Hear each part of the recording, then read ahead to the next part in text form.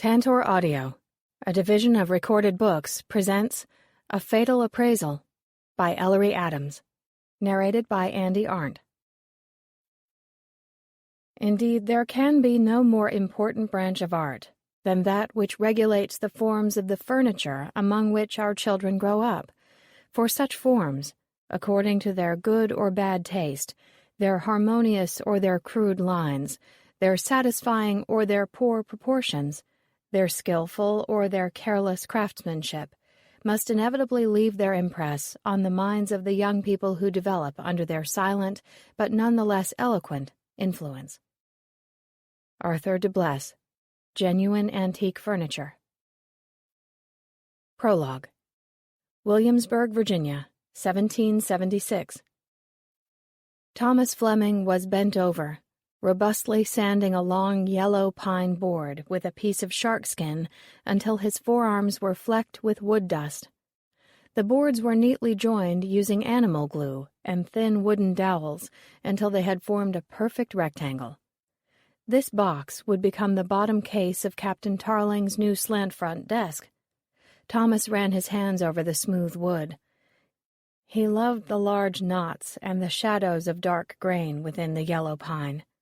It was a wonderful material to build with, subtle and malleable, unlike the inflexible and short-tempered man who had commissioned the desk. As if summoned by Thomas's thoughts, the silhouette of Captain Edward Tarling suddenly filled the doorway of Samuel Chauncey's cabinet-maker's shop. "Mr. Chauncey," Captain Tarling called in his abrasive voice, as he swept a white-gloved hand in an arc as if leading a parade. "How is my cupboard coming?" Samuel put down the plane he was using to even out a thick plank of mahogany and turned to greet his client. "Coming along very well, sir," Samuel answered amiably. "I've placed it first above all my other orders. The carcass is done, and I am working on the doors myself." Captain Tarling seemed mollified by this explanation. Samuel was the most sought-after cabinet-maker in Williamsburg, and only colonists desiring fine furniture made in the latest styles placed their orders with Samuel Chauncey. "That is well indeed, but I need my desk completed now, even before the cupboard," the captain announced with authority. "My wife and her china can wait. My business requires the desk most urgently." "Yes, sir. I will see that it is finished by the week's end." Samuel offered a slight bow, and the captain responded with a grunt, after which he swept from the workshop and climbed ungracefully into his open carriage, pausing long enough for the carpenters to note the run in his fine silk stockings. A stunning pair of gray mares with braided manes and tails pulled the carriage forward in a cloud of dust, but not before a young lady with honey hair turned her fair face toward the workshop and smiled demurely. "His wig was crooked," Samuel mused to himself as he tugged on his gray beard. Then he turned to Thomas, who was rooted to the ground, gazing after the captain's carriage. "Lad, never you mind that pretty face. Miss Tarling is well out of your reach. Now, as we have discussed, your apprenticeship has come to its end. I have nothing more to teach you. But before I let you go, I shall have you complete Captain Tarling's desk. This is a rare opportunity, my boy, to illustrate your talents. You see, the captain has requested certain, novelties be added to this desk." "Novelties?" Thomas asked, uncomprehending. "He wants 3 secret compartments built large enough to hide— Now, what did he say? Yes, big enough to hide a handkerchief within." Thomas raised his brows. 3 secret compartments to hold handkerchiefs? How odd. I'd wager that dandy of a man is only concerned with the cut of his coat. How can a man who grows rich trading in molasses instead of picking up a musket against the redcoats have any secrets worth hiding? Samuel took up his plane and resumed his work on the mahogany. "People fight in different ways against the crown, Thomas. Keep in mind how much we depend on our sea trade for life's little luxuries. The captain has gotten ships through more than one blockade, providing our town with much-needed supplies." "If I didn't have this crippled leg," Thomas muttered angrily for the 100th time, I'd do more than run some blockade. The captain could be attacking the British with his ships, not running to the West Indies for sugarcane and indigo. And it strikes me as odd that his are the only ships that return unharmed. Samuel's weather-worn face wrinkled sternly. Mind what you say about Captain Tarling. His hat may be worth more than my entire shop, but his finery conceals a sharp mind and a long memory for those who insult him. And he's a patriot, else he'd have run back to England with the rest of the cursed loyalists. Not all of them went back, Thomas muttered under his breath and returned to his sanding. He worked long after the others had gone home, as he was a bachelor whose only love was for the wood he crafted. The weak light of 2 candles set in shallow bowls allowed him to work in blissful solitude. "You're the last piece I shall make beneath another man's sign," Thomas whispered to the desk case. He retied his loose ponytail of ginger-red hair with a leather string and began to place the dados inside the case. Using a hacksaw, chisel, and molding plane, Thomas spent several peaceful hours attaching the bearer rails and drawer runners. He tightly clamped the pieces of glued wood and then straightened, examining his work. Today's labors had created the frame for the 4 graduated drawers, which Thomas would fashion tomorrow out of black walnut. Flipping through the book containing Mr. Chippendale's most popular designs, Thomas decided to replace the desk's typical ball and claw foot with a simpler style. Captain Tarling had asked for an unadorned, functional desk, and, despite his dislike of the wealthy patron, Thomas approved of the captain's willingness to allow the beauty of the wood to speak for itself, without gaudy carving. As Thomas sketched the plain curve of what he thought the foot should look like, he found his eye wandering to Chippendale's drawings of pigeonholes. The possibilities for adding hiding places among the pigeonholes were numerous. What did Captain Tarling have to hide, and from whose eyes? Thomas shrugged aside such aimless musings and prepared to leave for the night. First he would head home to the boarding-house for supper, and then perhaps grab a pint in the tavern afterward. After all, there was cause for celebration. In a fortnight, he would become the proprietor of his own shop in Fredericksburg, and men the likes of Captain Tarling would become an insignificant memory. Chapter 1. Fewer and fewer Americans possess objects that have a patina, old furniture, grandparents' pots and pans, the used things, warm with generations of human touch. Susan Sontag, on photography. It wasn't every day that Molly Appleby found herself driving behind a dilapidated brown pickup with a bumper sticker reading, "Eat My Grits." A minefield of rust patches on the truck's body gave it a diseased look as it rattled noisily forward. The rear window of the old Chevy was covered with the washed-out design of the Confederate flag. Molly had spent the last 2 hours on Interstate 85 heading north for Richmond while staring straight through the faded film of red and blue at the back of the heads of 2 men in baseball caps. In between them perched a large dog with long, floppy ears, who occasionally stepped over the man in the passenger seat so that he could stick a furry head out the window, his pink tongue wagging ecstatically in the wind. Molly glanced down at her speedometer. She was doing 80, 15 miles over the speed limit. Apprehensively, she slowed down to 75, craning her neck to see if the gap in the trees would reveal a state trooper waiting to pounce upon unsuspecting speeders. The highway stretching from the North Carolina border to Petersburg, Virginia, was a notorious speed trap. The niche in the trees was fortuitously empty, so Molly picked up speed again, unable to resist getting closer to her canine friend in the pickup. Molly turned up the radio and sang along to "Son of a Preacher Man." Unlike most 30-year-olds, she loved oldies and knew the lyrics to almost every song that came on her favorite station.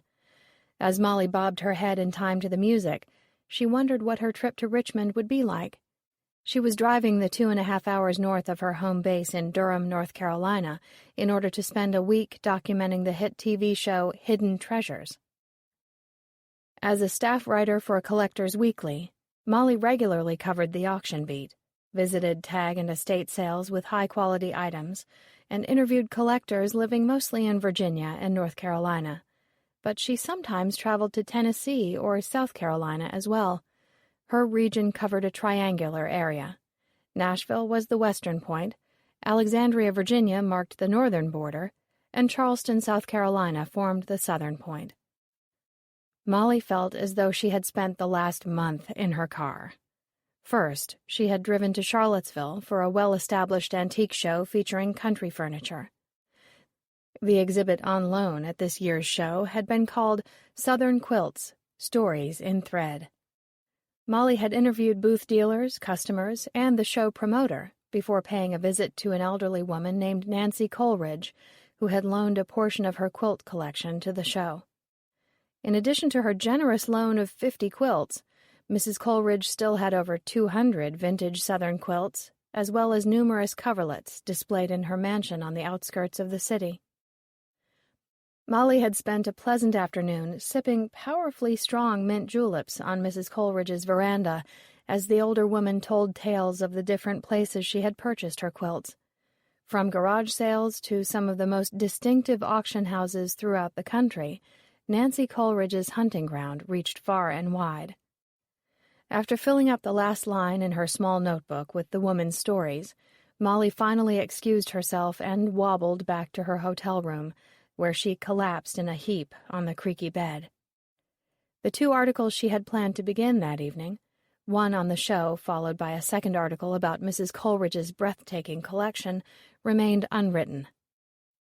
She had only been home in Durham for a few days before her boss, a cantankerous, overweight man named Carl Swanson, called her into the office to send her packing to cover an auction in Charleston, South Carolina.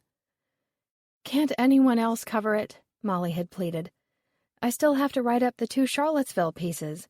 I'm only halfway through the Southern Quilts article." Swanson, irascible as ever, chewed frantically on his nicotine gum and howled, "No! You're going, and you're going now." Molly beat a hasty retreat, grateful to get away from Swanson's fetid breath and crimson face. Ever since her boss had decided to quit smoking, he was more intolerable than ever, yelling at anyone who crossed his path and snacking feverishly on Krispy Kreme donuts, cheese crackers, or beef jerky, followed by several squares of nicotine gum. His temper was intimidating, but the odor of his sweat-stained clothes and foul breath was almost deadly. After her escape, Molly barely had time to pop her head into Marketing Director Matt Harrison's office and explain that she was leaving town again. Matt had just returned from a sales conference, and they had plans to spend the weekend together. Since June, their schedules had only allowed for 3 dates, 2 of which were wonderful romantic dinners, and the third a quick lunch before Molly hit the road again. Now, autumn was upon them, and Molly felt that, despite her efforts to call Matt nightly from the road, their relationship wasn't developing the intimacy that either of them sought. After entering his office, Molly immediately closed the door. Though some of the Collector's Weekly staff knew about the romantic nature of her relationship with Matt, Molly preferred to be discreet. She'd rather not have Carl Swanson making cynical remarks about her love life. Molly seated herself in one of the 2 chairs facing Matt's desk, nervously smoothed her long cotton skirt, and quietly told him that she was leaving for Charleston and would have to cancel their plans for dinner and a movie. "We can't seem to get a break," Matt had sighed, running his fingers through his sandy brown hair. His light blue eyes showed only a moment's disappointment before his customary shy and utterly charming smile returned. "Don't worry." He stood and enveloped Molly in a quick but tender hug. "I'll be here when you get back." Molly gazed up at him as he tucked a strand of her shoulder-length, dark brown hair behind her ear. She felt a sense of desperation welling up inside of her. How long could they put their relationship on hold? Instead of clinging to Matt and professing how much she longed to stay with him, Molly smiled weakly and fumbled for something to say. She wanted to ease the tension, to exchange some light banter and coax a laugh from the man standing before her. Matt searched Molly's slate-gray eyes. which were framed with a sweep of dark lashes, for any indication of what was going on in her mind. He longed to kiss her lush, pouting lips, but they were at work, so he unwillingly released his hold on her. Yet she was clearly reluctant to let go. With her hand resting on his arm, she sensed his desire to kiss her, and her body responded in kind. But she knew that if she kissed him now, she'd never want to leave. "Okay, then," Molly had finally blurted, her heart thudding like a drum in her chest. "I'd better get going. I'll call you." Conscious of Matt's eyes on her as she walked out of his office, Molly wished for the millionth time that she was a slim size 6 instead of a full-figured size 14. Her cheeks grew warm, and she felt as though every staff member was staring at her curvy hips, full breasts, and thick legs as she hastened around the cubicles and out to the lobby.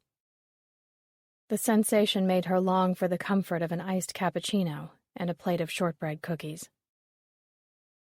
During the weekend in Charleston, where the muggy weather had necessitated 3 changes of clothes per day, Molly sat under a stifling tent taking notes through 2 days of lot after lot of Chinese export porcelain and heavily ornamented oak furniture until she thought she would swoon. Molly left Charleston as soon as the hammer fell on the final lot. Driving well over the speed limit on the way back to Durham, Molly had called Matt at home, hoping to make a last-minute Sunday night dinner date. His answering machine picked up, and after listening wistfully to his soft, mellifluous voice, Molly left a hasty and slightly stilted message saying that she had missed him and to call her soon. The next day, his office remained empty, and Molly received no communication from him at all. Reluctant to ask Swanson to explain Matt's absence, Molly approached the only person who cataloged every detail about each employee's life, both personal and professional, and wouldn't hesitate to share. Clayton, the self-titled Queen of Classifieds, was the staff's most flamboyant dresser, and was cattier than a sorority girl.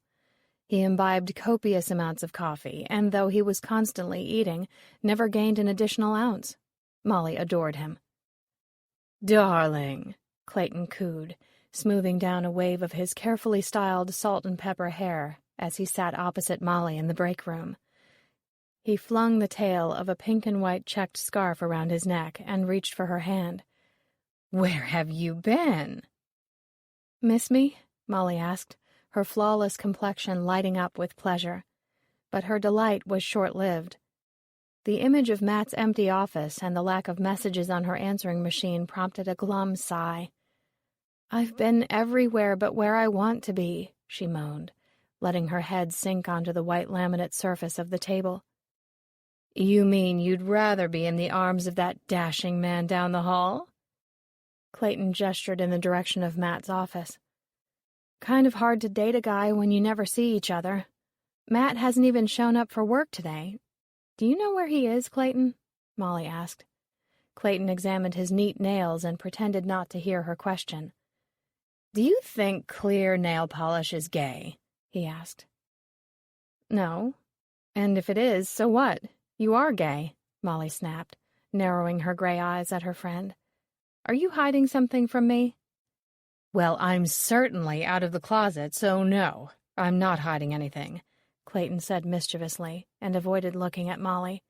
He liked to take his time whenever he had a juicy tidbit of gossip to share. He helped himself to an orange from the bowl in the center of the table and began to meticulously peel the fruit, filling the room with its citrus scent. Finally, he popped a segment into his mouth and chewed with deliberate slowness. When Molly didn't react, he sighed. "Fine, you win. No suspense for Miss Molly." "Just spill." Clayton rolled his eyes. "Matt had to fly to Ohio. Something to do with his brother." "Is he all right?" Molly was instantly alarmed. "The brother? I heard something about a car accident. Even though I had my ear pressed to your man's office door, I couldn't get all the details." Molly nodded, brows creased with worry. "I have no way of reaching Matt in Ohio. I don't even know what town his brother lives in. I hope he calls me before I leave for Richmond in a few hours." "Richmond?" Clayton grimaced. Ugh, not a good place to be gay. Too conservative. Still, they have some fabulous restaurants there. Better than the barbecue and chicken fried steak crapola posing as restaurants around here. You'll just love eating in Carytown." "Sure, but who am I going to eat with?" Molly felt depressed. "I am tired of being on the road." "See you in a week," she said glumly, scooping up her coffee mug. Now here she was in Virginia, 20 miles south of Petersburg, following a sputtering pickup and singing the bittersweet lyrics of Simon and Garfunkel's Scarborough Fair. She hadn't heard from Matt before leaving town, and was beginning to feel that obstacles were going to continue popping up to prevent them from becoming a real couple. Suddenly, flashing blue lights appeared in the rearview mirror of her 7-year-old silver Jeep. The lights belonged to a state trooper. "Damn it!" Molly yelled as she pulled over to the shoulder. The pickup sped merrily onward as Molly turned off her radio and rolled down her window, preparing for the worst. Even though she was paid a respectable salary to do what she loved most, Molly had little money left over at the end of the month. She was always surprised by how much of her check was eaten up by utility bills and the mortgage payment on her tiny house. Any extra cash went into her antique investment fund, which consisted of a roll of bills stashed inside a vase. Right now she was saving to buy a chest of drawers for her bedroom, and a $150 speeding ticket, coupled with a hike in insurance payments, would take a big bite out of her cash. The trooper approached the door of her Jeep in a spotless and pressed uniform with knife-like creases on his dark brown pants and a pair of black boots that shone like glass in the midday sun. He was short and stocky, with thick arms and legs. Dark stubble framed his leathery tanned cheeks, and his brown hat covered up most of his hairless head. Removing his mirrored sunglasses, he looked at Molly with dark, stern eyes and an unsmiling mouth. "License and registration," the trooper demanded, carefully examining her front windshield. Molly followed his gaze and noticed that her inspection sticker was expired. Her shoulders drooped as she remembered that she had chosen to hang out at a bookstore instead of getting her car inspected the day the tag had expired. Thinking of her evaporating antique fund, Molly handed the officer her license while she continued searching her glove box for her registration. "I'll find it," she assured him, noting that his gleaming name tag read Jim Johnston. Officer Johnston frowned. "Do you know how fast you were going, miss?" Molly hated that question. Of course she didn't know the exact speed. Obviously she had been going too fast, but the trooper didn't need to rub it in with his rhetorical question.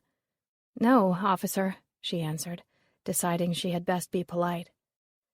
"I clocked you at 77 miles per hour. This is a 65-mile-per-hour zone. Did you happen to notice that?" "Not really, sir," Molly said meekly. "What's your rush, then?" he asked emotionlessly. Molly finally found her registration and handed it to the trooper. "Honestly, my mind was just wandering. I didn't even notice how fast I was going. I do have to be someplace by 3 o'clock, though," she added feebly. "Oh, and where's that?" Johnston spotted the issue of Collector's Weekly on her front seat and displayed a trace amount of curiosity. His upright composure seemed to relax a fraction. Molly followed his gaze. She picked up the paper and held it out. "I work for this paper. I'm going to cover the taping of Hidden Treasures in Richmond." Officer Johnston's face lit up like a Christmas tree. "I love that show. I've been dying to bring some of my collection in for their experts to appraise." "What do you collect?"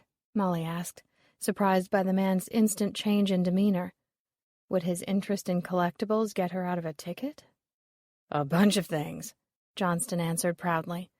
"Coca-Cola advertising, Hot Wheels, Lionel trains, and tobacco tins." "Well," Molly began, thinking furiously, "I'm sure I could get you into the show." She handed him her business card. "That's my cell phone number. Give me a call, and I'll try to get someone to look at one of your collections. I don't think you can bring everything you own, though," she added hesitantly. "The appraisers prefer to examine a choice piece or two instead of a boxload of things." "I'll just bring my best Hot Wheels," Johnston said, looking extremely pleased. He took his own card out of his wallet and handed it to her. Then he seemed to remember his duty. His face clouded and the sternness returned, setting his jaw and transforming him into an unmistakable authority figure. "Look," he said, "I've already called in your plate, so I've got to give you a ticket for something. I'll write you up for your expired inspection if you promise not to speed in my state anymore." "I promise," Molly exclaimed, sinking back into the seat with a sigh of relief. She wiped her clammy palms on her pants and exhaled loudly. As she waited for Officer Johnston to fill out the paperwork in the comfort of his cruiser, she turned the radio back on. The Temptations sang "Heard It Through the Grapevine," and Molly hummed along, deciding not to share this anecdote with her mother, who would certainly berate her for almost receiving another speeding ticket. Her mother, Clara, also wanted Molly to invest in antiques. She never failed to offer her opinion when Molly purchased something Clara deemed a complete waste of money, such as an Ann Taylor sweater set or a spa pedicure. She could almost hear her mother saying, "Now, if you had gone on to be a lawyer like I thought you should be, it wouldn't take you a year to save up money for one piece of furniture." Officer Johnston returned, holding out a clipboard so that Molly could add her name to the signature line, acknowledging the receipt of her ticket. She noticed that the fine for an expired inspection was only $25. "Thanks so much," she told Johnston gratefully. "See you at the show, miss." He tipped his cap.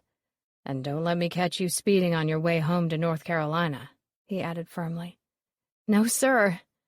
Molly started her engine in time to Van Morrison's Brown-Eyed Girl.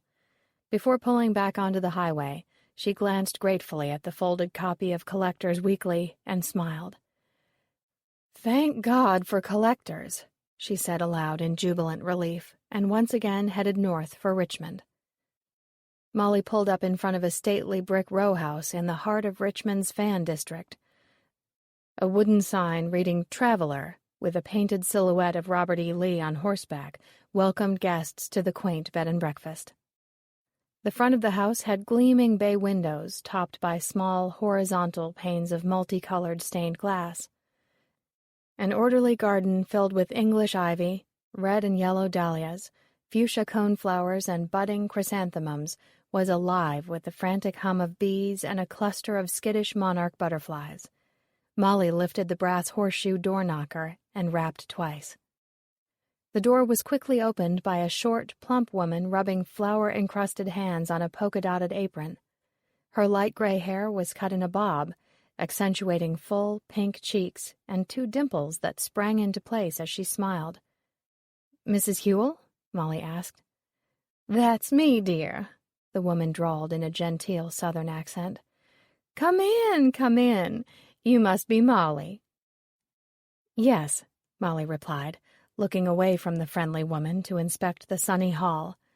Her eyes fell on a Victorian coat rack decorated with vintage hats. Nearby was a porcelain umbrella stand filled with antique wooden walking sticks. Photographs and framed prints of Lee and his famous horse, Traveler, lined the walls. "You're in luck," Mrs. Hewell bustled her forward. "I've just finished making my famous cinnamon scones. We have tea time here at the Traveler. Don't let it be said that Richmond doesn't have class. Let me show you to your room first." Mrs. Hewell led her up a curved mahogany staircase to a wide hall with 2 doors on each side and one on the end. "How many bedrooms do you have?" Molly asked. 5. Mr. Hewell and I live out back in the converted garage. That's where you can find us if you ever need anything," Mrs. Hewell chirped, opening the second door to the right. A placard on the door read, "The Flow Blue," in delicate script. "All the rooms are named after porcelain," Mrs. Hewell explained. "I've been collecting for years, and it seemed like a good theme for the guest rooms. I do like displaying my goodies for everyone to see. There's no point in having them locked up inside some china cabinet. Besides, No guest has ever broken a single piece, and we've been running this place for 20 years. Molly stepped into her room. The first thing she noticed was a large four-poster bed covered in an off-white quilt with a cobalt and white plaid coverlet folded neatly over the bottom half of the bed. Dark blue and white toile curtains with sheer shades allowed soft light to fall upon a large and plump blue floral side chair sitting next to a cherry drop-leaf side table. Above an antique chest of drawers, 3 plate racks held Mrs. Hewell's collection of flow blue dinner plates. Rimmed with deep cobalt, the plates had pink and yellow rose designs blooming in the center. Above the small mahogany writing desk was another set of plate racks holding serving platters with the same pattern. A thick indigo and cream plaid rug covered most of the hardwood floors. The flow blue in the bathroom is just a reproduction set, so don't worry about how you handle it, Mrs. Hewell said. Molly loved her room. The soft light, combined with all the whites and blues, made her feel immediately cozy. It's wonderful. She turned to her hostess. What are the other rooms like? Take a look for yourself, Mrs. Hewell beamed. A gentleman is staying in Wedgwood, but the guests staying in Limoges and Blue Ridge haven't checked in yet. I believe all 3 guests are appraisers on that lovely TV show about antiques.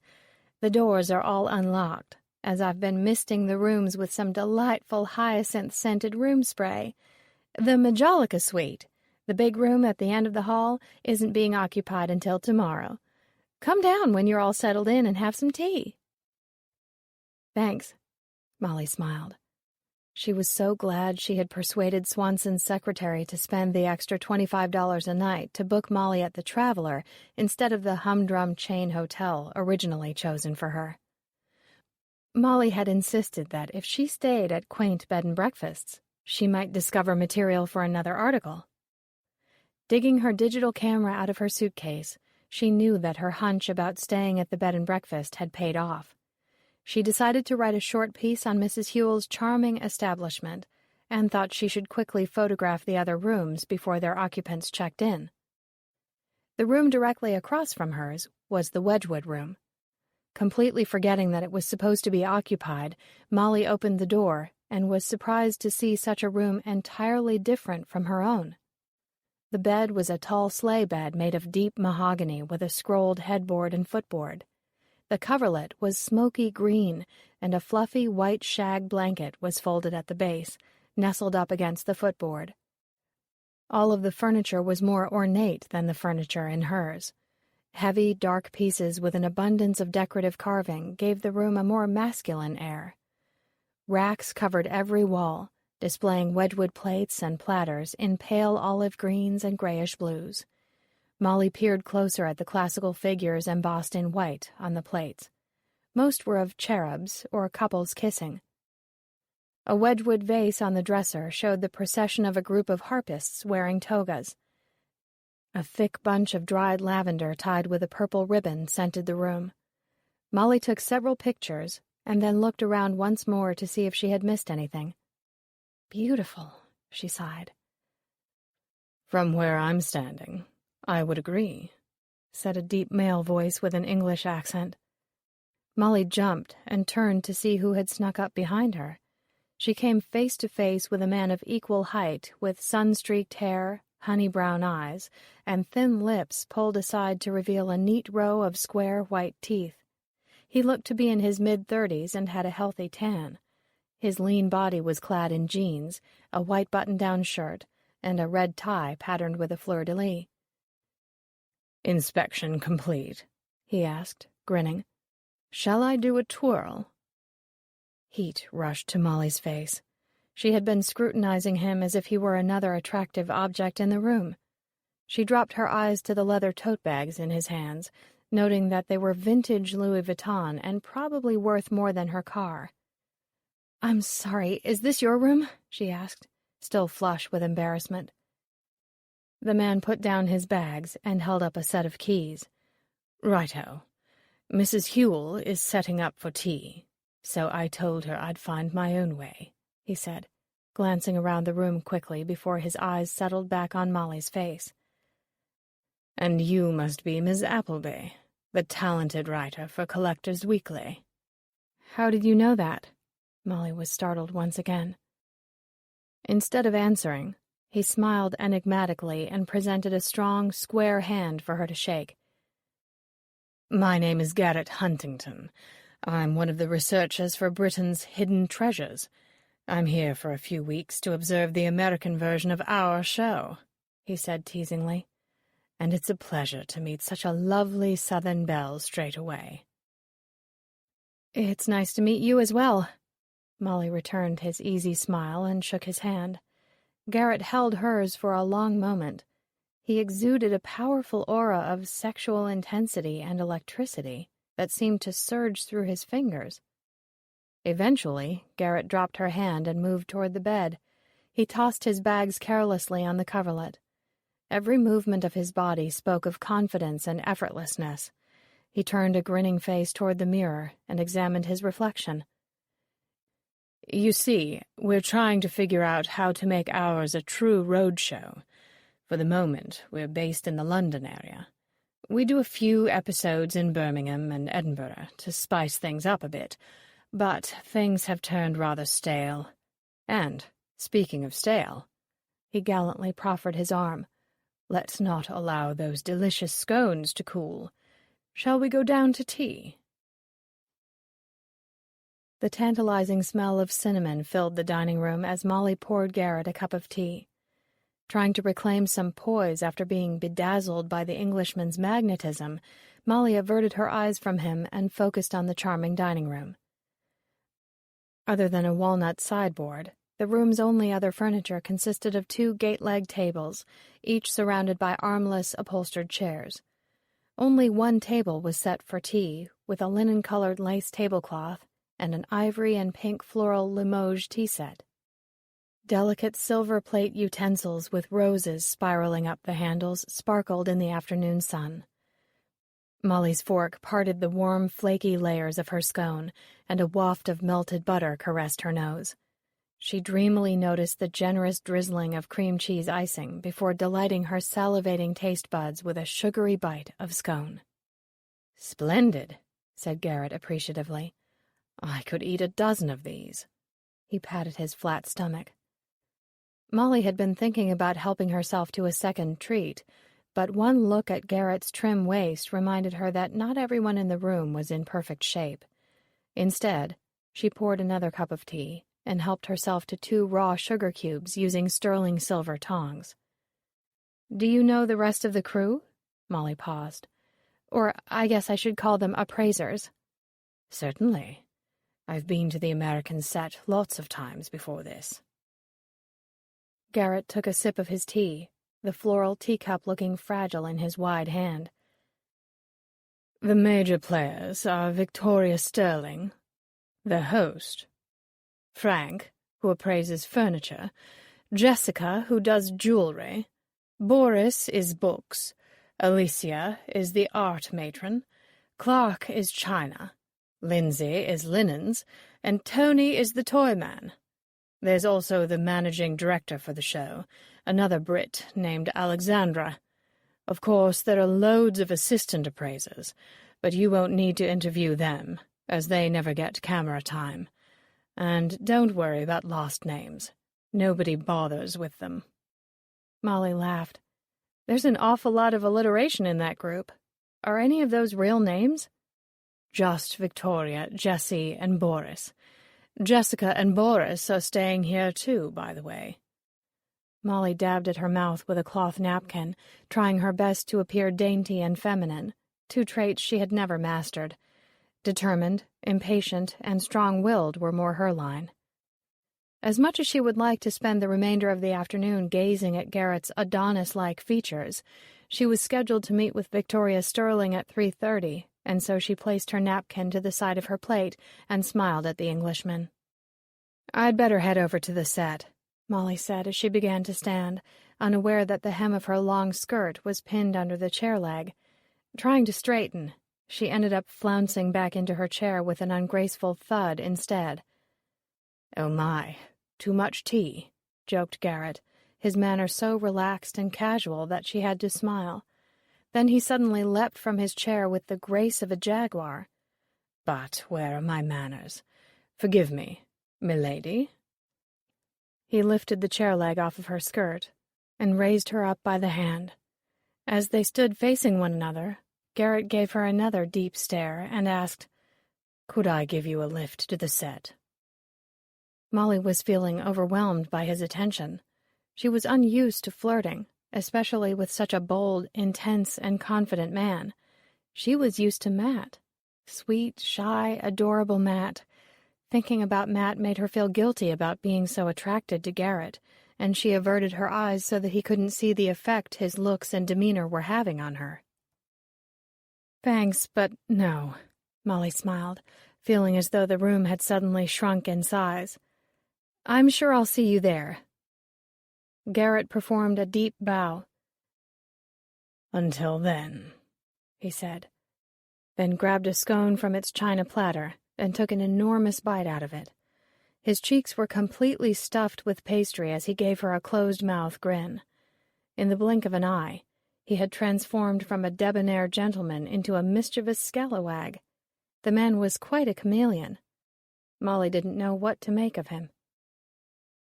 Hidden Treasures would be calling the Richmond Science Museum home for the next week. Formerly a railroad station, the building had turn-of-the-century architecture on the outside, complete with dated cornerstones and wide arches for entryways. Enormous red and white banners announced the museum's current exhibit, Science and Medicine of the Civil War. Inside, the cavernous halls were incredibly spacious, well-lit, and modern. Everything seemed to be made out of white plastic or chrome, a true contrast to the thousands of antiques that would soon be filing through its doors. Workmen wearing black Hidden Treasures t-shirts were busy placing signposts, which would soon be used to direct the large crowds. Doors wouldn't open to the public until Wednesday, but Molly was told by one of the producers that the crew would use Monday for setup and Tuesday to film some high-quality pieces from local antique dealers or established collectors as a security measure. "We can't have an hour-long show filled with junk," the producer had scoffed over the phone a few weeks ago. "And believe me, you'll see plenty of that. We have to make arrangements to film a few real antiques ahead of time, just in case local Joe doesn't bring any." Molly took out the Hidden Treasures ID badge that had been mailed to her and showed it to a man creating a queue using brass stanchions and velvet rope. When she asked for Victoria, he pointed down a long hall leading off to the right. Passing by bright cloth banners depicting Civil War medical instruments and a variety of weapons, Molly entered a large space sectioned off into a collection of screened areas. It looked like a massive beehive. In one of the white screened areas, a group of cameramen were testing the lighting. They studiously focused on the object before them, a woman in an office chair. As the woman gracefully swiveled the chair around to face the cameras, Molly recognized Victoria Sterling. On television, Victoria always looked immaculately groomed. Her ash-blonde hair was pulled back into a controlled French twist, and her subtle makeup drew attention to her cat-like green eyes. Her thin frame was always dressed in what Molly and her mother decided were the worst couture suits available, but at prices that undoubtedly left great dents in Victoria's bank account. Molly could never tell if Victoria was tall or short, as most of her television shots were close-ups. After getting the thumbs up from the cameramen, Victoria began recording a soundbite for the opening scene welcoming the viewers to Richmond. Her rose-colored suit featured a white vintage blouse whose sleeves poked out several inches beyond the suit jacket. The high neck rose in a series of pearl buttons, opened to reveal an attractive cameo brooch made into a necklace. A black and white striped scarf dangled from the suit pocket, and gold filigree drop earrings finished off the ensemble. Molly sat down off to the side and waited while Victoria repeated her lines a dozen times. Each repetition sounded exactly the same. The famous television host looked utterly bored. "That's a wrap, Miss Sterling," one of the men said, and moved his camera off to a different location. Victoria barely issued him a nod before turning to Molly. And you are? She asked coolly, her green eyes stagnant as an algae-covered pond. Molly Appleby, with Collectors Weekly. Molly extended her hand. Victoria slipped a limp, cold hand into Molly's, and then let it flop back down against her body like a dead fish. Well, I guess I'll start by introducing you to the rest of our head appraisers. Molly hustled alongside Victoria. She noticed that her host was quite tall, almost 6 feet, in fact, and strode forward with a quick, decisive walk toward the middle of the massive room. With her toneless voice and limp hands, she explained the layout to Molly. This is where the filming will take place. We'll select pieces from the Great Hall, that huge room you first walk in after entering the building, and bring the pieces, along with their owners, in here. The Great Hall is where the public will line up to meet with the regular appraisers. Only head appraisers and their crews will be back here. As they approached another curtained section, Molly saw a short, balding man with thin strips of greasy black hair combed over to form the pattern of a garden rake snap a latex glove onto his right hand. Frowning, he pulled a respirator mask over his mouth and nose and bent over to examine the back of a southern blanket chest. This is Frank, Victoria gestured languidly, as if the effort of raising her arm was too much trouble. Everything about her spoke of boredom and lethargy. He's head appraiser for furniture. Hello, Molly offered a quick greeting, her eyes glued to the lovely dark brown patina of the blanket chest. Walnut? She asked the masked man. Yes. Frank drew down his mask, a pleased look appearing on his pallid face. He raised the lid of the chest and pointed to the unfinished interior wood. With southern yellow pine secondary. Of course, Molly smiled. Is it Virginia-made? Frank looked at the piece thoughtfully. This is an unusually deep blanket chest with an interior compartment for storage, he began in a nasal voice, sounding exactly as he did on television. The compartment has a hinged lid with the original hardware. The blanket chest rests on the original bracket feet.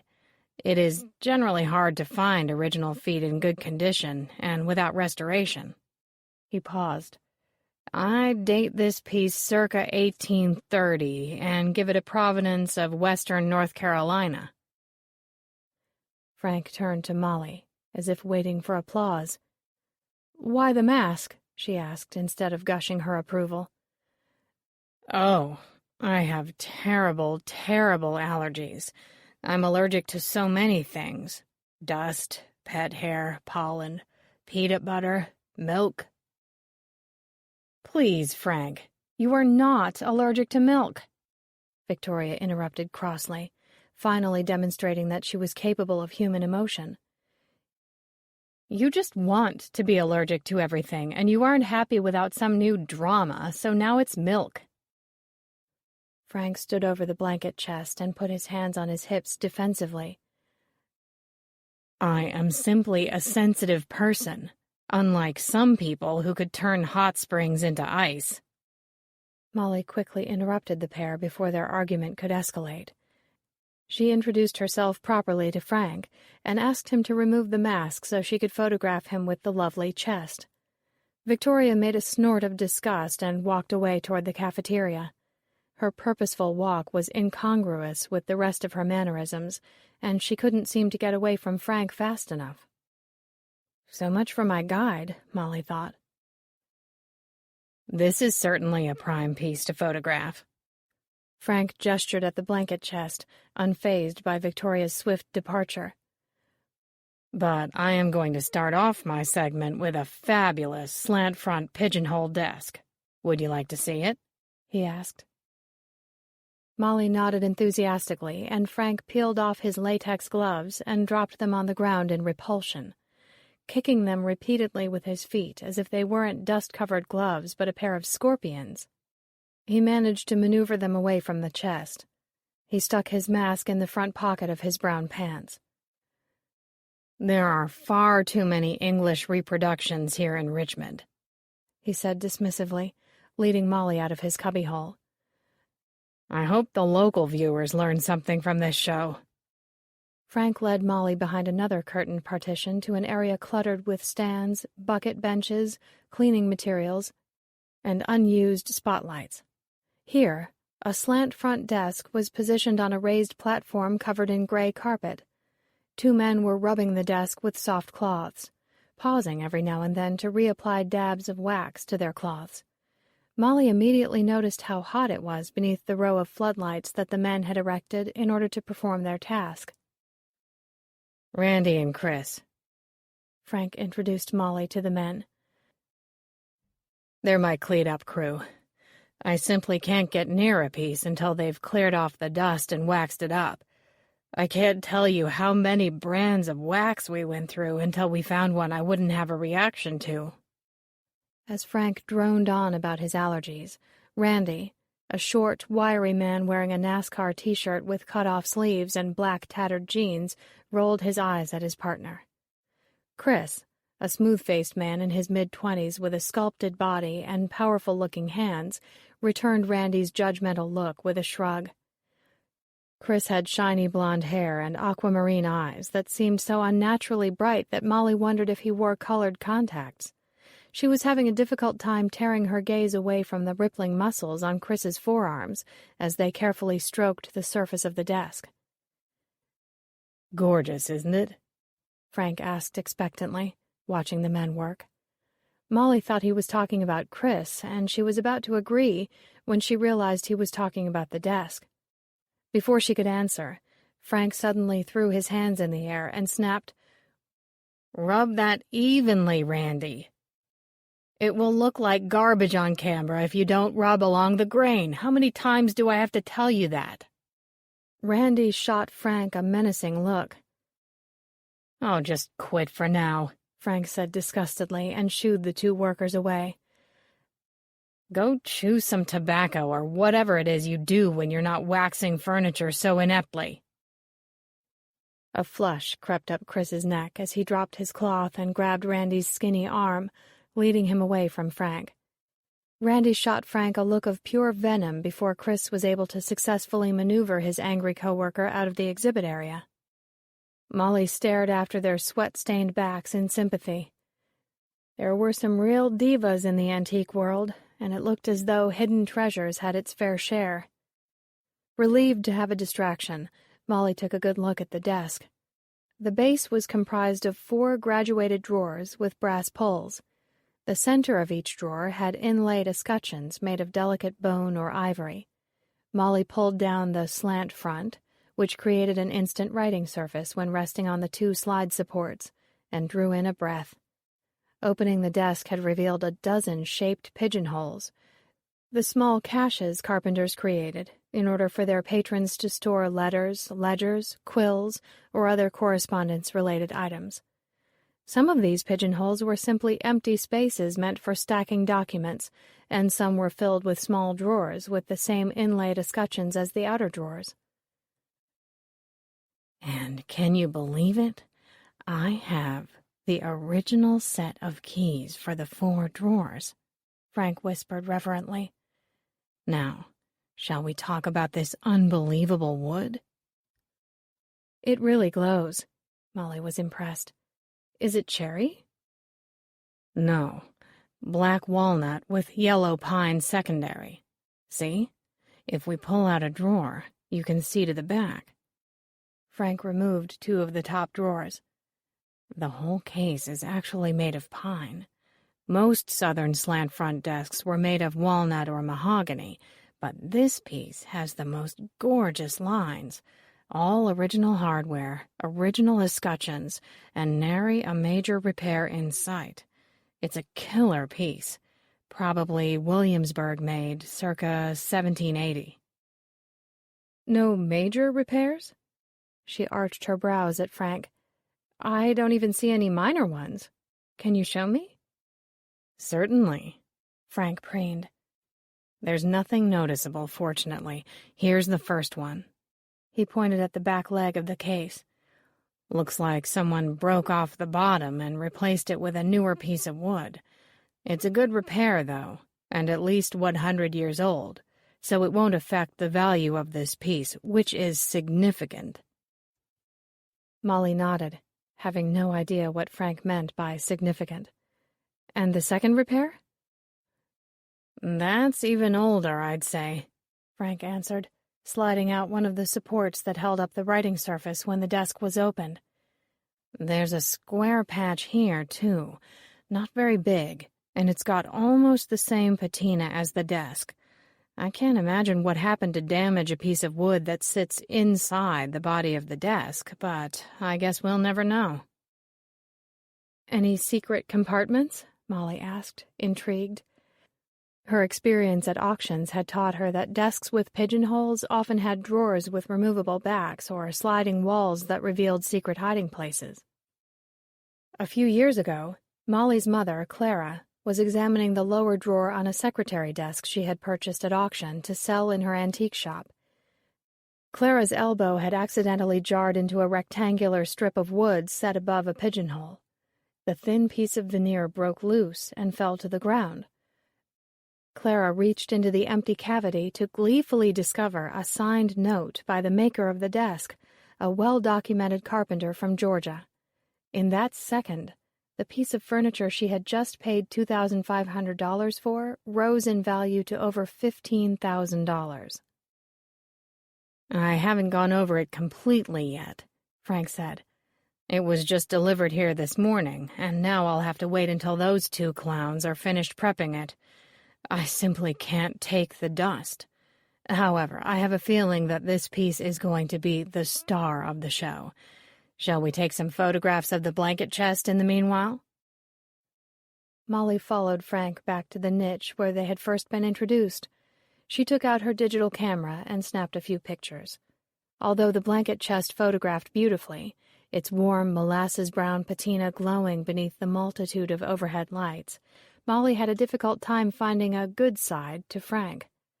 She could see that he had earned his spot as a hidden treasures appraiser through his expertise, not his looks. The opposite might have been said for the next appraiser Frank introduced her to. Tony the Toy Man was an adorable, energetic man in his late 20s with a mop of brown hair, freckled cheeks, and wide, hopeful eyes. He was just shy of 6 feet tall and was wound like a spring.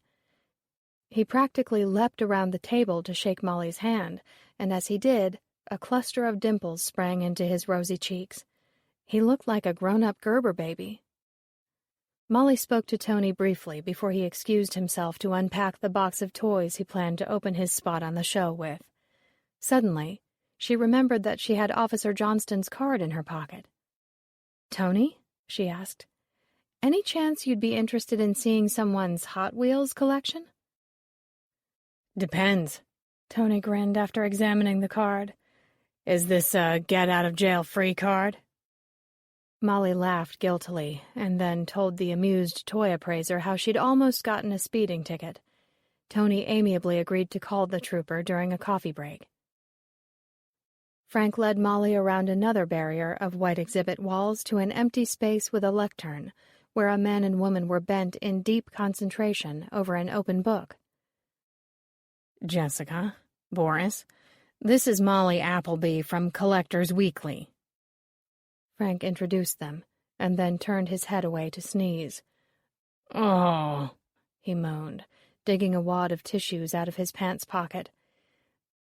"That book must be filled with dust." He turned to Molly, his eyes watering. "I'll just leave you here. I can't handle more than a few seconds in the book area." And with a loud honk into the tissue, Frank scurried away.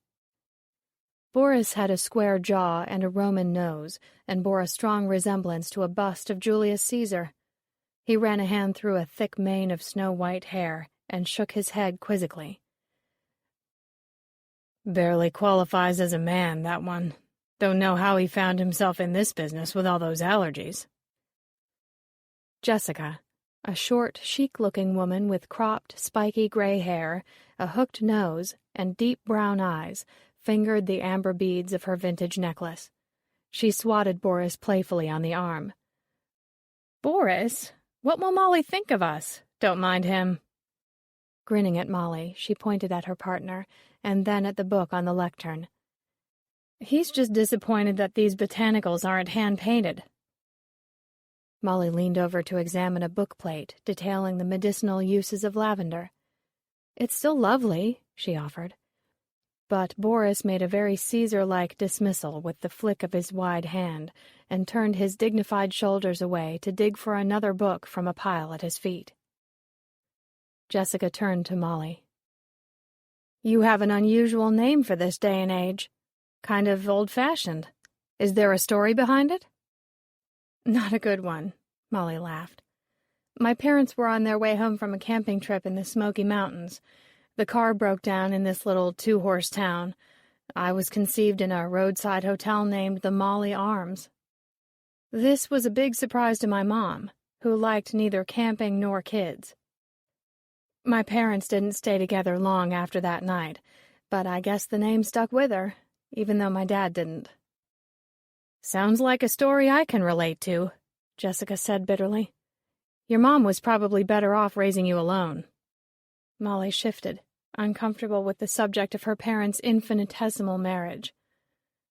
So are you the jewelry appraiser? She asked, hoping to turn the conversation back to matters at hand. Sure am, Jessica said proudly. I come from a long line of Jewish jewelry experts. I'll be opening the show with a marvelous set of vintage cat's eye pieces, a ring, necklace, and earrings.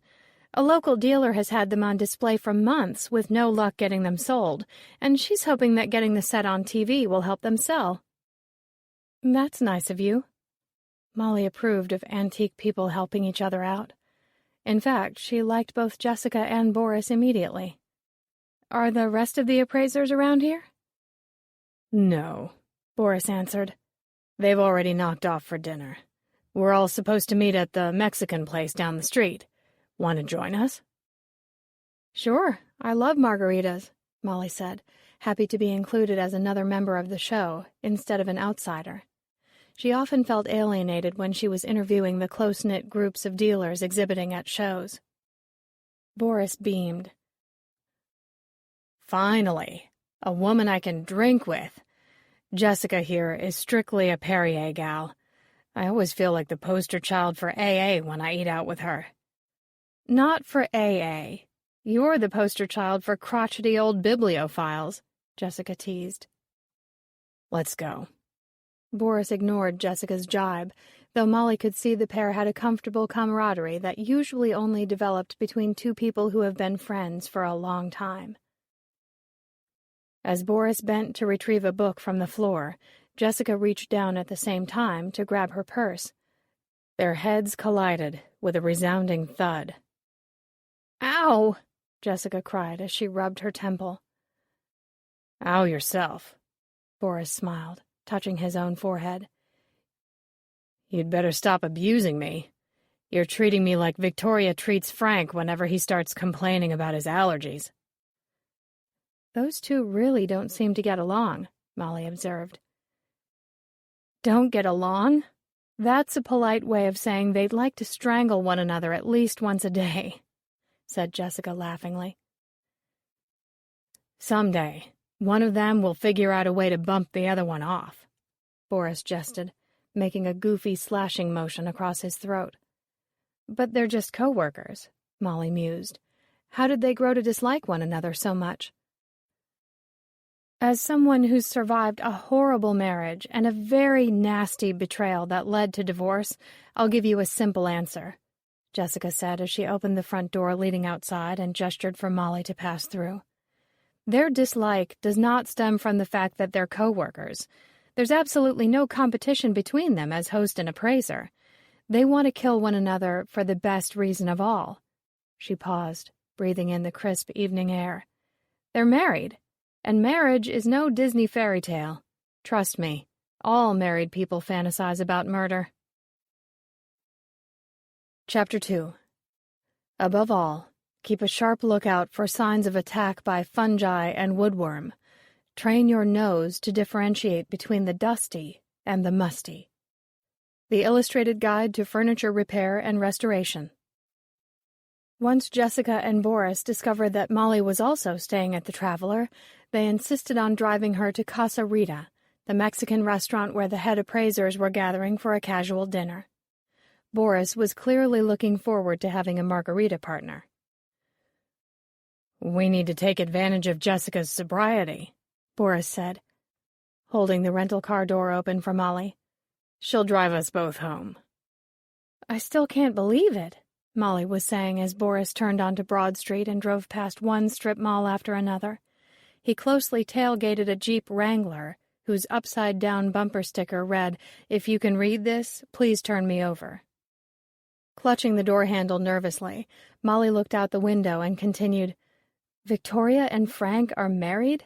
I mean, they don't exactly strike me as a well-matched pair." "I'll explain everything to you, dear," said Jessica, settling into her storytelling mode. "Victoria Sterling was formerly Vicky Jaminski. She was a waitress at this place called the Terrapin Diner and lived in a run-down apartment complex on the outskirts of Baltimore. Back then, we're talking about 10 years ago, Frank owned a successful antique shop in Baltimore and another in Alexandria, just south of D.C. He was having unbelievable success as a furniture dealer and soon developed a reputation on the East Coast for being an expert in his field. Victoria knew nothing about antiques, Boris continued as Jessica took a swig from her water bottle. But she knew Frank had money. He used to stop at the Terrapin because he loved their catfish platter. Vicky often waited on him and was shrewd enough to realize that Frank had the potential to provide her with a comfortable life. "Vicky has always been a looker," Jessica regained command of the story. "With her tight skirts and long legs, it was easy for her to exert her charms on wimpy, oversensitive Frank, and, of course, he was bowled over. It didn't hurt that she was 10 years younger, either.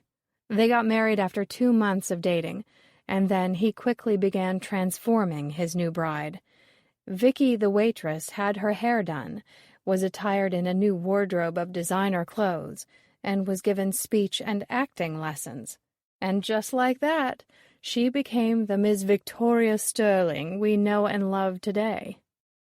"That's why her clothes are so frumpy and mismatched," Molly thought. "Victoria's never known what stylish clothes are. She just buys clothing with the highest price tags." "How did she ever get on TV?" Molly asked. Jessica snorted. "Frank knew some people on the local network who gave her a spot hosting a home makeover show.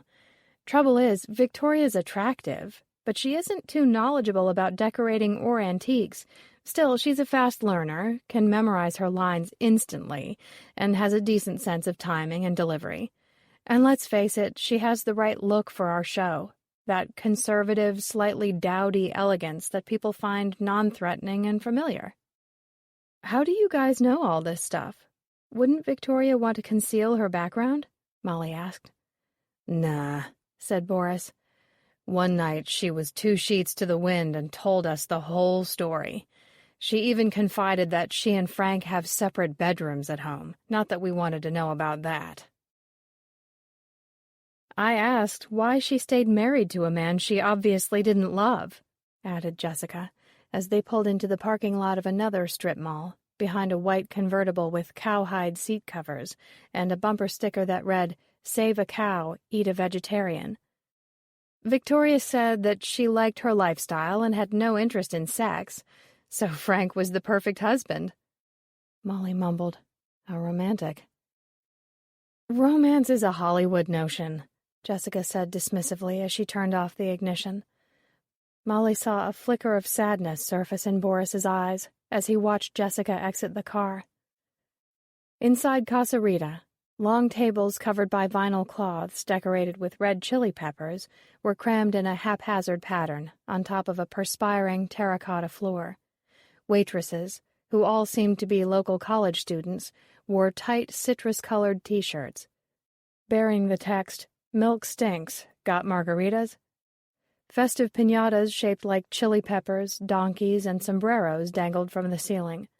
Jessica was hailed by Tony the Toy Man, and the threesome moved forward to join the other head appraisers. Molly sat down at the end of a table with Jessica, Boris, and Tony.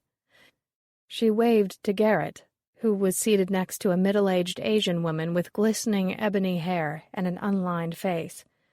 The woman broke off her conversation, smiled warmly in Molly's direction, and called out, "Hi, I'm Alicia. I'm Art." Alicia gestured to the man seated on her right. "This is Patrice. He's Porcelain." Patrice turned a bearded face toward Molly and smiled thinly.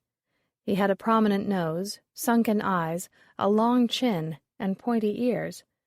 "My pleasure," he drawled in a French accent. Molly thought he resembled an elf. Jessica kneed Molly under the table. "That accent is totally fake," she whispered, "but it works on TV." Frank was seated at the other end of the long table, talking animatedly with a homely-looking woman in her late 50s. Her brown hair, woven with gray, was falling out of a low bun. She continuously poked at a pair of owl-like glasses as they slid down her small nose. Next to the owl lady, Victoria was taking deep drinks of margarita on the rocks and looking about the restaurant with her usual indifference. Boris and Molly ordered frozen grande margaritas, chili con queso, and sizzling chicken and steak fajitas. Jessica chose a vegetarian appetizer of bean quesadillas followed by a spinach and cheese enchilada.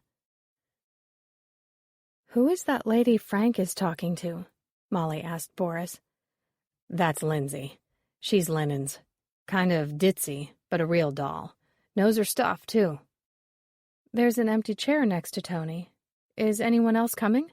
Molly asked. "I don't know if I can remember any more people." Jessica snickered. "That chair is for Alexandra Lincoln. She'd prefer a throne, however. She appraises coins, stamps, and clocks. She'll be fashionably late and make a grand entrance, even in this setting." "But her name doesn't have the alliteration everyone else's does," Molly pointed out. "No, she refused to play along. Apparently," Jessica broke out into a haughty British accent, "she is from the Lincolns of Lincolnshire. Her father is a baron. A broke one, but still, a title is a title. Alexandra said it was insulting to have a television pseudonym," Jessica said dismissively as she bit off the corner of a blue tortilla chip. "The rest of us peasants don't mind. A paycheck is a paycheck. You can call me Penelope Pitstop as long as the money's good." Just as their margaritas were delivered, a stunning woman walked through the front door.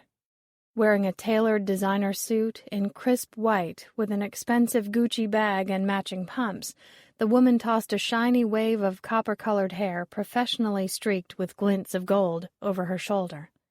As most of the men in the restaurant looked in her direction, she turned a carefully made-up face toward the appraisers. Molly noted the woman's shapely legs, the alluring sway of her hips as she walked, and the poise of her movements as she approached Tony and issued him a smile that was not reflected in her cold eyes. "Save me a seat?" she asked Tony. Unlike Garrett's, Alexandra's British accent lacked charm. It simply elevated the air of condescension about her. Alexandra turned golden eyes toward Molly and gave her a queenly nod. Molly felt instantly snubbed. Over the rim of her margarita glass, Molly watched Alexandra suddenly brighten as she spoke to Garrett. "She's had a crush on him for years," Jessica whispered. "And not a chance in hell," Boris sniggered. Garrett wasn't attracted to that gorgeous creature? Molly found herself smiling demurely in his direction. Garrett flashed her a dazzling smile in return. Molly felt a warm glow spread through her body as a result of his attention, a delicious margarita, and the restaurant's festive atmosphere. "I like you two," she said as she clinked glasses with Jessica and Boris. "I think this is going to be such a cool assignment." Suddenly, Frank clanged a fork against his water glass in order to get everyone's attention. "Listen, folks," he sniffed, clenching a tissue in his fist. "As some of you are aware, my mother passed away a few months ago, and she left me her townhouse. It's here in Richmond, on Strawberry Street, just a few minutes' walk from the museum. Mother lived in Florida most of the year, So her place has been empty for over 6 months now. He turned his head aside to sneeze. Are you wearing perfume? He asked Lindsay accusingly. Just a little, the homely woman admitted guiltily. But it's from this morning. Ugh, my nose is so sensitive. Frank honked into a tissue. Anyway, I'm going to auction everything in her house, but if anyone would like to see what she's got before it gets packed away, you're welcome to join me tomorrow morning to go through her goodies. Of course, I know what the furniture is worth, but my mother had oodles of smalls, and I don't want anything priceless to go to auction. Several of the appraisers smiled appreciatively at Frank. There was nothing antique and collectibles-obsessed people enjoyed more than poking their noses around other people's houses, especially ones in which all the contents were to be sold. Molly was terrified of being excluded. I can suggest an excellent auctioneer for the job, she shouted a bit drunkenly from her end of the table. When are you going over? Frank stood and made his way to her end of the table. Tomorrow morning before filming starts. Say 9 o'clock? He asked the group, dabbing at his raw red nose. Murmurs of assent rose from the appraisers, who were then distracted by the arrival of their food. We'll meet you at the front door of the museum, said Jessica. Sounds fun. Good, fine, Frank replied as the waitress placed Molly's fajitas in front of her. As Jessica bit into her enchilada, a long string of cheese trailed from her plate to her mouth. Frank's eyes widened in panic as he stared at the cheese. Jessica giggled, but Frank dashed after the departing waitress to inquire if the burritos he had ordered contained any milk-based cheese products. From the corner of her eye, Molly watched Garrett excuse himself and head off to the men's room.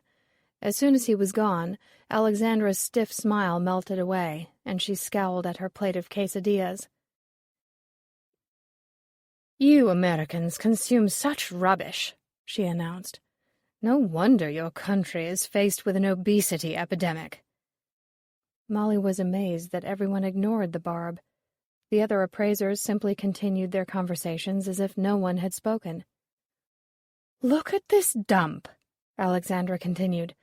Bloody disgusting. Cheer up, mate. Tony mocked her by using an exaggerated Cockney accent. You could be eating alone at your hotel. What, and miss a line of your witty banter? Never. Alexandra's voice dripped with sarcasm. Do try to dress better than a country bumpkin for tomorrow's shooting, Tony. You look a mess, as usual. Tony stuffed his mouth with salsa-drenched tortillas and bowed his head. Thank you, Your Majesty. He clearly didn't give a damn what Alexandra thought of him or his wardrobe. At that moment, Garrett returned from the restroom and headed straight for Molly. Can I offer you a lift back to our hotel? He asked, his eyes twinkling. Molly could feel the heat of Alexandra's angry stare burning a hole through the back of her head. No, thanks. She smiled, feeling that everyone was listening. I came over with Jessica and Boris, so I'll just go back with them. It's your life, Garrett teased. Jessica is a real New York driver. Tailgates, curses, holds up a particular finger if— Oh, I do not. Jessica threw her napkin at Garrett. After a dessert of fried ice cream drizzled in warm honey, Molly and her two new friends rose to leave. Molly decided to quickly introduce herself to Alexandra and get it over with. She would rather not talk to her at all, but as a head appraiser, Alexandra could hardly be avoided, royal snob or not. Alexandra deliberately picked up her water glass the moment Molly held out a hand in introduction. She muttered, "Charmed," in her belittling way, and turned her face away from Molly in order to tease Garrett over having to film another segment in the States. She's going to be a real pleasure to interview, Molly sighed as she slid into the back seat of Boris's rental car. She's a bitch, all right, said Boris as they drove off. Just ignore her. We all do. If she hates America so much, why is she here? Molly asked. eyeing a blue minivan stuffed with children as it eased itself into their lane. The van's bumper sticker proclaimed, "I'm embarrassing my children. It's a full-time occupation." Jessica scowled. "Does anyone use a turn signal anymore?" She adjusted the rearview mirror. Alexandra got demoted from the British version of the show. Rumor has it she used to be a very talented director, but I heard she ruined her career by sleeping with a fellow director. Problem is, he was married. "Yeah," Boris chuckled, "to the daughter of the network president. Oops." The trio laughed in wicked merriment. Back at the Traveler, they said their good nights, and Jessica went into the Blue Ridge room as Boris entered the Limoges. Molly made a mental note that she would need to photograph their rooms for her article before the week was over. Yawning widely, she changed into a pair of green cotton pajamas covered by a pattern of pink steaming coffee cups and fell back onto a plump, soft pillow. What a great assignment this was turning out to be, she thought happily before falling asleep. The next morning, Molly heard stirrings in the hallway and realized she only had 30 minutes to get ready before meeting Frank. She had completely forgotten to set her alarm clock. Quickly showering and dressing in beige linen slacks, a light blue shirt, and a sterling necklace in the Greek key pattern, Molly decided she had just enough time to phone the office and see if there was any news about Matt. When a young female voice answered with, "Collectors Weekly, how may I direct your call?" Molly was momentarily taken aback. "Hello?" the voice asked again. "Where's Mrs. Goodby?" Molly finally stammered, asking after the crotchety elderly lady who had worked the reception desk since the paper's inception 25 years ago. "Who may I ask is calling?" the voice asked with false sweetness. "Molly Appleby. I'm a staff writer." "Oh, Miss Appleby," the girl said, placing special emphasis on the title. "I've actually met you already. It was over 2 years ago. I think you and I may have applied for the same job. You know, as a staff writer." She giggled briefly and without a trace of merriment. "Guess you landed it since you're out there writing away and I'm here answering the phones. Anyways, no hard feelings." She paused, and Molly was certain there was a plethora of hard feelings. "And about Mrs. Goodby. She quit yesterday." "What? Why?" Molly asked in surprise.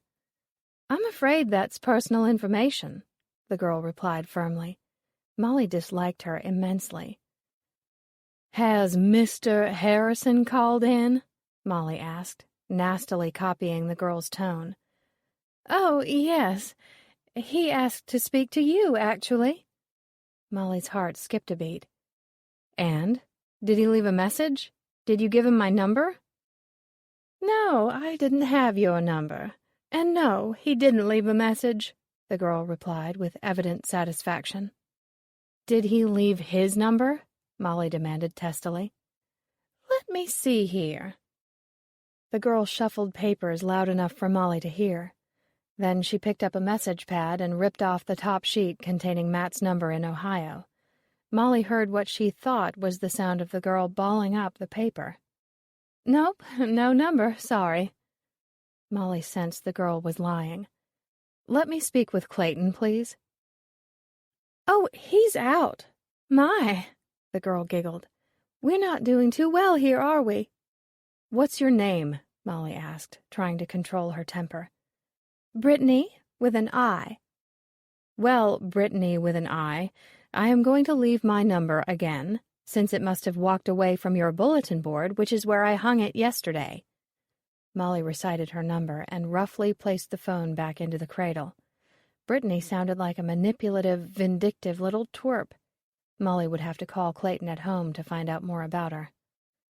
Before she could get any more worked up about the new receptionist, there was a knock on her door. Molly took a quick peek at her reflection in the mirror over the dresser and, satisfied with what she saw, grabbed her purse and opened her door. Garrett stood outside, looking refreshed and incredibly handsome. He wore white pants with a salmon-colored shirt and a tan suede jacket that begged to be stroked. He smelled of an earthy cologne and a hint of hazelnut coffee. Molly stared at him and tried to ignore the heat rushing through her body. "Can I offer you a lift?" he asked brightly. "I've got to head over to the set, and I know you want to meet up with Frank and the gang to poke through his mom's digs." Before Molly could open up her mouth to accept his offer, her stomach issued a loud growl. Trying to stifle the sound with her hands, Molly covered her soft middle in embarrassment. But Garrett only laughed and held up a small berry basket filled with an enormous blueberry muffin, a banana, and a glass of orange juice in a lidded cup. "I thought you'd be too short on time to join us for breakfast, so I asked Mrs. Hewell to pack you a picnic basket." "Oh, thank you." Molly inhaled the muffin's scent gratefully, amazed over Garrett's thoughtfulness. "And I wouldn't forget your coffee." Garrett pulled a small thermos from the basket and handed it to her, brushing her fingertips with his own over the warm metal. "Light and sweet, right?" "Right," Molly smiled, once again unnerved by her attraction to this man. Matt was trying to reach her, and she resolved to keep that close in mind and Garrett Huntington more at a distance. Still, it was difficult to get her mind to listen to reason when her body was longing to throw itself into his strong arms. Garrett chatted amiably over how well he expected the Civil War exhibit to impress the American home viewing audience. He enthusiastically described some of the rare artifacts while smoothly maneuvering the car around slower drivers. Molly was too busy enjoying the freshly baked muffin while trying not to get crumbs down the front of her shirt to focus on much else. As they pulled up in front of the museum in record time, it was Victoria, not Frank, who awaited the group of appraisers. "Good morning," Victoria greeted Garrett and Molly flatly. She was dressed in a gray suit with a light blue blouse. A triple strand of pearls dangled from her chest, and once again a black and white handkerchief stuck out of her jacket pocket. Molly thought that Victoria was wearing one of her better outfits. At least it was an improvement over yesterday's ensemble. For a moment, Molly lost herself in a fantasy in which she was given Victoria's clothes budget. In her mind, she entered Nordstrom's and came out again seconds later wearing large sunglasses, a fabulous black dress, and carrying armloads of shopping bags.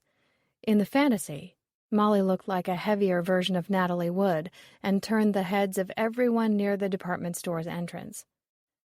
"Frank's getting the car," Victoria said, gesturing feebly toward the parking garage across the street.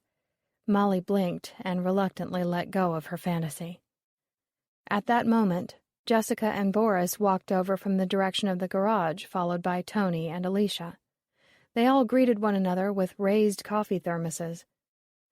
"Can we play hooky all day?" Tony asked hopefully. "No, Frank's mother's townhouse isn't that big," Victoria replied flatly. "The mother-in-law! I can't imagine what she was like. Did you guys get along?" Tony raised his eyebrows. "Not really. She didn't want anyone to marry Frank. Ever. No one was good enough." Victoria hastened to change the subject. "Look, you guys can head over, but Tony, there are no toys except for a few old dolls. Frank said the house should be easy to find because there's a cafe called Oodles of Noodles next door to the townhouse." "Don't you know where the house is?" Boris asked in befuddlement. Victoria frowned deeply, forcing unattractive lines to spring out across her forehead and around her mouth. "I've never been there myself. Mrs. Sterling and I weren't exactly close, and I wasn't invited. Here's Frank now." Victoria actually looked relieved to see her husband. "Isn't Strawberry Street within walking distance?" Garrett asked, eyeing the car. "Yes, it is." Victoria seemed to be growing impatient. Indicating her husband with the slightest tilt of her head, she explained, "But Frank wants to stay out of the fresh air, and I'm not wearing my running shoes. I'm sure you'll find the place." "What's the house number? We'll meet you there," Boris suggested. 416. Make your second right up at that light." Victoria waved a languid hand at the intersection just east of the museum and got into the passenger seat of Frank's sedan. "Have fun," Tony waved as the unlikely couple drove off. He turned to the rest of the appraisers. "You guys go on. No toys, no toy man." Tony poked Molly playfully in the arm and said, "By the way, your trooper is meeting me inside. Hope he's got something good." "Your trooper?" Jessica asked curiously, her brows raised. Boris put his hands on his hips expectantly, and a shadow of suspicion flitted across his face. "I'll tell you about him later," Molly said as Patrice, Alicia, and Garrett joined them. Alexandra also arrived, looking gorgeous and sophisticated in a black pantsuit with a chartreuse blouse. She gave the group a displeased once-over, mumbled something about American collectibles being junk, and sauntered inside the museum. After a short walk on the fractured sidewalks of Broad Street, the group turned south onto Strawberry Street and was instantly granted shade by a row of old live oaks. Neat row houses with small front gardens lined the street. 10 blocks into their walk, Boris spotted number 416. Frank and Victoria were waiting in their car in front of the 2-story row house with cracked stucco siding and peeling shutters, painted decades ago in Williamsburg blue. High grass speckled with dandelions occupied the small garden area, and the brick stairs leading up to the wooden front door were crumbling near the edges. A black railing pocked with rust flanked the stairs. Brown leaves were scattered under the shelter of the front porch, and a pile of old newspapers in dirty blue cellophane wrappers were thrown carelessly on a pair of wicker rockers. Frank dug a set of keys out of his pocket and opened the front door. It creaked in protest. He disappeared within, and after a moment's hesitation, his wife joined him. Following Victoria inside, Molly couldn't see much in the dim light until Frank switched on the lights and moved off to the room on the left to raise the shades. Molly was immediately struck by the cold damp within the house. A layer of dust covered the floor, and a large cobweb had been erected across the chandelier hanging above their heads. The rest of the appraisers filed into the hall and waited expectantly, and Molly wondered if they were expecting to be disappointed by the home's contents. After all, the place was infused with an aura of neglect. How many treasures could be hidden in a place that had received so little attention? As the appraisers silently gazed around, Frank finally returned, his respirator mask covering his mouth and a pair of latex gloves garbing his hands. "How long did you say this house has been empty?" Molly asked, her voice echoing eerily in the high hall. "Over 6 months," was Frank's muffled reply. "I hired a handyman service to cut the grass and tidy up in here, but I think I should ask for a refund." Molly followed Frank around the first floor, while the others took their time investigating items in each room. Frank focused on examining the furniture, while Molly took a mental note of Mrs. Sterling's collections. The front room contained a china cabinet loaded with Hummel figurines. In the dining room, every possible surface was covered by dusty pieces of cranberry glass. The kitchen featured a collection of cheerful fiesta-ware, and the office was crammed with leather-bound books and dozens of pieces of Staffordshire. A set of very narrow stairs led to the top floor, which held 3 bedrooms and 2 baths. One of the bedrooms, decorated in yellows and blues with antique oak furniture, contained Mrs. Sterling's immense collection of Royal Doulton figurines. The second room, which had been painted sage green and furnished with heavy Victorian pieces, boasted a souvenir spoon collection displayed in cobweb-covered spoon racks. "This was my mother's room," Frank said, leading Molly into an explosion of pink and white hues. The wallpaper was a riot of pink roses. The bed was pink satin with a frilly white dust ruffle, and all of the country furniture was white with pink tassels hanging from the knobs. Pink and white checked curtains hung from the windows, and pieces of pink and green depression glass covered every flat surface. A display case with 4 deep shelves featured a stunning collection of antique dolls. Each doll stood erect on her own stand, and varied in style from a group of Madame Alexander Little Women to a cluster of celluloid Kewpie dolls to valuable bisque dolls with human hair and nodding eyes made in Germany. Molly noticed that the sensation of dampness had increased within Mrs. Sterling's bedroom. A stale, musty odor permeated the stagnant air. Peering into the bathroom, Molly saw that the skylight had leaked, leaving brown water stains all over the toilet and the tiled bathroom floor. The tub faucet was leaking in a slow but steady drip, and the basin was covered by a black, moldy stain. The same blackness had completely discolored the wallpaper, crawling vertically up the wall like an army of small roaches. The room exuded a noxious, putrid smell, reminding Molly of sun-baked garbage. "Yuck," said Victoria, who stood behind Molly. Frank appeared next to his wife's shoulder and shrieked like a little girl confronted by a spider. "Oh my God, look at all that mold!" he squealed through the mask. "I've got to get out of here. Tour's over," he shouted down the hallway, and began to usher the dumbfounded appraisers from the rooms. "What's the matter?" asked Boris crossly, as Frank gave him a firm shove onto the front porch. "I was looking at a nice first-edition Kipling in there." Patrice was the last person to be extricated from the house, and he wailed as Frank locked the door, sealing his mother's treasures away once again. "But I didn't even get upstairs," Patrice fumed, and Molly noticed he had more of a Boston accent now than a French one.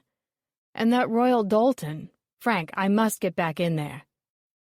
Standing by his car, Frank inhaled deep breaths of air and dabbed at his eyes with a tissue. "I'll never be able to go in there again. What am I going to do?" Molly jumped forward.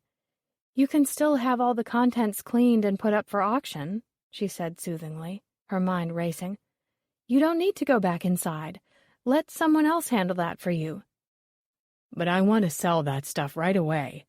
I need to take care of this before I leave town." "I know an auctioneer who could handle everything for you," Molly suggested calmly, thinking of her friend Lex Lewis. If Lex came up to view Mrs. Sterling's estate, he would certainly bring Clara with him.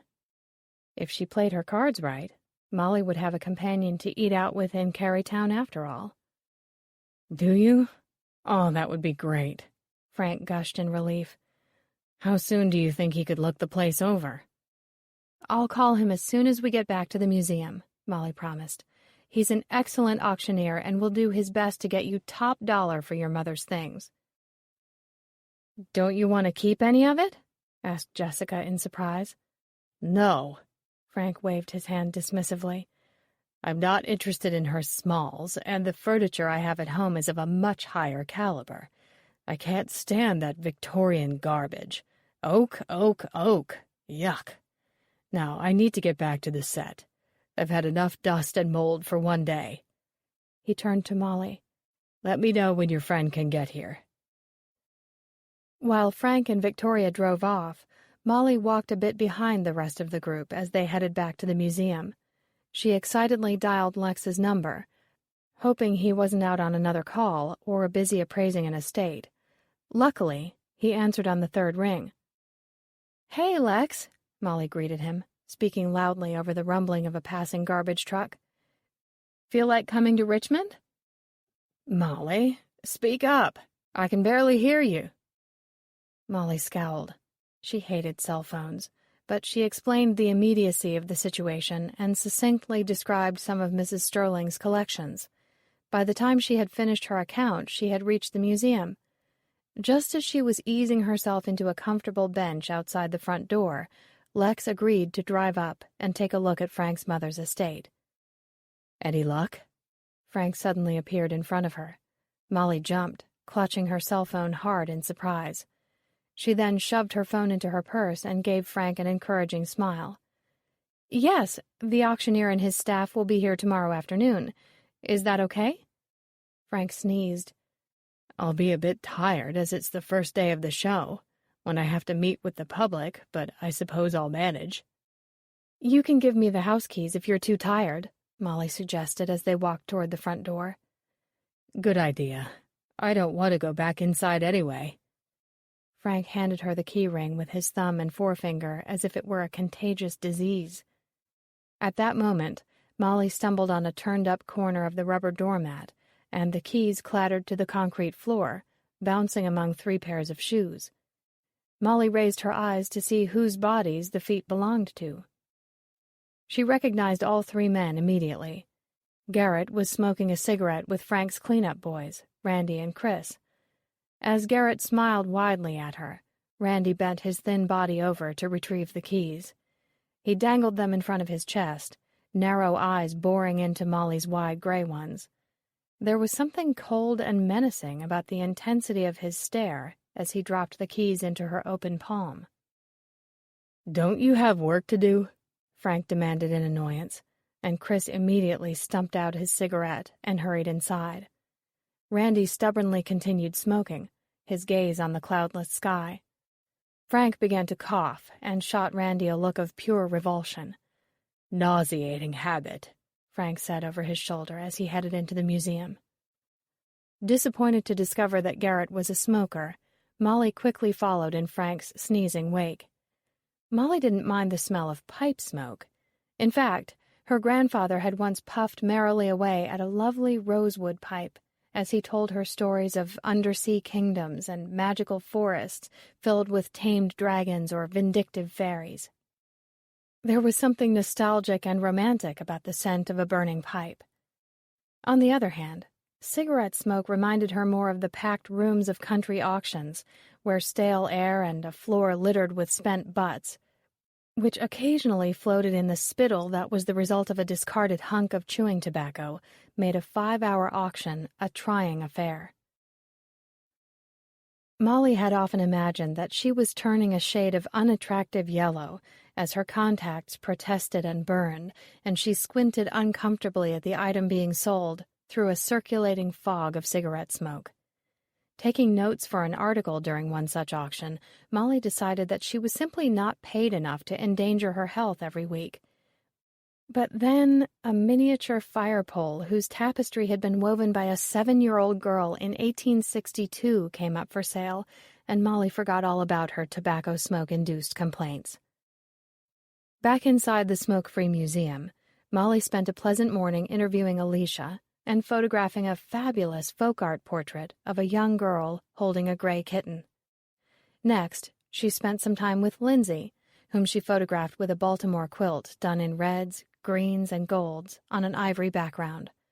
Hoping to catch Jessica and Boris for lunch, Molly headed in their direction. On her way to their stalls, she dropped off her heavy bag filled with her camera, her interview notebook, and her mini recorder in the staff room. Everyone else had left purses and briefcases in there, so she figured her equipment was perfectly safe. Boris spotted her approaching their exhibit area and swiftly headed her off. "Come on. Lunch is being served in the cafeteria. Jess is already down there. It's just sandwiches, but rumor has it there's homemade chicken salad." "Yum!" Molly's stomach rumbled agreeably. She joined the other appraisers at a long cafeteria table and helped herself to a chicken salad sandwich, a bag of sour cream and onion potato chips, and 2 chocolate chip cookies. Feeling guilty, she replaced her soda with bottled water. Molly was chagrined to see that Alexandra was eating only the turkey, lettuce, and tomato from her sandwich, and had neither chips nor cookies by her plate. "How was your visit to Strawberry Street Manor? Proud neighbor to oodles of noodles." Alexandra teased Garrett as he slid into the empty chair next to her. Since Frank and Victoria had yet to join the group for lunch, Molly felt free to embellish on the neglected state of the house, especially in regards to Mrs. Sterling's upstairs bathroom. She thought her lively descriptions would draw Garrett's attention away from Alexandra. "There was that much mold?" asked Lindsay, crinkling her nose. "I'm amazed Frank is still among the living." "I got a brief glimpse," Alicia added with a grimace. "Right before Frank threw us all out. It was like the bathtub had been painted black. I'm amazed that Frank didn't drive himself straight to the emergency room." At that moment, Victoria arrived and joined in the complaints about the state of the bathroom. Molly noticed that at the next table over, Randy had stopped eating and had fastened his beady eyes on Victoria's face, with a look of intense longing. Suddenly, he stood and flung his uneaten food in the trash and, without a backward glance, stomped out of the room. After a few light-hearted digs at Frank's expense, the group grew bored with his allergies and returned to swapping stories about the spectacular antiques scheduled to be filmed over the course of the day. Even Alexandra looked animated as she boasted about a collection of carriage clocks she was putting in the spotlight. "The largest is almost— let me convert this to your silly American measurements— 13 inches tall, and the smallest is about 5 inches. All are signed on the dial, and in perfect working order. Quite a lovely bunch." The group ate quickly, eager to begin filming their segments. Molly, who was an extremely fast eater, had finished her entire lunch before Jessica had even started on the second half of her pimento cheese sandwich. Jessica eyed Molly's empty plate and noted the impatient tapping of the younger woman's left foot. "Go visit with Tony." She kindly shooed Molly into motion. "He's dying to show you that cop's set of Hot Wheels, and I need to clean the pieces we'll be filming. We'll meet you back at our pens at 3. "It's a date," Molly answered. "I hope you two have something exciting to show me as well." "I've got an anatomy book the likes of which you've never seen," Boris promised smugly. "That sounds like a come-on line," Jessica teased. "Only for you, my dear." Boris winked, and Jessica smiled at him fondly. Molly could see that the pair had already forgotten about her, but she didn't mind. Those two should just get over their relationship hang-ups and admit they're crazy about each other, she thought. Molly spent over an hour with Tony as he meticulously reviewed the highlights of the Hot Wheels collection he had filmed that morning. "This is all Officer Johnston's," he exclaimed, his boyish smile lighting up his face. "This is one of the best collections I've ever seen." "Whew!" Molly wiped her forehead in mock relief and laughed. "I'm glad I didn't waste your time." "No way! These are the first ones ever released," Tony gushed. "All of the packaging is mint. And see here." He pointed to a row of yellow, green, and pink cars. "These two colors, the Vaseline and pinks, are much more rare than the other colors." "I'm surprised they even made pink for boys to play with," Molly said, taking photographs. "Exactly. That's why they're more unusual," Tony enthused. "What's this collection worth?" Tony swept his arm over the group of cars. "Close to $6,000. Officer Johnston is going to keep them for his son. I told him he'd better get them insured, and that he should store them in plastic bins. He's the nicest state trooper I've ever met, probably 'cause I wasn't behind the wheel of a speeding car." He winked at Molly. "He'll be here for the show on Friday. When I gave him 2 tickets, he mentioned something about bringing some of his Coca-Cola memorabilia." "That's great, Tony." After photographing all the Hot Wheels, Molly got some coffee from the vending machine downstairs and wrote up an outline for her article. She decided to write a side story on what people ended up doing with their items once they'd been assigned estimated values by the appraisers of hidden treasures. She could follow up this line by conducting an interview with Trooper Johnston. Her readers would love to discover that members of law enforcement were collectors as well. Molly checked her watch. She still had a half hour of free time before she met with Jessica and then Boris, so she decided to check out the exhibit on Civil War antiques. As Molly walked through the great hall, she felt a bit lost among the bustling mass of activity. Curators and staff members from the Richmond Confederacy Museum were frantically putting the finishing touches on the exhibit they had loaned out specifically for the filming of Hidden Treasures.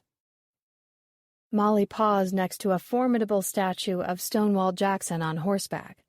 The top of Jackson's hat was 20 feet off the ground, and the enormous haunches of his mount could easily hold 4 regular-sized riders. Molly admired the sculpted muscles of the horse's forelegs and the wrinkles meticulously carved into lifelike creases on Jackson's pants. Just as she reached out a hand to touch the tiny lines forming the horse's marble mane, the lights went out. The windowless hall was completely enveloped in darkness, and in the sudden silence, a woman began to scream. Chapter 3. With their crushing inferiority complex about English furniture, the early American cabinet makers called cherry American mahogany, and usually stained it to look like mahogany. This is something like gilding a lily with mud. George Grotz, the furniture doctor.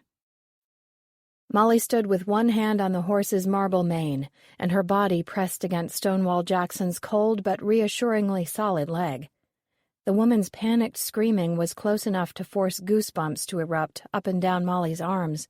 She felt vulnerable and frightened as the screams echoed in the rafters of the high ceilings. "Stop it, Ellen!" A man's voice suddenly yelled, and the shrill shrieks abruptly stopped. "For Christ's sake, it's just a power failure." "But I hate the dark," the woman wailed and began to sob like a child refused its nightlight. "I'm scared of the dark." "Anyone have a flashlight?" Another voice called out timidly, and Molly allowed herself to breathe. "Just sit still," the first authoritative voice yelled again. "These things never last long." People in the exhibit space began whispering animatedly. Her back resting against the horse's hind leg, Molly slid down until her fingers felt the shape of a marble hoof. Sitting on the ground in the protective gap underneath Stonewall's mount, she calmed herself. For some reason, the blackout had seemed particularly ominous, as if the lights were going to snap back on only to reveal a bloody corpse. "Been reading too many mysteries," Molly mumbled to herself. She was amazed that she could see absolutely nothing from where she sat, but then she remembered that the exhibit hall had no windows. She strained her ears for any unusual sounds, but only the nervous whisperings of the people around her could be heard. Suddenly, she thought she saw a pinprick of light coming from the direction of the display cases against the wall. It bobbed up and down once, then again, and then disappeared. Molly blinked. Had she really seen anything, or were her eyes playing tricks on her in the dark? 5 minutes passed, but it seemed more like 20 when the lights were finally restored. Weak cheers arose from the people grouped in the Civil War exhibit. Molly quickly looked around to make sure that her strange hunch about bleeding cadavers was incorrect, and then pulled herself off the ground using Jackson's boot for leverage. No bodies hung from the track lighting, or lay sprawled at the feet of the imposing Robert E. Lee statue nearby, so Molly released a deep breath and her hold on Stonewall's foot. As the museum workers returned to their tasks and a feeling of normalcy resumed, Molly decided to take a peek at the nearest display case before heading to her meeting with Jessica and Boris. After all, by the time the show started, the exhibit was likely to be filled by members of the public, and it would be impossible to study any of the artifacts at length. The first of 3 large display cases contained a selection of letters, diaries, and daguerreotypes. Molly carefully studied the black and white images of the young Confederate soldiers. Some of them were mere boys, beardless and skinny, their eyes beaming with pride and innocence. Their uniforms were clean and pressed, still unsoiled by the grit and blood of a real battle. It was difficult to turn away from their young, determined faces, and Molly couldn't help but wonder how many of them had survived and grown old enough to remember their first, glory-studded days as soldiers. The next case held musket balls, decks of playing cards, domino boxes, and currency. There were several types of Confederate bills displayed on rectangular pieces of black velvet, along with an array of coins. A special case boasted a series of rare gold coins that had been found on the unidentified body of a Confederate officer. The coins had a greenish-gold luster and the face of Lady Liberty on one side, with a crown of laurel leaves on the reverse. Molly read the exhibit notes with a mixture of horror and fascination. The soldier had received 2 shots to the face, erasing his identity forever. No letters or personal documents were found on his body, just a scorched locket with the remnants of a woman's portrait and these 6 gold coins. According to the labels affixed below the coin display, each coin was a $3 gold piece minted in Dahlonega, Georgia, in 1854. To date, only a handful of them were known to exist. The soldier wouldn't have been using the coins for currency, and since they were hidden away inside his pocket Bible, holes had been cut through the pages in order to hide the coins. He may have carried them for luck, but they were otherwise a mystery. Didn't prove very lucky, Molly said to herself. Guess not, agreed an elderly man with a white mustache, gold spectacles, and a blue seersucker suit leaning on a wooden walking stick. He smiled, and his face creased in every direction, his pale blue eyes sparkling with intelligence. Each one of those coins is worth at least $80,000. They're all A.U. Dahlonega coins with unusually high eye appeal. Only 1,120 were minted, and 100 are known to still exist. And these 3 are in unbelievable condition, despite the young man's unfortunate fate. "Are you a numismatist?" Molly asked, trying to sort out the jumble of coin terminology. Used to be. I gave my entire collection to my grandson, so now I just admire the ones I see in passing. Molly returned her glance to the coins. What does AU mean? About uncirculated. Circulated coins have received wear. Mint coins are perfect with no wear.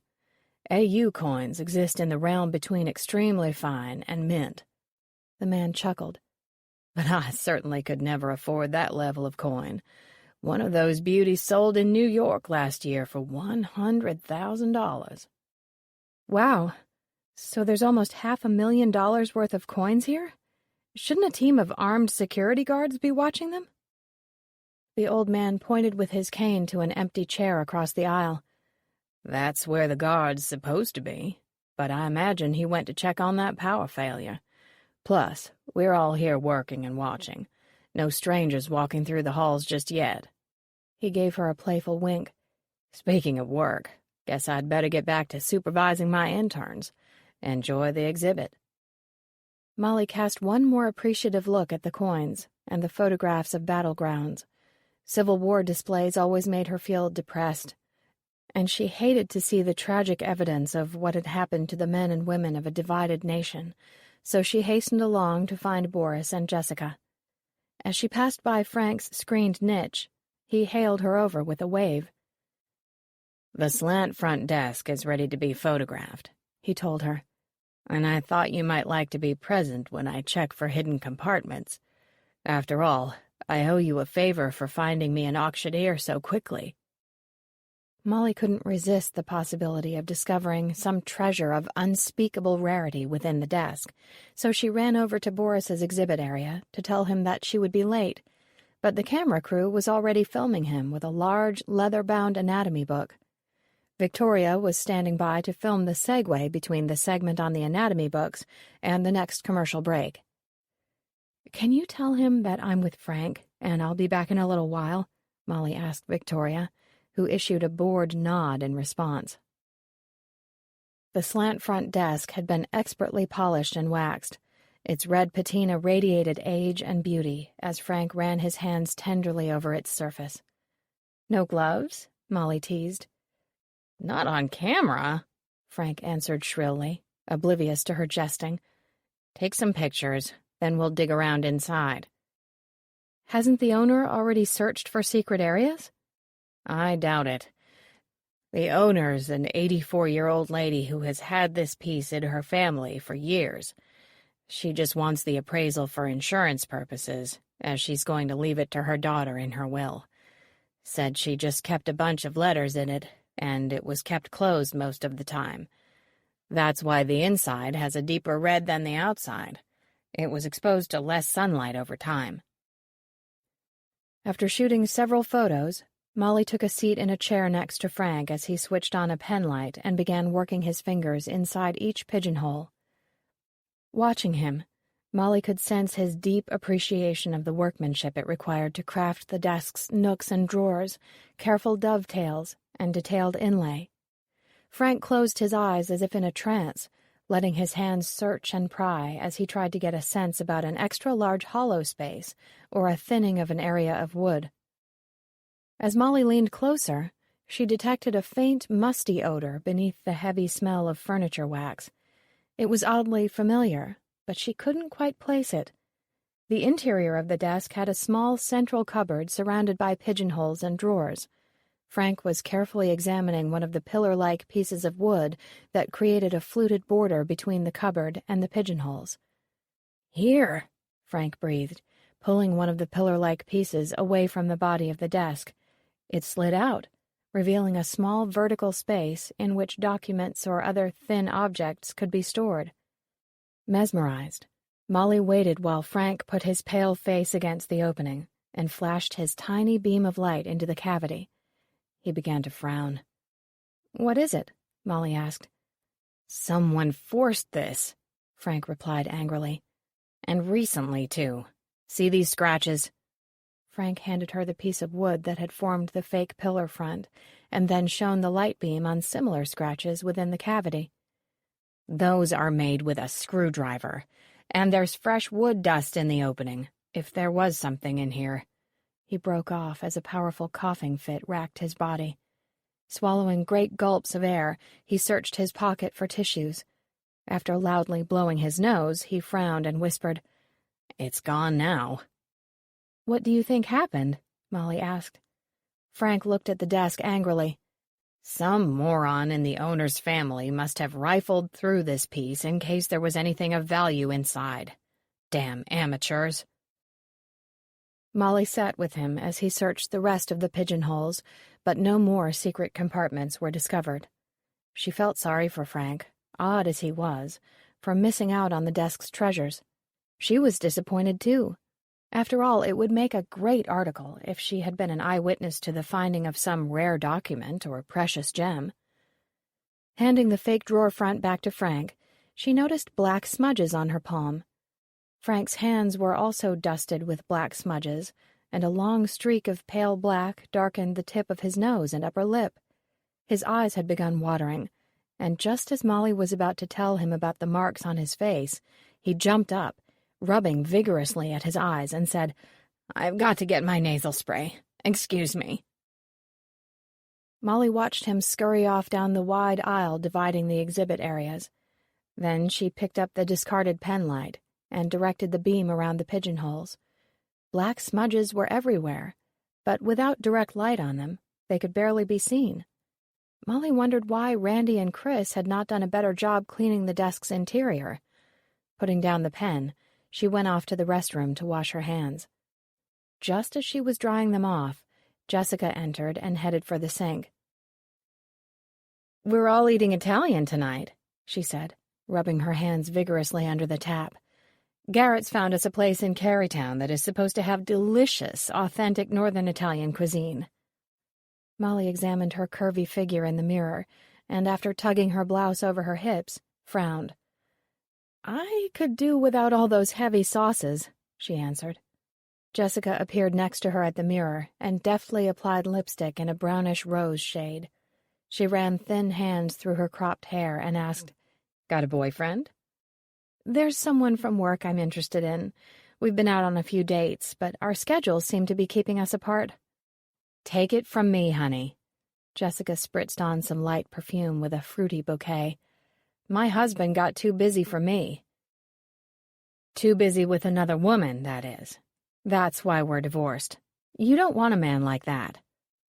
Molly opened her mouth to defend Matt, but instead asked, "What's the deal with you and Boris?" Jessica immediately began to fumble in the depths of her hemp purse. "We're just friends." "I think he'd like it to be more than that," Molly suggested gently. "Well, I'm not going down that road again." Jessica quickly changed the subject. "Oh, listen to this. Just before I came in here, I overheard one of the security guards saying that the power failure was intentional." "Someone hit the switch, so to speak?" "Yes. I wonder why. Nothing's missing or anything. It was probably Tony playing a prank. He set off a fire alarm in Sacramento last year. Claimed it was an accident, but no one believed him," Jessica said, rubbing a fragrant herbal lotion on her hands and forearms. Come on, let's go eat. Molly thought about the pinprick of light she had seen. It had been right near the display cases housing the rare coins and the daguerreotypes. A shiver ran down her spine, but she pushed thoughts of the blackout away. Someone had a penlight, and nothing was missing. That was all. What was there to worry about when good food and Garrett's handsome face awaited her? The head appraisers were all gathered just inside the museum's front doors. Garrett was handing out sheets of directions to Ristorante Amici. "Everyone set?" he asked. "I'm not coming," moaned Frank, who was sitting in a chair with his head propped back against the wall. He looked even paler than usual and sounded completely congested. Beads of sweat had sprung out on his forehead, and a damp ring was forming around the neck of his shirt. His eyes watered and his shoulders were slumped with fatigue. "I'm going to the hotel to lie down," he whined, as he rose gingerly and walked off slowly in the direction of the parking garage. The other appraisers watched him silently. "He looks awful," said Alicia sympathetically, her kind, wide face turning toward the group. "He might really be sick this time." "Nonsense," replied Victoria dully. "Let's go." "I'll ride over with you." Alexandra sidled up to Garrett and grasped his arm possessively. Molly stared enviously at Alexandra's trim figure. She looked sophisticated and cool in a bisque-colored linen pantsuit with a chocolate-brown silk blouse. Her hair shimmered beneath the track lighting, and her makeup accentuated her high cheekbones and smooth lips. Molly again carpooled with Jessica and Boris, while the other appraisers divided themselves amiably between the two other rental cars. "Take Monument Avenue so we can show Molly the sights," Boris suggested to Jessica. "The architecture of the historic houses on this street is stunning," Jessica said, turning left onto Monument. "Many of these are million-dollar homes." Molly's eye was immediately drawn to a statue of a Civil War soldier on horseback. It looked just like the statue she had hid beneath during the blackout, but in a much larger scale. "Is that Stonewall Jackson?" she asked. "Indeed it is," Boris said. "The statues on Monument are all dedicated to Civil War heroes, except for the most recent edition of Arthur Ashe.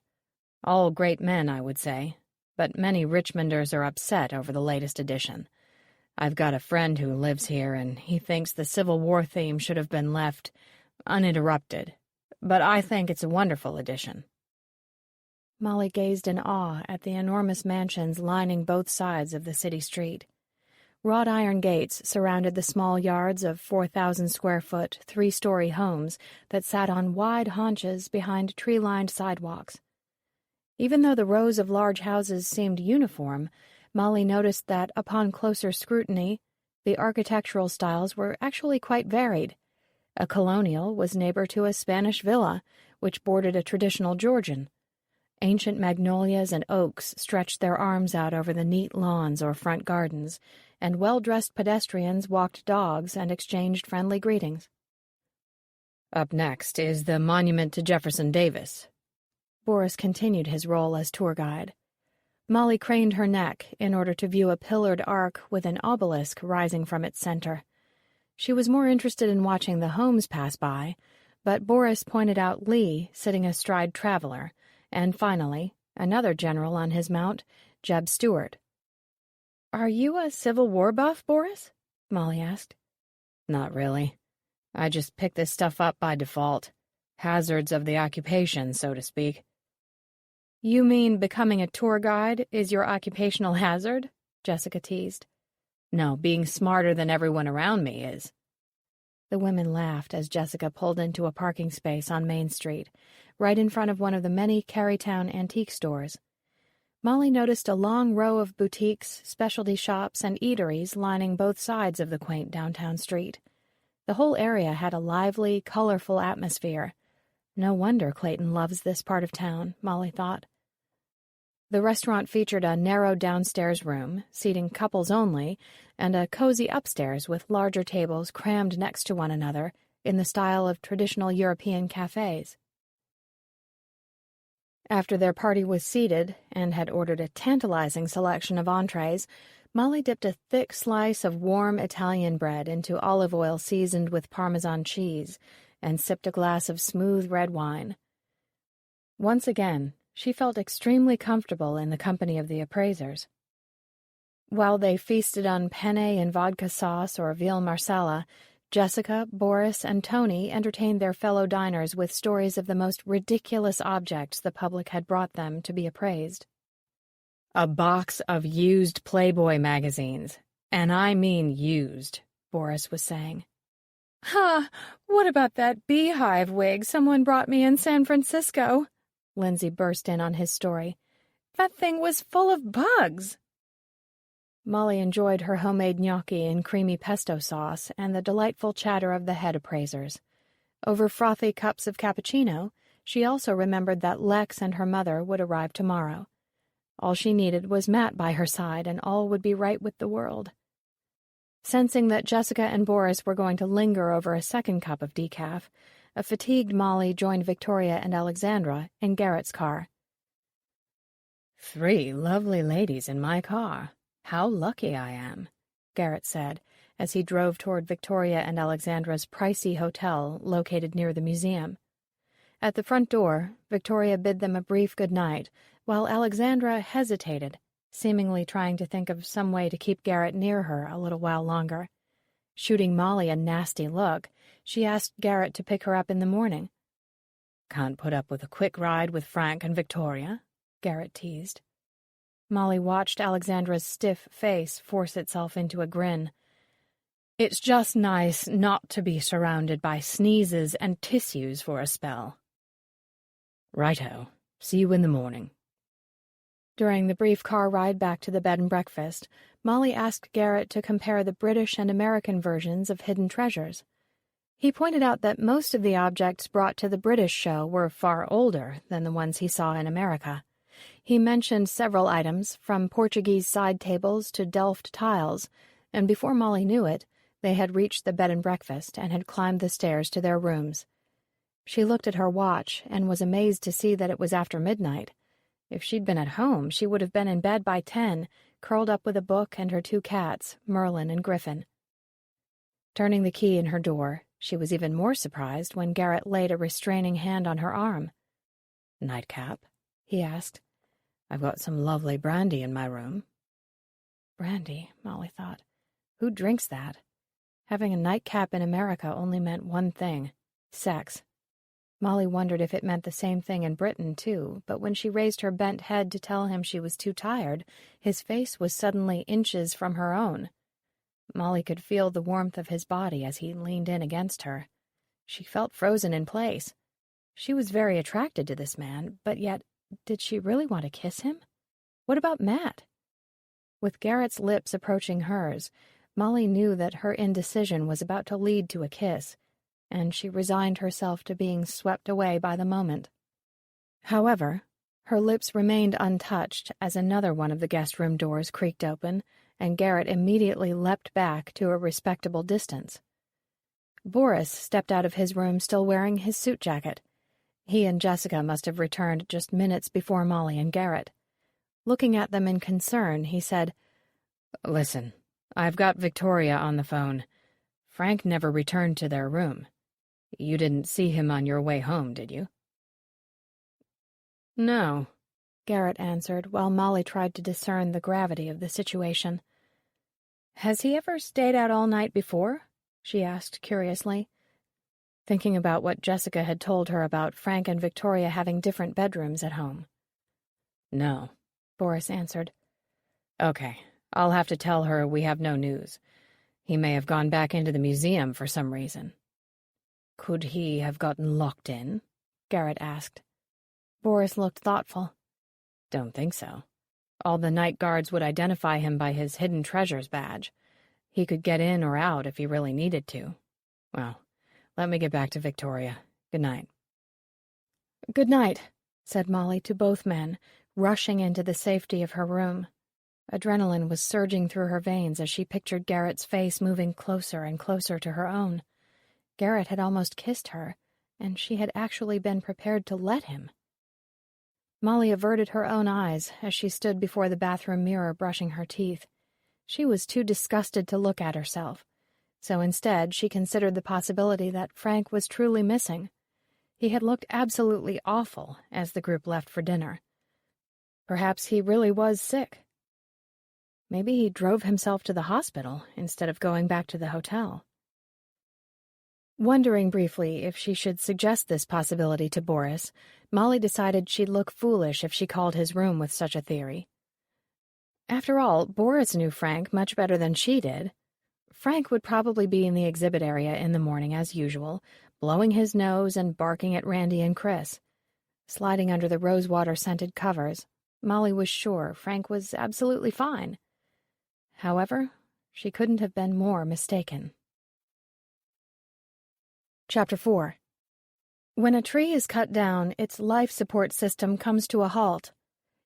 Even the parenchyma sapwood cells gradually die as the wood is dried. In no sense can wood be said to breathe after it is dead. The Art of Making Furniture. The next morning was an exciting one. Molly arrived at the museum happily satiated by a 3-cheese omelet, crisp bacon, and 2 slices of raisin toast, homemade by Mrs. Hewell. She was amazed to see the throng of people lined up for the opening of Hidden Treasures.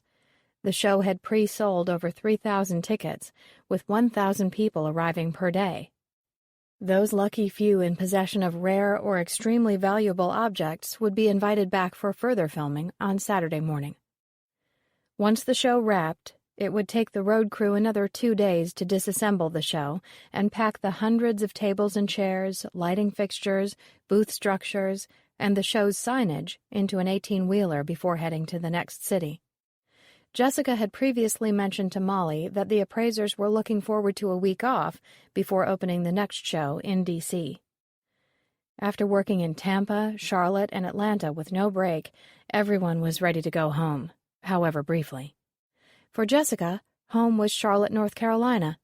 Boris lived in Wrightsville Beach, and Tony was from Baltimore.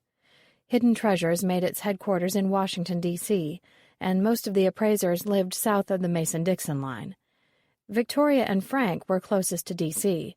They lived in a historic home in Alexandria, where Frank's successful antique store thrived on tourists visiting the charming waterfront.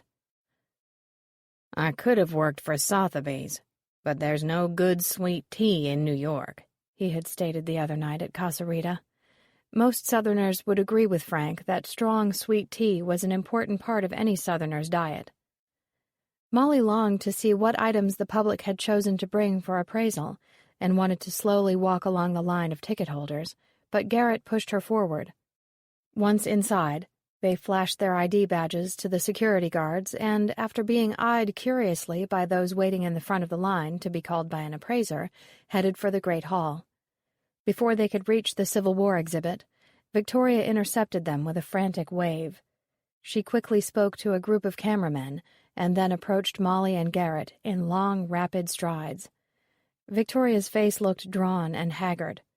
Even a careful application of makeup didn't disguise the bluish, swollen bags beneath her eyes. "Frank never came back last night," she exclaimed with an uncharacteristic display of emotion. "We can't spare any of the other appraisers looking for him." She tapped her watch face. "The show starts in 5 minutes. Can you two help?" "Of course," Garrett assured her in soothing tones. "But where do we start?" He lowered his voice discreetly. "Did he ever return to the hotel last night?" "No." Victoria eyed the front door nervously. Hidden Treasures crew members wearing black T-shirts were lining up in order to show the public which queue to go into upon entering the museum. "I even checked with the front desk. No one saw him. And you know Frank, with all his sniffing and coughing, he's, well, hard to ignore." "Where's his car?" Molly asked. "We dropped you off last night, so he had the car, right? Was it in the hotel parking lot?" A spark ignited in Victoria's eyes. "No. At least I didn't see it. I last saw him when all of you did. He could be anywhere." "When we all last saw Frank, he was heading for the car," Molly said calmly. though inside she was growing excited about the possibility of finding the missing appraiser and winning the undying admiration of all the other appraisers. She conjured up a rosy fantasy of them toasting her around a dinner table while Garrett beamed at her adoringly. Taking a firm hold of Garrett's arm, she announced, "We'll check the parking garage first and go from there. Don't worry, Victoria. We're going to find him." At that moment, the front doors were unlocked, and people carrying a myriad of different objects began flooding into the entrance hall. "I've got to get going." Victoria turned away. "Thank you," she shouted over her shoulder as she hustled off. Garrett turned to Molly. "Sherlock, shall we?" "Carry on, Watson," Molly replied, then flushed guiltily, for she remembered having called Matt her Watson just a few months ago when she had tried to unravel the mysterious death of a pottery collector. Following Garrett out of the entrance, past a middle-aged woman holding a large Delft platter, a young man carrying a tiny Tunbridge box, and a pair of white-bearded twins, each bearing a lamp with Tiffany poinsettia shades, Molly's heart began to race at the sight of hundreds of intriguing objects flowing into one building. Itching to take photographs and meander among the mass of collectors, Molly was torn between looking for treasure and searching for Frank. After a moment's hesitation, in which the pull of the objects almost turned her from her task, Molly squared her shoulders resolutely and quickened her pace toward the garage. She tried to remember if the boat-like sedan she had seen Frank drive was dark blue or black. Unfortunately, the garage was packed with cars. Not a single spot was empty. Even the handicapped spaces were all taken. "Why don't you take the top floor and I'll start on the bottom?" Molly suggested. "We can meet somewhere in the middle." "A woman who takes charge. Very sexy." Garrett smiled roguishly and headed for the elevator. Molly walked slowly up the first row of cars, marveling at the number of minivans and SUVs squashed in the narrow parking spaces like bloated cows stuffed into corrals meant for sheep. Of course, it was impossible to be a collector without owning some kind of vehicle with what Molly's mother called schlepping ability. Because these types of cars were elevated far off the ground, Molly couldn't see over to the next row, so she had to walk up and down every aisle. Finally, having investigated the entire area, she headed for the next floor. On this deck, half of the cars were undercover and half were exposed to the elements. She decided to begin with the row of cars baking beneath the powerful September sun and get it over with. Frank's dark blue sedan occupied the last spot of the long row. Molly hastened over to the driver's side and stopped dead in her tracks. Frank was inside. Hunched over the steering wheel, his face was completely hidden. Molly rapped timidly on the window, afraid of startling Frank awake. She was close enough to see the dandruff flakes clinging to the few thin strands spread over his pasty scalp. Molly began to sweat. Why didn't Frank move? Was he drunk? Had he passed out from the heat? She knocked again, harder this time. "Frank," she called, wiping sweat off her brow. Then she noticed his hands. Clutching the bottom half of the steering wheel, Frank's two hands were bloated to twice the normal size, and their color was completely alien in appearance. No traces of pink skin or thin rivers of blue veins created contrast on those colorless canvases. They were stark, pale white, like two large hunks of Havarti cheese. "Did you find him?" Garrett yelled from 3 rows away, startling Molly. Molly turned and stared at Garrett blankly, her mind not registering that someone was calling to her. She turned back to Frank's hands, unable to take her eyes away from them, unable to take in their grotesque shape and color. "Molly!" Garrett began sprinting toward her. The heat surged through Molly's clothes and robbed her lungs of air. She sagged against the side of Frank's car and stared up into the cloudless sky. Garrett gave her a little shake, and she could hear him speaking as if from far away, but none of the words made any sense. Darkness began creeping in at the edges of her vision. "He's dead," Molly muttered to the heavy air, and then she fainted. Chapter 5. All day long the machine waits. Rooms, stain, carpets, furniture, people. Those people who stand at the open windows like objects, waiting to topple. And Sexton, the house. When Molly came to, she heard the sound of Garrett's voice from a great distance, as if she had sunk under water in her hotel room's deep clawfoot bathtub. She slowly became aware that her head was nestled in Garrett's lap, and that she had been moved into the shade. As her senses returned, she could smell the earthy scent of his cologne and feel the rise and fall of his chest as he spoke. Pebbles from the concrete lot dug into her thighs, and her first thoughts were irrational, focusing on the wrinkles that must be forming on her linen pants and whether or not her mouth had been hanging open during her faint, as it so often did during sleep. "Hang on a tick. She's coming round," Garrett said softly into his cell phone and looked down at her with a concerned smile. "Feeling better?" Molly tried to sit up, but felt immediately dizzy, so she sank gratefully back into Garrett's lap. "Don't get up just yet," Garrett cautioned. "I'm on hold with the police. You just stay where you are for the moment. I've got you." He placed a cool hand on her forehead and gently stroked her damp hair until her entire body relaxed under his touch. For a few heavenly seconds, she could pretend that the combination of heat and an incredible shock hadn't caused her to make a fool of herself. "Right.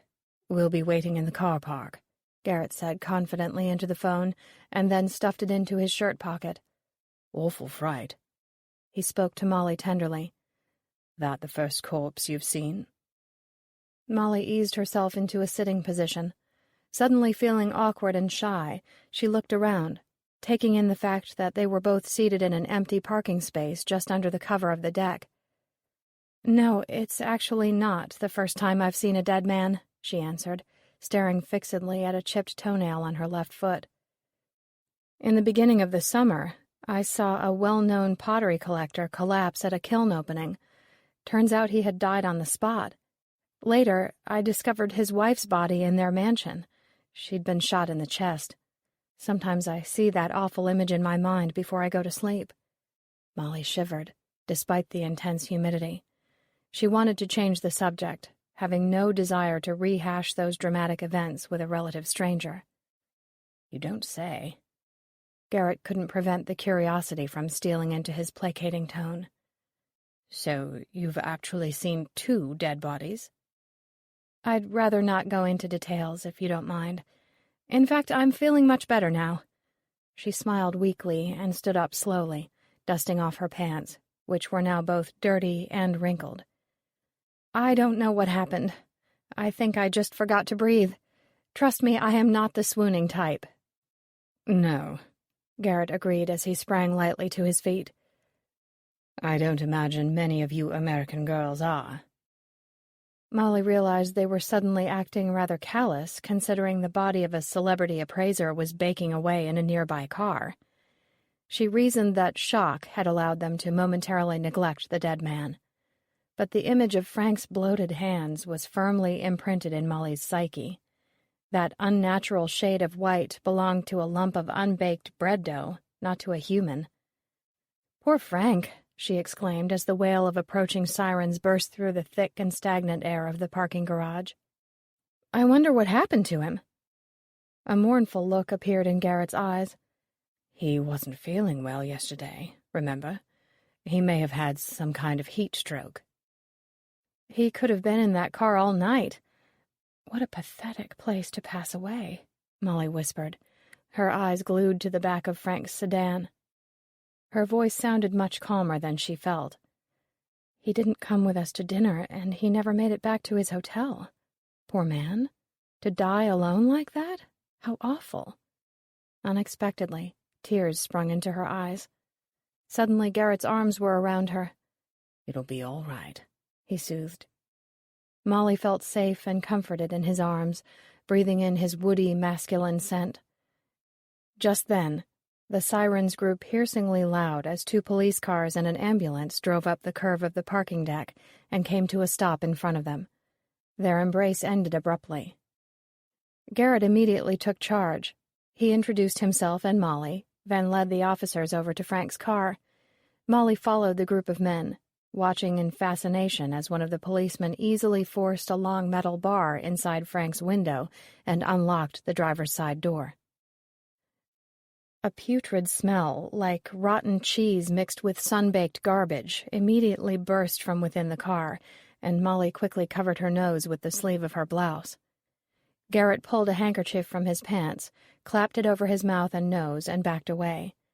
Curiosity quickly overcame repulsion, however, and Molly found herself moving closer to the car in order to watch the police at work. A tall man wearing a navy t-shirt with the word coroner printed on the back bent over Frank's body. He tried to carefully ease Frank's head off the steering wheel, but rigor mortis was making the task difficult.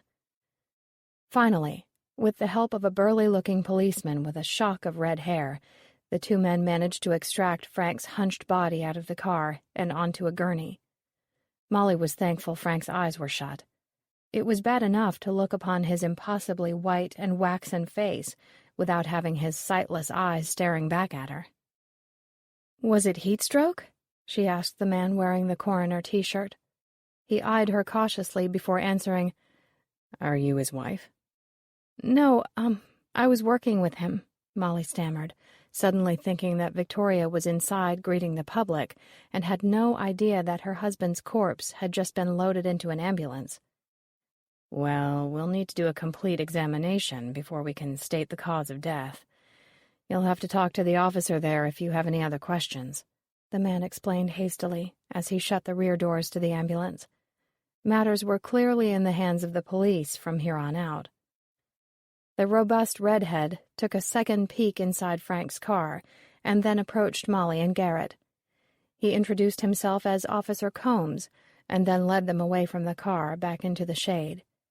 After shaking both their hands with a crushing grip, he politely thanked Garrett for reporting the incident, and then flipped open a small black notebook and began scribbling in what looked to be indecipherable shorthand.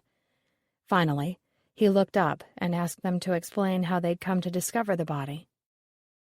Molly gave her statement first, describing how Victoria had asked them to search for her husband, as he'd never returned to the hotel the night before. She also gave Officer Combs the details of Frank's illness and explained how he was constantly plagued by allergy attacks. Blushing with embarrassment, she mumbled her way through the part of her account in which she'd spied Frank's bloated hands, felt the oppressive heat of the sun robbing her lungs of oxygen, and, to her utter mortification, fainted. Grabbing Molly's hand, Garrett quickly took over the narrative. He relayed that he saw Molly crumple to the ground, so he carried her into the shade and used his cell phone to call 911. "I tried the door on Frank's car before I called," Garrett added. "I didn't think he was alive, but I gave it a go anyway." "So his wife, Victoria Sterling, is inside the Science Museum right now?" Officer Combs asked. "Will you take me to her?" "Certainly," Garrett nodded. "However, I think it would be prudent if I fetched her and brought her into one of the staff offices so she can hear the news in private." "Of course," Combs agreed pleasantly, and then turned to his men. "Finish going over the car and I'll be right back." Molly watched the other officers as they began to examine the interior of the car. "You do think it was an accident, right?" she asked Officer Combs. He glanced at her briefly, his hazel eyes intelligent and calculating. "I'm sure there's a reasonable medical explanation, but we're just covering the bases. We always examine the scene around every suspicious death, and I only use that term because we don't know the cause yet." "Do you think whatever killed him happened swiftly?" Molly asked as they headed for the museum. "What makes you ask that?" Combs asked as one eyebrow rose in a tawny arc. Molly glanced at him in surprise. "Because he didn't even have the energy to take his hands off the steering wheel."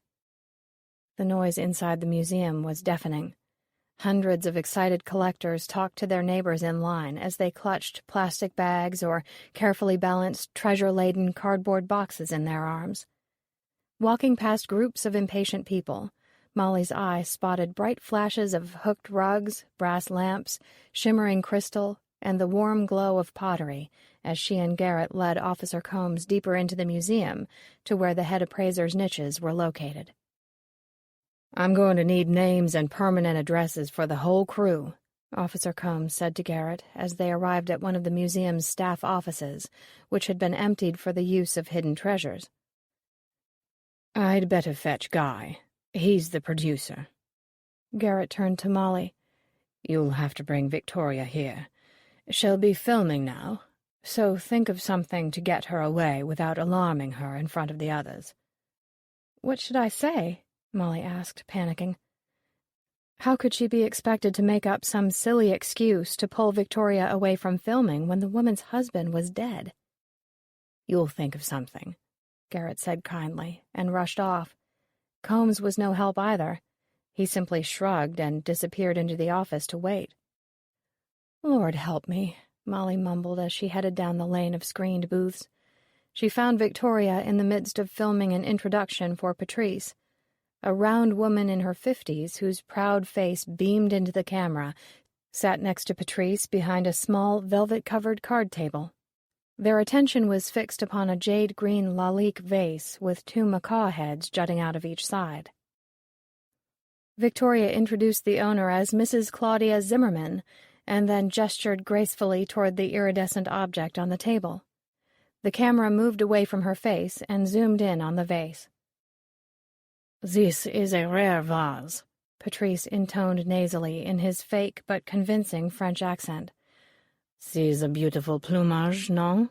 Only 99 pieces were made in each color.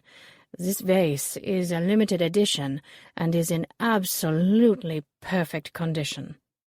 He turned to the beaming owner. "What do you think this is worth?" "Oh!"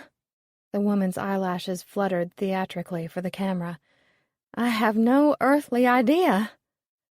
"The current market is very, very good for this piece right now, and I see you have the original box. Bien. What do you think of this vase being worth, say, how about a little guess?" $2,000? The woman flushed. Patrice puffed out his bony chest and stroked his elfin chin thoughtfully. "No," he shouted dramatically as the woman jumped in her seat. "How about $11,000? "Oh, my stars!" the woman cooed, hugging Patrice as if he had just saved her life. The camera turned its eye back to Victoria, who promised another fabulous find awaiting the viewers after the following commercial messages. Molly touched Victoria on the sleeve as the cameraman headed farther up the aisle. "Excuse me, Victoria. Can I speak to you for a moment?" "Did you find Frank?" Her face showed genuine concern. Molly began to walk up the aisle away from Patrice's booth. Can you come with me to the staff office for a second? Garrett needs to see you." Victoria followed her into the next booth, and then stopped. She stared intently at Molly and refused to budge. "You did find him. What's wrong? Tell me." Molly quickly looked away, her cheeks growing warm with discomfort. What could she say? "Please, just come with me and you'll hear everything. This isn't a good place for—" Victoria grabbed Molly's arm. "He's dead, isn't he?" she asked in a whisper. "I can see it in your face." To her frustration, Molly's eyes grew watery with tears. She covered Victoria's hand with her own. "I'm so sorry." Outwardly, Victoria remained composed. Only her eyes betrayed that she was trying to digest the news that her husband was dead. "How?" she finally asked in a very soft voice. Molly took her by the arm and began to steer her toward the office. "I honestly don't know. There's a policeman waiting who will explain everything to you." Molly opened the office door, and Combs jumped to his feet. Molly turned to Victoria. "Can I get you anything?" Victoria shook her head, and Molly closed the door quietly. Wandering toward the cafeteria, Molly decided she would have a long coffee break and collect herself before interviewing members of the public. She was too shaken to talk about family heirlooms or any other antique in the face of Frank's demise. The cafeteria was crowded and noisy. The multitude of loud voices, combined with the clattering of flatware, was too much, and Molly realized she was desperately in need of some quiet. After paying for her selections, she made her way to a bench outside the museum entrance, where she watched the line of anxious collectors shuffle forward in agonizing slowness. After taking a few sips of creamy coffee and a healthy bite of a chocolate almond bear claw, Molly felt herself beginning to relax. Just as she was brushing crumbs from her lap, Garrett walked out the front door and joined her on the bench. "How are you feeling?" he asked, looking at her in a way that made her feel like she was the only person around. "Better, thanks. How's Victoria?" "Not so great. She feels guilty about not phoning the police last night, but she didn't suspect anything was that wrong." Garrett's eyes rested on the throng of people baking beneath the late morning sun. "It's no secret that theirs was not a love match, but they had a comfortable, if somewhat unconventional partnership. I think she's a bit overwhelmed over facing the future without him." Molly stood, dropped her coffee cup in the trash bin, and callously thought that Victoria would probably marry again as soon as possible. Women like her needed a man in order to define themselves. "What will happen with the show?" "Oh, the show will go on. Guy and Victoria decided not to inform the crew until today's segment has been wrapped. Victoria's gone with Officer Combs to give the police a formal statement, but she says she'll be fine to carry on as host for the rest of the show. Bet she can do it, too. The old girl's tough," Garrett said with sudden admiration. "What will you do with the rest of your day?" "Interview some of these dedicated collectors," Molly replied. "Then I meet my friend Lex, the auctioneer, and my mother over at the townhouse." Molly abruptly stopped. "Do you think I should still go ahead with the auction arrangements?" "Absolutely," Garrett nodded. "Victoria won't care for any of that stuff. She'd rather have the cash, I'm sure. And it's what Frank wanted." Molly couldn't help prying further. "Did Officer Combs say when the authorities would know the cause of death?" Garrett looked at her closely. "By tonight or tomorrow morning. Why?" "Just wondering," Molly said as a memory flooded her mind. She excused herself and quickly made her way over to Frank's booth. Frank had been healthy until he'd examined that desk. Not long after that, he had become congested, weak, and pale. What if that material they had found on the desk was to blame? It wouldn't affect her because Molly had no allergies. She could roll in a field of ragweed, cat dander, and dust and remain impervious to all of the above, but Frank was ultra-sensitive to allergens. Pulling aside one of the white screens, Molly gazed at the slant front desk as it sat in the dark, its warm colors dulled by shadow, and its pigeonholes gaping like black teeth from inside its empty room. She pulled a small flashlight from her bag and aimed the beam into the pigeonholes. There were no traces of the black powdery material both she and Frank had touched the day before. Even the piece of false drawer front had been completely cleaned. The desk smelled strongly of fresh furniture wax. Molly switched off her flashlight and backed nervously out of the booth, making sure that no one was watching her leave. She proceeded with her interviews with only a portion of her consciousness.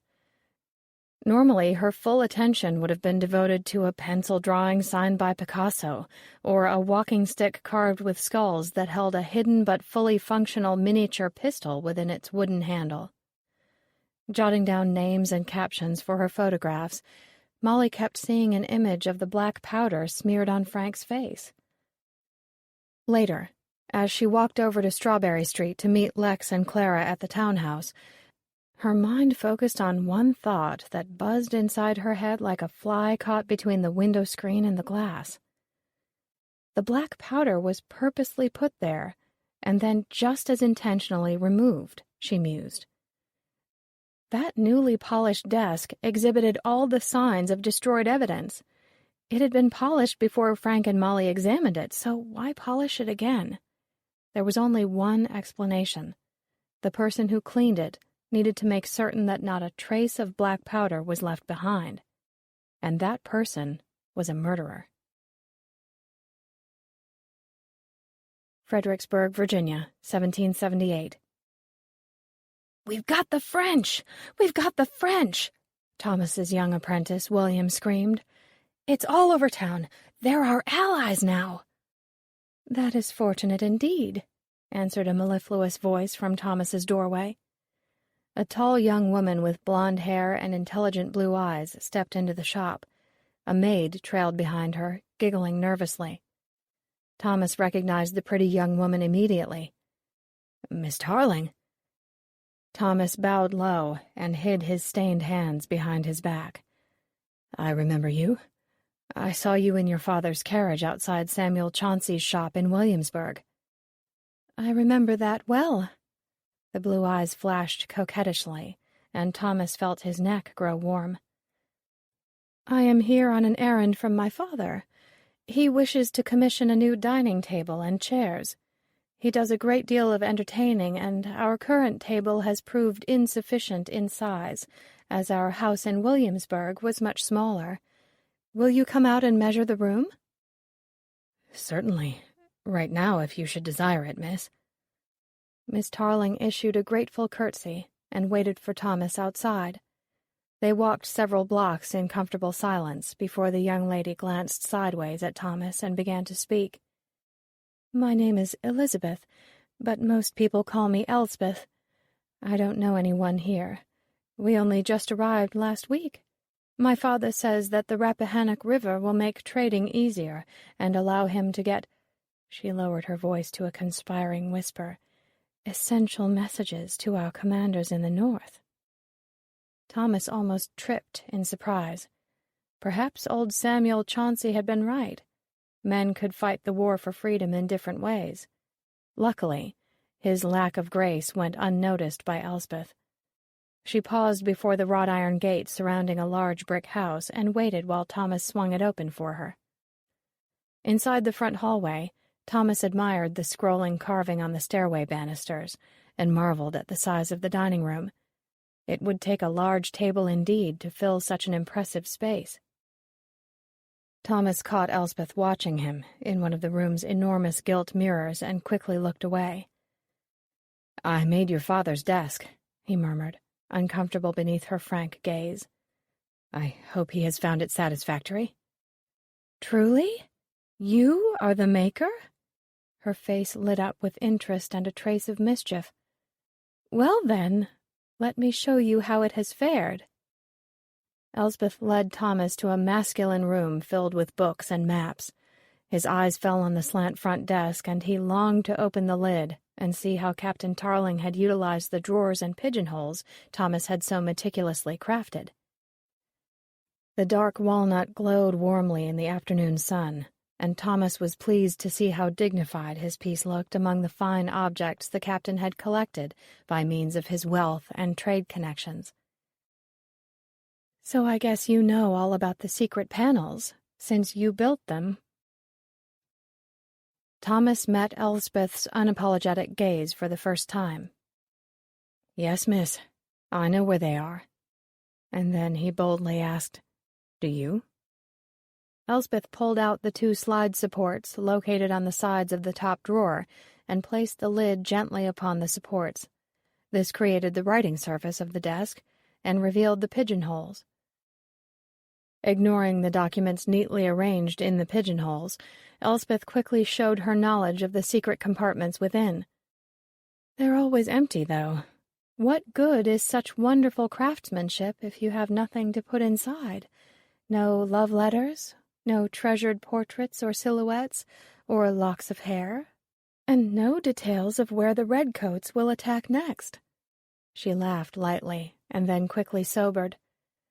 "I guess with my mother gone, my father's life has become all business." Elspeth suddenly looked so forlorn that Thomas longed to make her smile again. Against his better judgment, he whispered, "You've missed one. There is another hiding place." "Where?" she asked breathlessly. "Please do show me. My father is in Washington, so we need not fear his wrath." She drew herself up proudly, but with a trace of self-mockery. "I am mistress of the manor today." Thomas hesitated, but the pleading blue eyes of his hostess broke down his resistance, and he gingerly closed the lid and began to pull out the slide support on which the writing surface rested. "Behind there?" Elspeth peered into the narrow opening. Thomas shook his head with a smile. "The secret is in this piece of wood."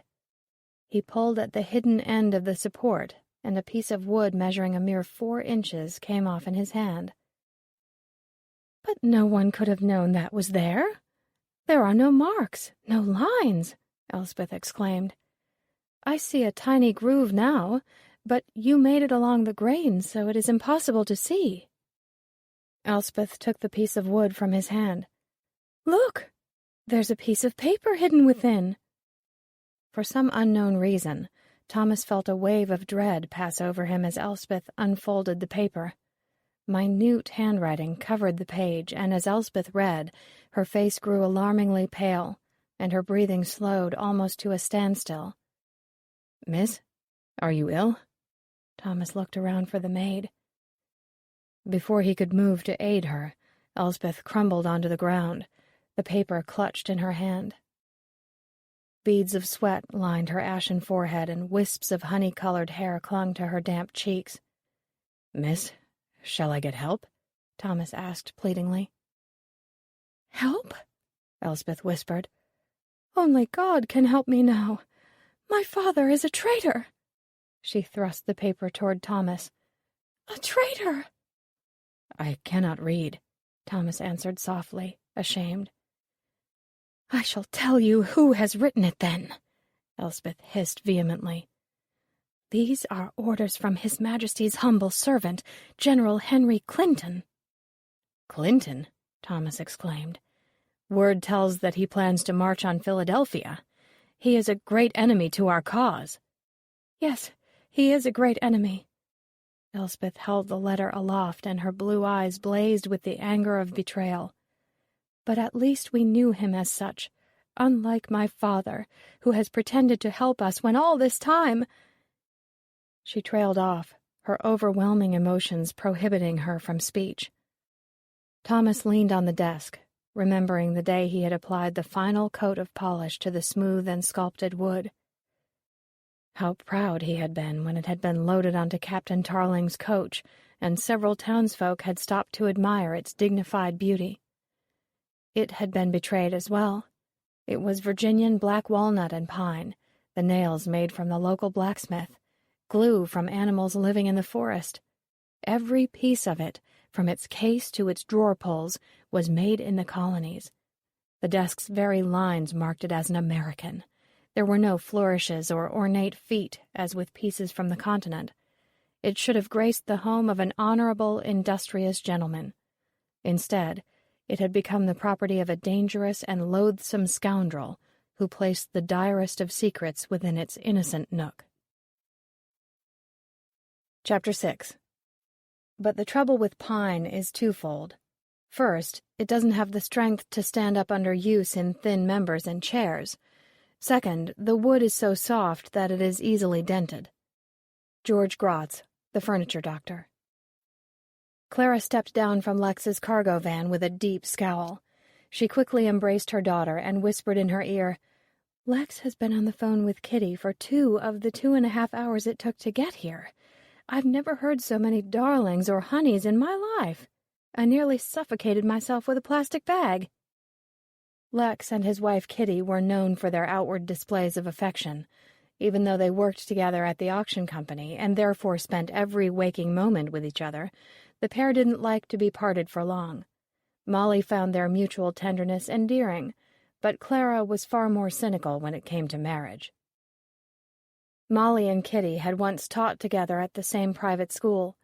One day, Molly had invited Kitty to work Lex's Saturday sale as a bid spotter. It was love at first sight between Lex and Kitty, and they were married a year later. Kitty quit her job as the school's art teacher to help manage her husband's auction company. Clara had once owned her own antique shop, But the burden of holding regular store hours, combined with the hassle of dealing with unreasonable customers, forced her to close for good.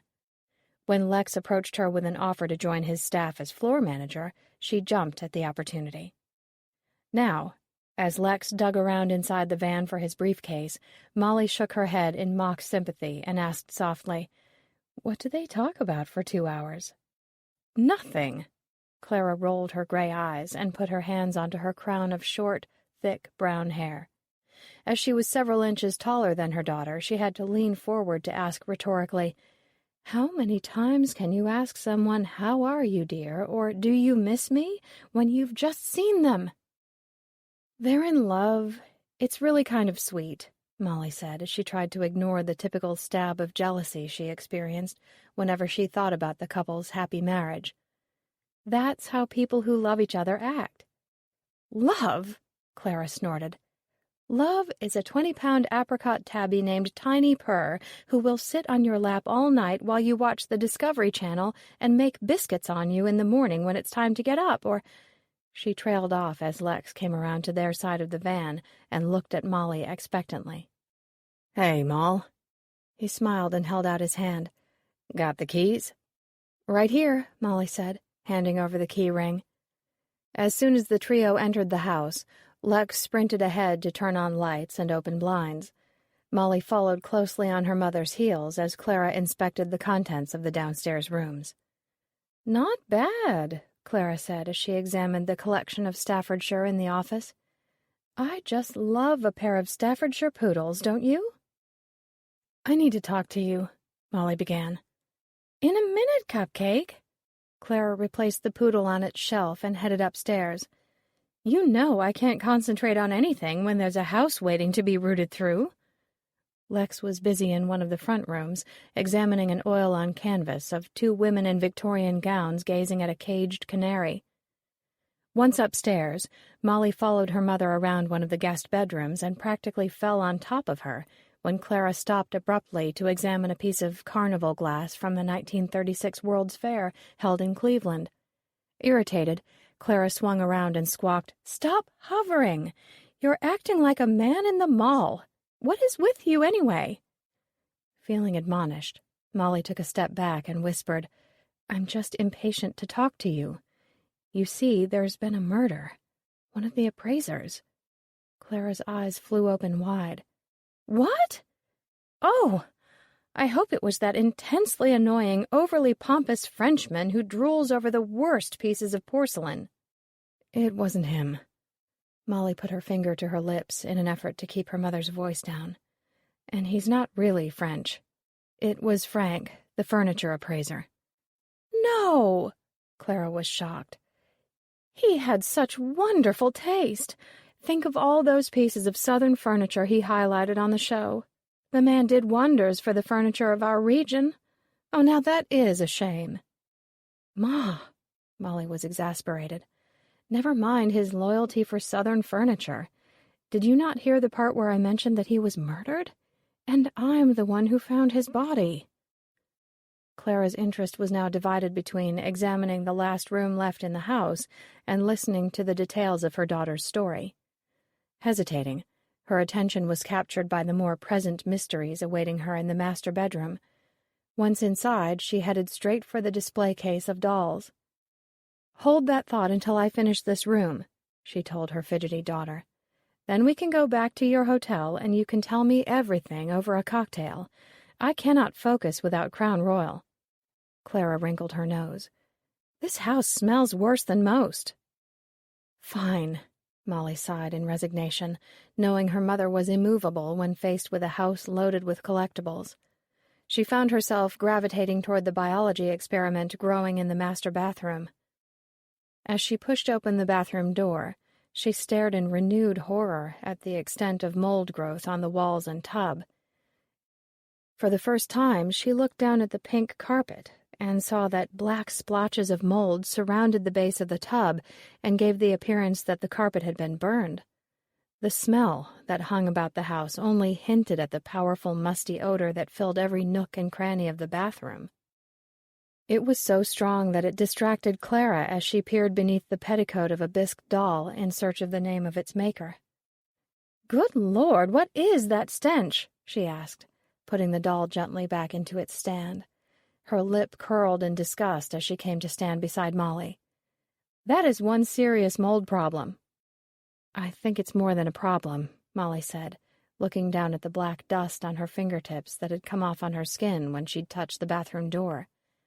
"I think it's the murder weapon."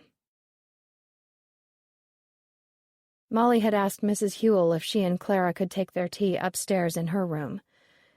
The cheerful proprietress had readily agreed, and arrived moments later with a tray laden with tea service and a plate of fresh lemon squares. Molly was vigorously scrubbing her hands with soap and scalding water for the second time when the plump proprietress came bustling in. "What a lovely establishment!" Clara praised Mrs. Hewell as she gazed appreciatively at the Limoges tea set.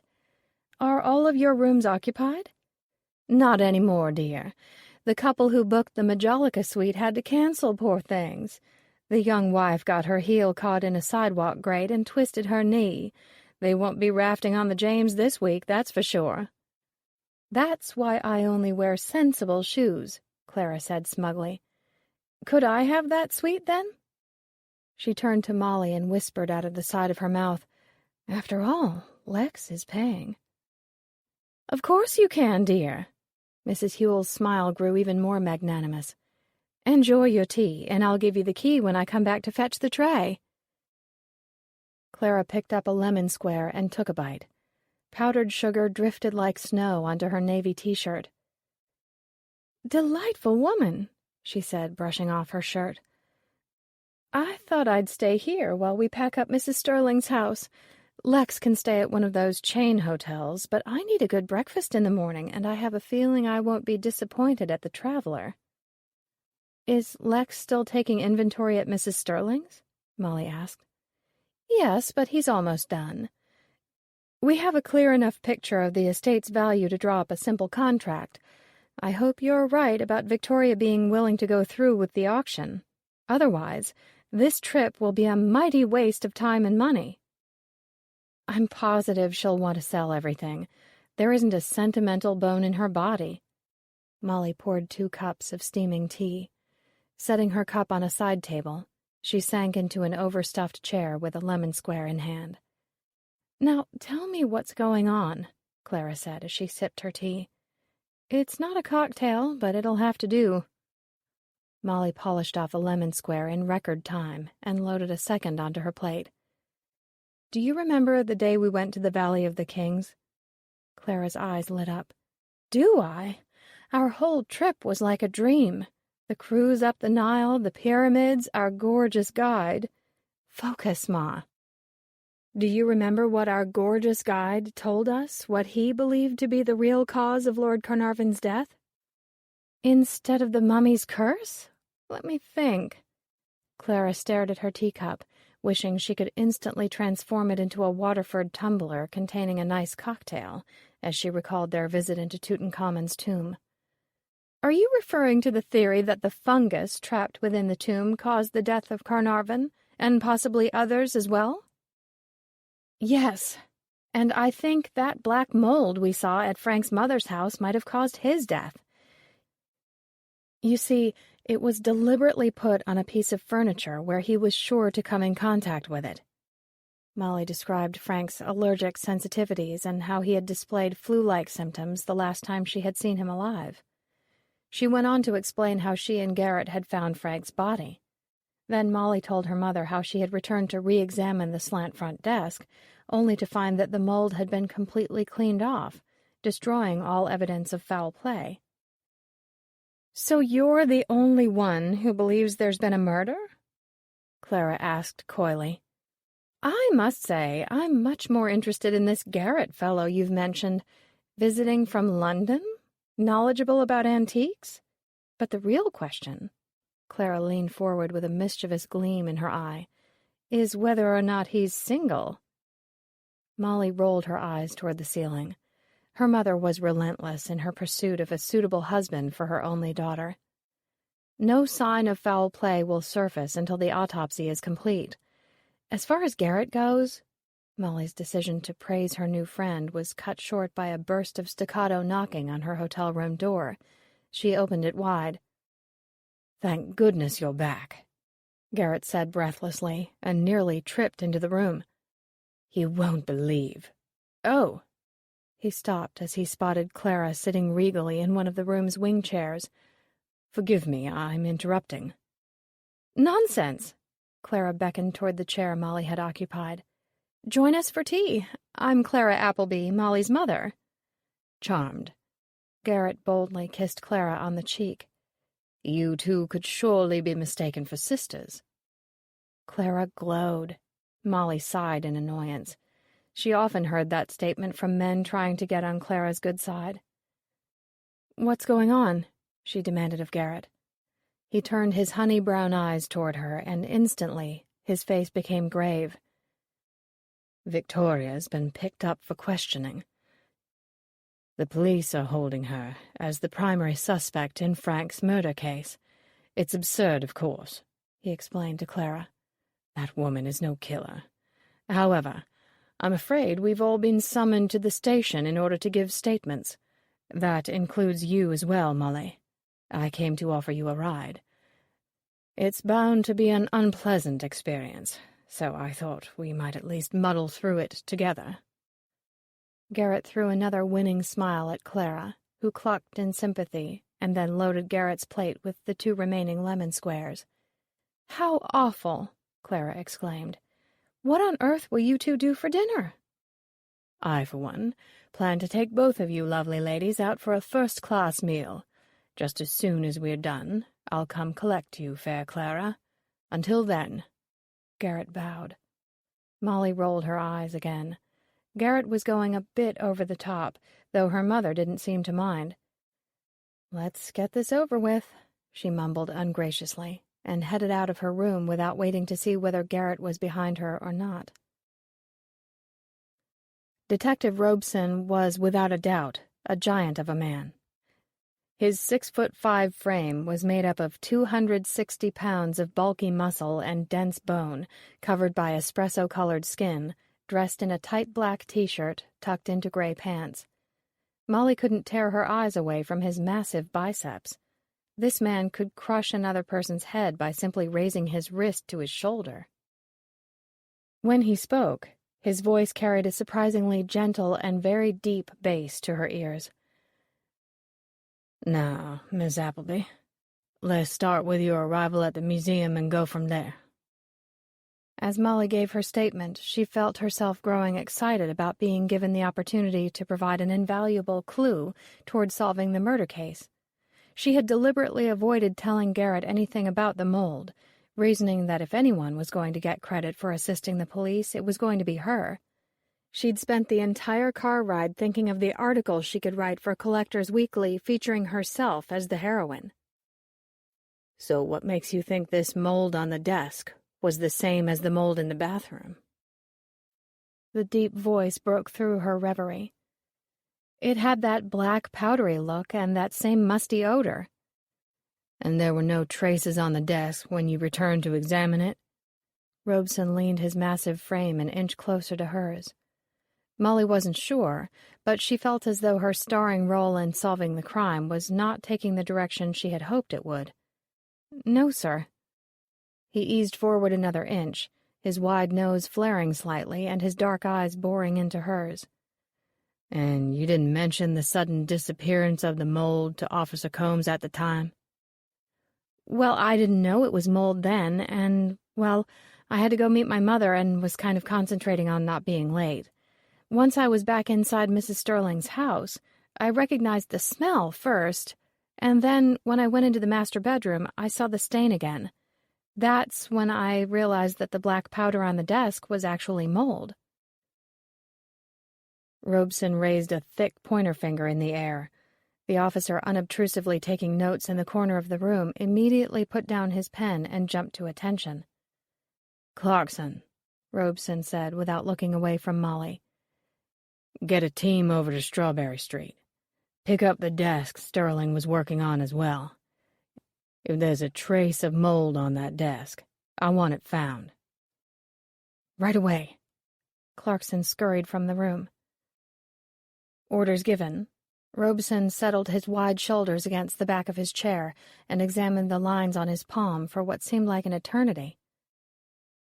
Do you mind me asking the cause of death?" Molly inquired quietly. Robeson flicked his eyes at her and then studied his short, clean fingernails. He seemed to be weighing whether or not he planned to answer the question.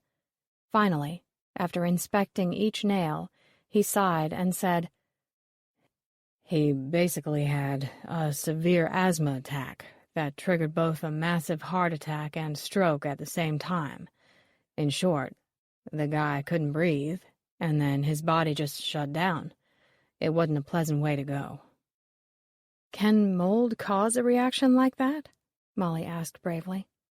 "Sure, if you're really allergic to it," Robeson shrugged. "The question is, was Miss Sterling aware of what that mold could do to her husband?" As Robeson relapsed into his silent mode, Molly pondered his question. Why would Victoria kill Frank? She couldn't think of a single reason. Locking eyes with Robeson, Molly plucked up her courage and responded, "I highly doubt she did, in fact. Look, I know I don't know this group that well, but I can't think of any obvious motive on Victoria's part. Frank gave her what she wanted most. Why kill him?" "In these kinds of cases, 9 times out of 10, the spouse has done the deed.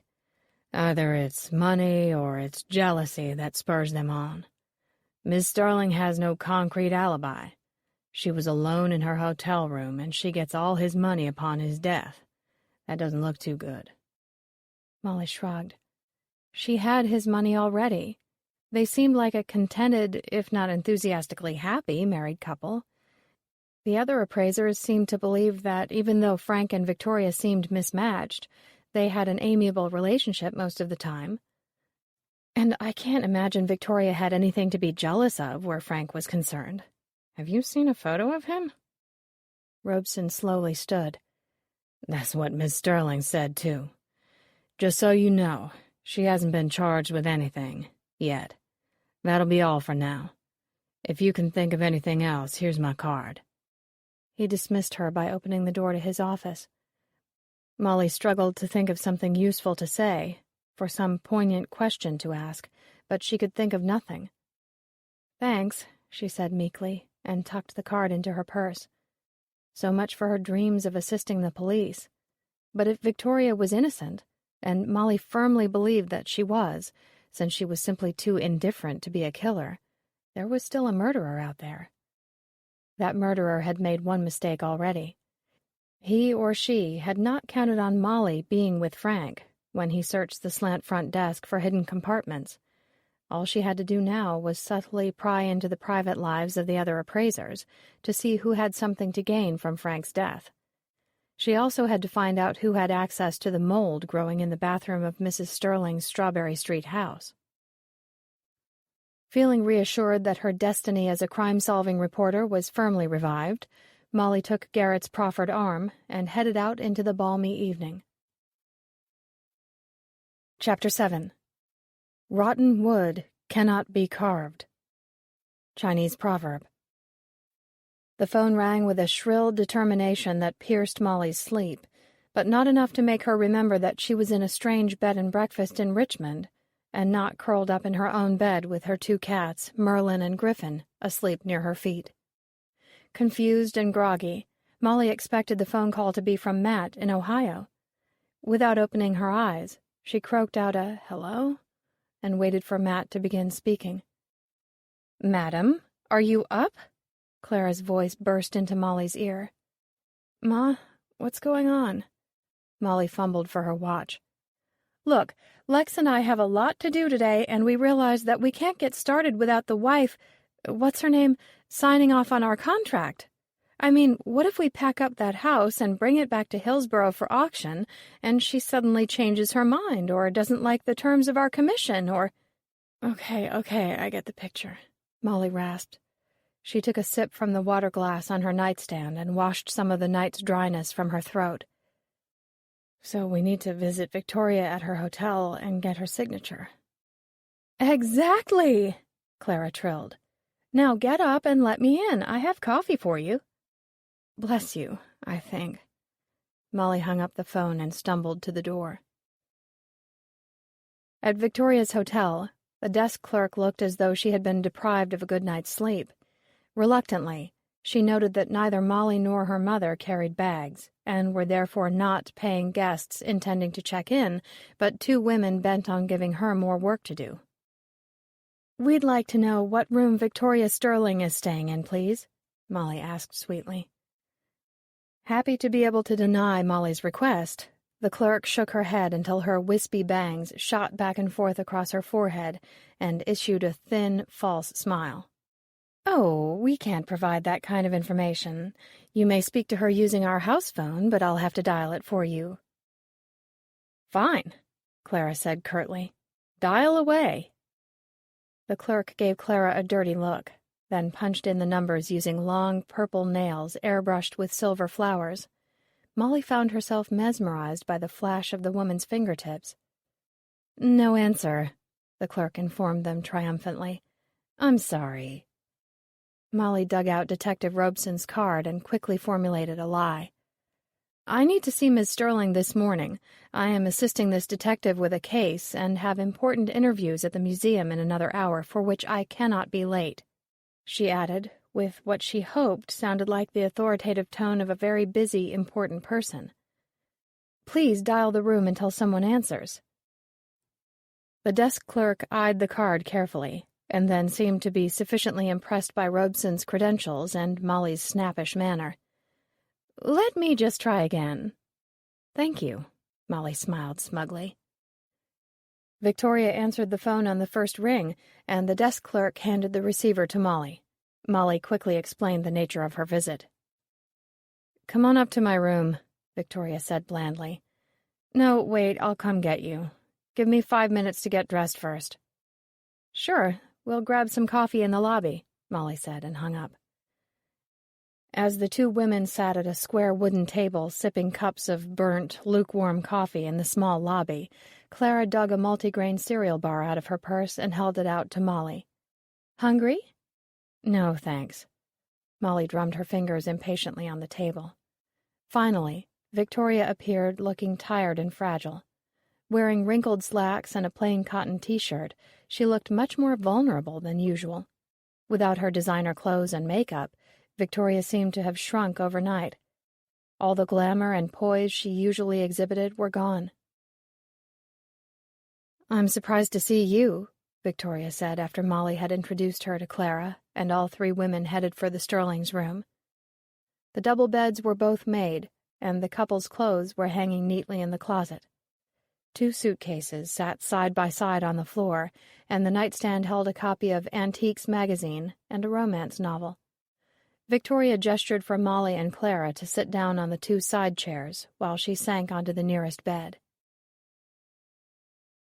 "I admire your composure," Clara told Victoria with the utmost sincerity. "And if you feel up to it, I'd like to review the terms of our contract." She pulled a sheaf of papers from her purse. Victoria listened half-heartedly to Clara's request for a signature, signed the contract without reading a line of it, and then turned her weary green eyes to Molly. "I want you to know that I didn't kill my husband, but I don't have much time to talk about it right now.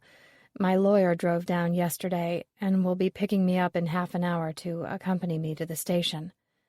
They've got nothing on me except that I don't have a rock-solid alibi, but they plan to question me all over again today. I'm not looking forward to getting grilled. I still feel numb about the whole thing." "I'm glad you'll have your lawyer present. You shouldn't be alone right now," Molly offered by way of comfort. "And of course I don't think you murdered your husband." "Well, that's nice," Victoria replied dryly. "But in the meantime, someone else will be doing my job until this gets straightened out." She brushed a few locks of tangled hair off her forehead. "I wonder what gave Frank that attack.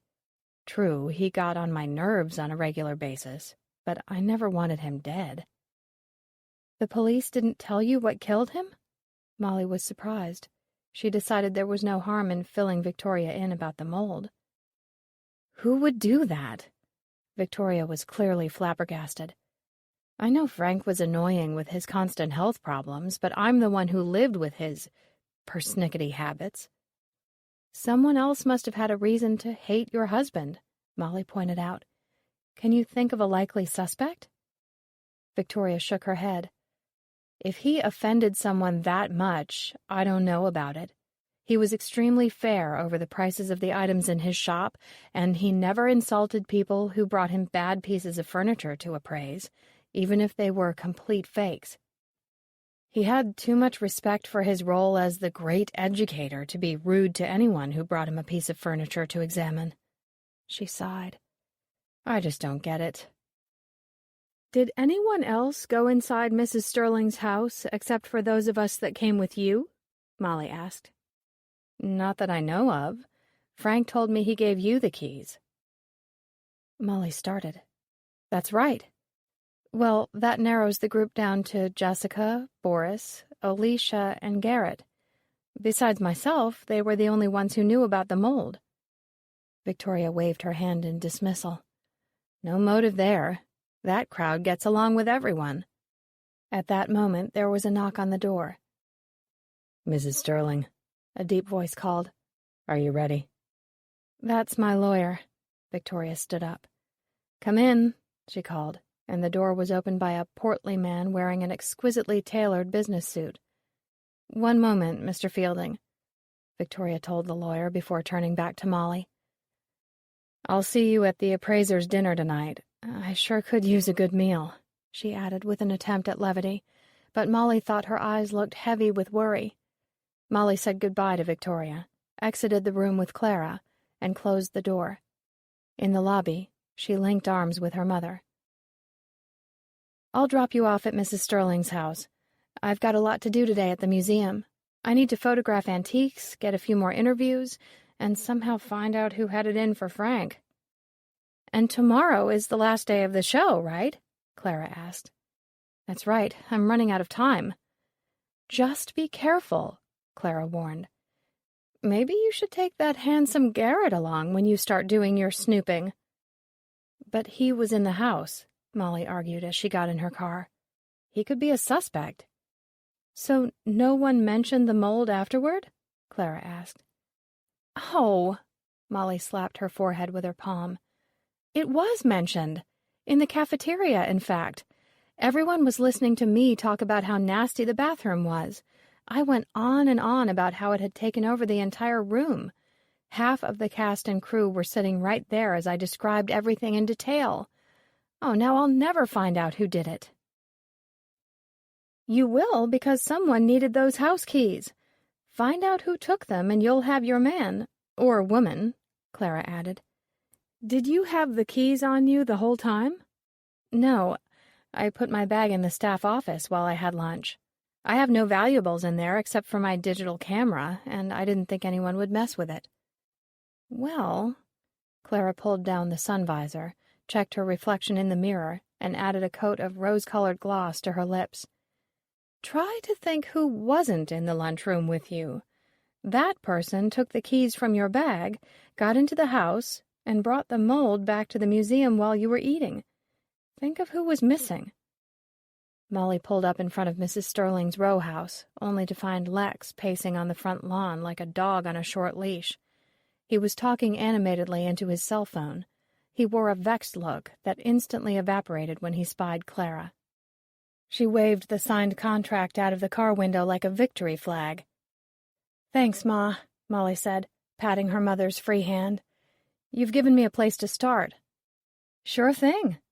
Clara slid out of the car and then leaned in the open window. But like I said, be careful while you're snooping. Guilty people are most unpredictable.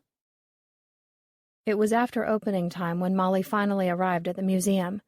The people who'd lined up early had already begun to filter their way inside, leaving the rest of the crowd to dart quick glances at the sky with justifiably anxious expressions. An ominous tier of thunderclouds had begun to gather above them, and a hint of a breeze began to tickle strands of hair here and pluck at a scarf there. A breeze in Richmond in September meant that a storm was about to arrive, and the waiting members of the crowd were wondering whether their foresight in bringing umbrellas would be enough to prevent any rain from splashing on their precious possessions.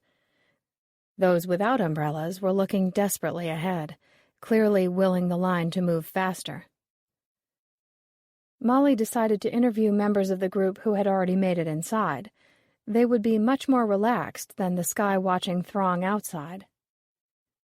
She was immediately drawn to a young African-American woman in her early 20s who held the hand of the most beautiful little boy Molly had ever seen. The boy had creamy brown skin, the color of a rich latte, huge blue-green eyes winking with excitement, and a mop of unruly, frizzy hair that bobbed up and down as he danced a merry jig around his mother's legs. "I'm sure you hear this all the time, but your son is so cute," Molly said, staring at the little boy. She then introduced herself to the mother and asked if she could conduct a short on-the-spot interview. The woman seemed a bit uncomfortable. She was Molly's height, almost 5'9", but while Molly was all curves, this woman was bone-thin and had the long, languid legs of a flamingo. Her bright brown eyes looked downcast, and she put a protective arm around her son, stilling his movements. "I really don't know anything about this stuff. My late husband left me a coin, and I've never thought of selling it till now, but I need the money. He said it was in his family since before the Civil War, and if I ever needed cash to go sell it. Otherwise, he wanted Eric here to get it." Molly gazed into Eric's twinkling eyes. "Well, you definitely need to find out how much it's worth before you try selling it. It was smart of you to come here." Molly complimented the nervous woman, and she seemed to relax. "I'm Jasmine," she finally said. "Jasmine Jones. Yeah, it was a good idea, but Eric's getting awfully antsy, and I've got to get to work. Here's the coin." Jasmine unwrapped a small, dingy bandana. Molly picked up the treasure and examined it. She was no coin expert, but she recognized the bust of Lady Liberty. Stars surrounded her head, and below her shoulders the year it was minted was represented by a stamped 1836. Turning it over, Molly saw an eagle grasping an olive branch in the left talon, and a bunch of arrows in the right. A shield covered the feathers of his breast. The text read, "United States of America, 50 cents. The coin was shiny and looked as if it were newly minted. "I can't believe what good shape this is in," Molly said as she returned the coin. "I know the woman who does the coin appraisals. She won't mind if I let you skip this line. I think it would be the best thing for you to get her opinion of what it's worth and where you should sell it. Just follow me." Jasmine's grateful smile rendered her instantly beautiful. "Thanks." Molly led Jasmine and Eric through the complicated stanchion maze until they reached the next room, where the head appraisers were meeting with members of the public or waiting for a camera crew to arrive. When Molly and her companions reached Alexandra's area, she was surprised to find Garrett seated at her table instead. He was peering intently at a coin with the aid of a jeweler's loupe. Garrett straightened and returned the coin to its owner, an attractive middle-aged man wearing a neatly tailored light blue suit. "I'll take it, Jared. I'll drop by your shop later this afternoon to see what else you've got. Put this aside for me, will you?" The older man nodded as he and Garrett shook hands. "Friend of yours?" Molly asked. "He's a coin dealer. Operates a small shop in a place the locals call the Bottom. I hate to even ask what that stands for. I see you've picked up some locals of your own. Keeping busy, are you?" Garrett smiled kindly down at Eric. "Actually, I'm looking for Alexandra. This young lady has a coin that needs to be appraised." "Then look no further." Garrett puffed out his chest. "I am here to save the day. Let's have a peek, shall we?" "You?" Molly gaped. "Sorry to shock you, but Alexandra has taken over Victoria's hosting duties, and as I told you a few days ago, coins are one of the things I collect." Garrett faced Jasmine. "If I can't give you a proper value, I shall send you to Mr. Freeman, the dealer who just left. He is a fair and honest chap, to be sure." Jasmine, won over by Garrett's easy manner, handed him her red bandana. Garrett examined the coin carefully using his jeweler's loupe, and though Molly studied his expression closely, she couldn't tell what he made of the coin's value just by watching his face. Suddenly, Molly heard her name being called from farther down the aisle. Alicia was beckoning her excitedly. "Excuse me a minute," Molly told Jasmine and hustled toward Alicia's area. Propped on an easel was the most detailed and colorful painting Molly had ever seen. The scene was of New York City, complete with billboards, taxis, and hundreds of tiny pedestrians walking the sidewalks. In the distance, a folksy Statue of Liberty held a bright light bulb aloft, as glossy tugboats surrounded her in the harbor. Every inch of the painting was covered in bright, shiny paints, down to the tiny skyscraper windows and the waves in the water. "This is wonderful," Molly exclaimed. "Folk art, right?" "Yes, a contemporary piece by a North Carolina artist named Benny Carter. This is one of his early works. I thought it would make a nice addition to your story. Mrs. Wilbur here only paid $200 for it over 10 years ago, and I'm about to tell her that she should insure this piece today for $5,000. "Oh, my!" Mrs. Wilbur exclaimed as Molly dug out her camera and began to take pictures. As she was writing down how Mrs. Wilbur had bought the painting from the artist's house for $200 plus a six-pack of his favorite beer, Molly looked up and caught Alicia smiling at her. Was Alicia at lunch when the house keys were taken? Molly tried to remember. Yes, she had been there. Molly remembered that Alicia had sat across from her, flanked by Lindsay on one side and Patrice on the other. Garrett and Alexandra had been there, too. Boris and Jessica hadn't arrived until after Molly had already started her lunch. Had either of them had enough time to get to Mrs. Sterling's house and back? Returning Alicia's smile, Molly thanked her and then headed back toward Garrett to see what conclusions he'd drawn about Jasmine's coin. Before Molly reached his table, she could see him counting out a pile of 20s and slipping them into Jasmine's hand. Jasmine hugged him quickly and then stuffed the money into her purse. "Thanks again," she said as she scooped up her son and turned toward the exit. "I've got to go. Bye."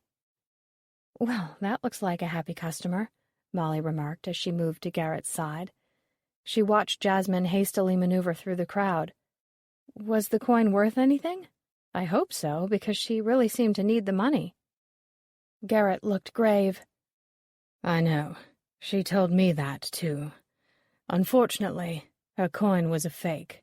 A good one, but still a fake. I didn't have the heart to tell her that, though, poor mite. So I just told her it was of small value, but that I could sell it to a friend of mine." "So you paid her for it even though it was a fake?" Molly was astonished. "What's a bloke to do?" Garrett blushed and looked away. A warm feeling rushed through Molly, and before she knew what she was doing, she threw her arms around Garrett's neck and planted a warm, grateful kiss on his lips. When he remained rigid, Molly was mortified at her forwardness and immediately detached her arms and crossed them over her chest in embarrassment. "Well, I say," said Garrett teasingly. "I'm going to get involved in all sorts of good works, if that's the result it produces." "That was so sweet of you, Garrett." Molly gave him a shy smile and settled for squeezing his hand as a means of illustrating her admiration. "Why did Jasmine rush away in such a hurry?" "Had to push off for work. She's got a shift at the hospital starting in an hour. Nice of you to hustle her through the queue like that.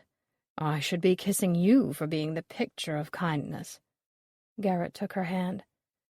At that moment, Molly longed to confide in Garrett, to tell him all about the mold on the desk and ask him to help her find Frank's killer, but for some reason she kept silent. She released his hand in order to grab her notebook from her bag. "I'd better get back to work. Oh, I forgot to tell you. Victoria says she's going to rest after being grilled this afternoon, but will join us for dinner. That means the police haven't charged her with anything. Isn't that good news?" "Topping," Garrett agreed brightly. "I didn't think they had any hard evidence on the gal. Where are you off to next?" Molly thought about Jessica and Boris and their tardiness at yesterday's lunch. "I think I'll check out what's going on in the book and jewelry area. See you tonight." At the furniture area, a local dealer and one of the staff appraisers were filling in for Frank. Molly stopped to watch them as they looked over a stunning tilt-top table. She felt a sudden sadness come over her that Frank, with his incredible devotion to antique furniture, was absent. She also missed the warm beauty of the slant front desk. Was it sitting in some dark room down at the police station? Did its owner know that their antique had been an accessory in a murder? Off to the side, partially hidden from view by a curtain, Randy and Chris sat at a table playing cards. Molly assumed the men were kept nearby in case a piece of furniture needed to be lifted or polished for the benefit of the camera's eye. She stood watching Randy. Apparently he had just lost his hand, for he threw down his cards with a slap as his lip curled in frustration. "Now there's a man with some anger," Molly murmured as she turned her back on him. Randy had no love for Frank. Maybe he just meant to play a nasty trick on his employer, a trick that had ended up killing him. Molly needed to know more about this hot-tempered assistant.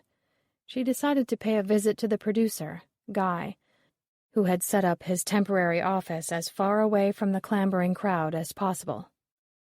Lucky for her, Guy was on the phone when she arrived, bellowing into the mouthpiece. "A replacement for Frank has to be in D.C. for the next show. I don't care whether he's under contract or not. Just get him." Guy was an all-around average guy. Nothing about his height, weight, or looks made him stand out in any way. He wore square reading glasses that he was constantly placing on a head of dull brown hair while he squinted through flat blue eyes at the world. "Who are you?" he asked impatiently. "Molly Appleby from Collectors Weekly. We spoke on the phone last week." "Ah, yes." Guy nodded, his voice thawing notably.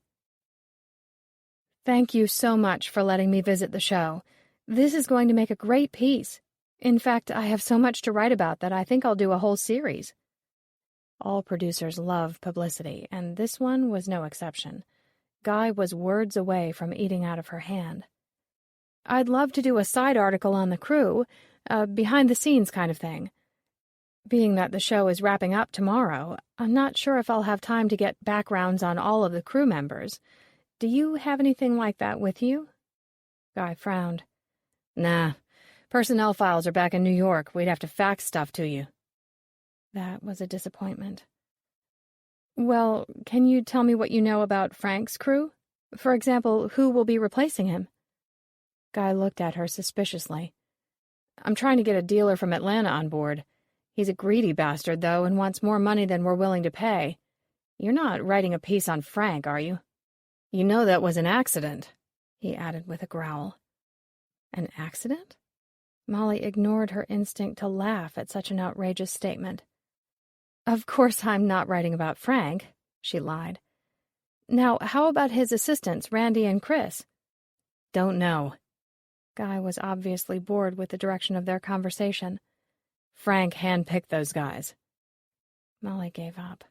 She wasn't going to find out anything from this man. He didn't know a thing about the people who actually made his show work.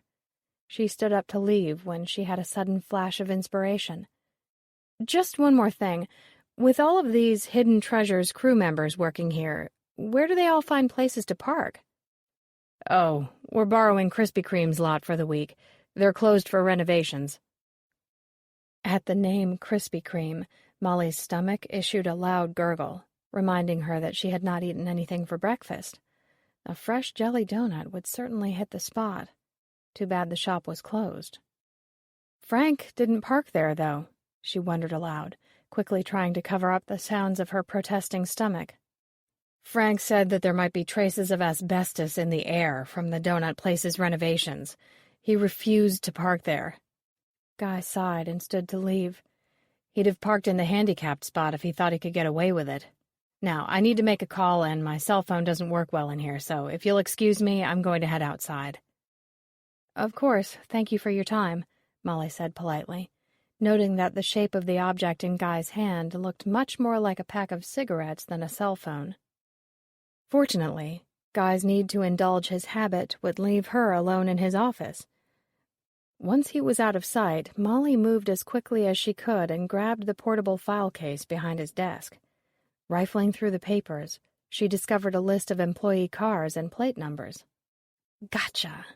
She smiled, stuffing the paper into her purse. She then headed for the nearest exit. She had spied a barbecue restaurant next door to the Krispy Kreme, and she wasn't going to go one step further into her investigation without a nice order of baby back ribs with a side of baked beans and a warm, butter-drenched biscuit. Molly had no idea what she expected to find by walking around the lot where the crew of Hidden Treasures parked. While most of the head appraisers were given the use of rental cars in each city, the crew members were expected to drive their own vehicles to every show. Apparently, there were less perks involved in being a member of the crew. They certainly didn't stay at the same quality hotels as the appraisers, and even if she tracked down Randy's hotel, Molly had little expectation of being able to break into his hotel room if his car gave her no indication of whether or not he was a murderer. Scanning over the list, she read that Randy drove a black Ford F-150 with Alabama plates, reading N2 Bass. And it didn't take her long to locate his truck. The front grille was outfitted to hold at least 6 fishing poles, and the rear bumper was completely covered by fishing bumper stickers. Women love me, fish fear me. The question of fishing is not a matter of life or death, it's bigger than that. Carpe diem does not mean fish of the day, and save the bass, shoot a land developer. The back window was covered with fishing stickers and catch-and-release badges. A silver wide-mouth bass dangled from the rearview mirror. "So this is your passion," Molly said. She peered through the tinted passenger window into the cab and grimaced at the mass of fast food cartons, balled-up napkins, and empty soda cans that littered the floor. The front seat was completely obscured by maps, fishing magazines, and what looked like a well-read issue of Playboy featuring a sexy pro wrestler on the cover. A fat drop of rain splashed down onto Molly's hand as she pressed her nose against the glass. "Great," she complained to the dirty truck. "What was I thinking I would find? A written confession propped up on the dashboard?" Sighing in self-disgust, she decided to take a quick look through the small cab window at the back seat bench. It, too, was littered with old food containers and yellowed magazines. But just as Molly was about to give up and seek shelter from the rain, which had begun to dot the surface of the truck with more regularity, she spied a balled-up rag soiled with what looked like black stains on the driver's side of the bench seat. Hoping against hope that the stains were not created by furniture polish, Molly dashed over to the other side of the truck and peered down at the rag. Her heart began drumming faster as she stared at the powdery-looking black stains. It was the mold. It had to be. "I knew it," Molly declared, and pulled out both her cell phone and Detective Robeson's card from her purse. She punched in his number excitedly and almost jumped for joy when he answered on the third ring. "Robeson speaking." The deep voice rumbled through the earpiece. Molly quickly explained her discovery and described exactly where Randy's truck was parked in the Krispy Kreme lot. "This had better be the real thing," Robeson mumbled. In the parking lot, the rain had picked up its tempo, so Molly headed for shelter beneath an overhang on the back side of the Krispy Kreme building. Thick clouds blotted out the weak daylight and hung closely to the ground, creating the effect of an early twilight. Goosebumps erupted on Molly's arms as she listened to the growling thunder. Suddenly, a fork of lightning flashed across the sky, and as Molly turned to look at it in nervous fascination, the lanky, wet figure of Randy appeared like a ghost from around the corner of the donut shop. Before she could even react, he had taken 3 impossibly quick strides and now stood before her, water streaming from his ratty hair. His thin arms were covered with cobra tattoos that crawled up his arms like black vines as he reached up to wipe moisture from his face. "What you doing poking around my ride, girlie?" he asked, leaning in toward Molly's face. She could smell beer and cigarettes on his breath. Molly shrank back against the concrete wall. Just admiring your bumper stickers." She tried to relax and act casual, but her body would not cooperate. Her shoulders hunched defensively and her muscles tensed. I, think fishing is a great hobby. You do ya? Randy dropped his soaked cigarette on the ground and placed his hand on the wall next to Molly's head. So you're looking for some action from a real man, not that English punk I've seen you hanging all over. Molly twisted her face away from his breath and the hungry look in his eyes. She tried to laugh, but the sound came out like a strangled whimper. No, nothing like that. Actually, I have a boyfriend back in North Carolina. A very protective boyfriend. Randy touched a strand of Molly's hair. Sure you do, sweet thing. A wave of anger surged through Molly's blood. Why was she just standing there? This puny man wasn't about to take advantage of her. Listen to me. She stood up and pushed his hand off the wall. You'd better back off. Randy rocked on his heels while a look of amusement played across his pinched face. He narrowed his weasel eyes even further and said, I think I'd like a taste of those nice lips. You don't have to play those games with me, girl. And he grabbed Molly's shoulders with both hands as he tried to kiss her. Molly jerked her knee into what she thought was his crotch, but ended up being a bony thigh. Luckily, she applied enough force to unbalance him. She shoved him roughly aside as she freed herself from his hands. Surprised by Molly's resistance, Randy fell on the ground and sat stunned for a moment before his face reddened with rage and he took off after her fleeing figure. Molly was not a fast runner, but terror increased her speed until she was flying through the rain back toward the museum, the sound of her pursuers' indignant yells egging her desperately onward. As she dashed from behind a large delivery truck parked in the barbecue restaurant's lot, she ran headlong into an immovable human wall. It was Detective Robeson. "Oh, thank God!" Molly wailed and held on to Robeson's massive arms. "He's after me!" Robeson issued the briefest of nods to the two officers standing next to him, and within seconds, Randy was handcuffed and shoved, screaming obscenities, into the back of a patrol car. Robeson held an umbrella over Molly's head and looked her over from head to toe. You all right? He asked gently. Yes, she said as tears mingled with the rain on her face. She brushed them away in irritation. I thought he was going to, you know. She looked down at the ground. But you got away. Robeson handed her a napkin. Yeah, she said, wiping her face. I was pretty glad to see you, though. Robeson cracked a small smile. Can you show me that truck? Molly nodded. Robeson gestured to one of the officers sitting with Randy.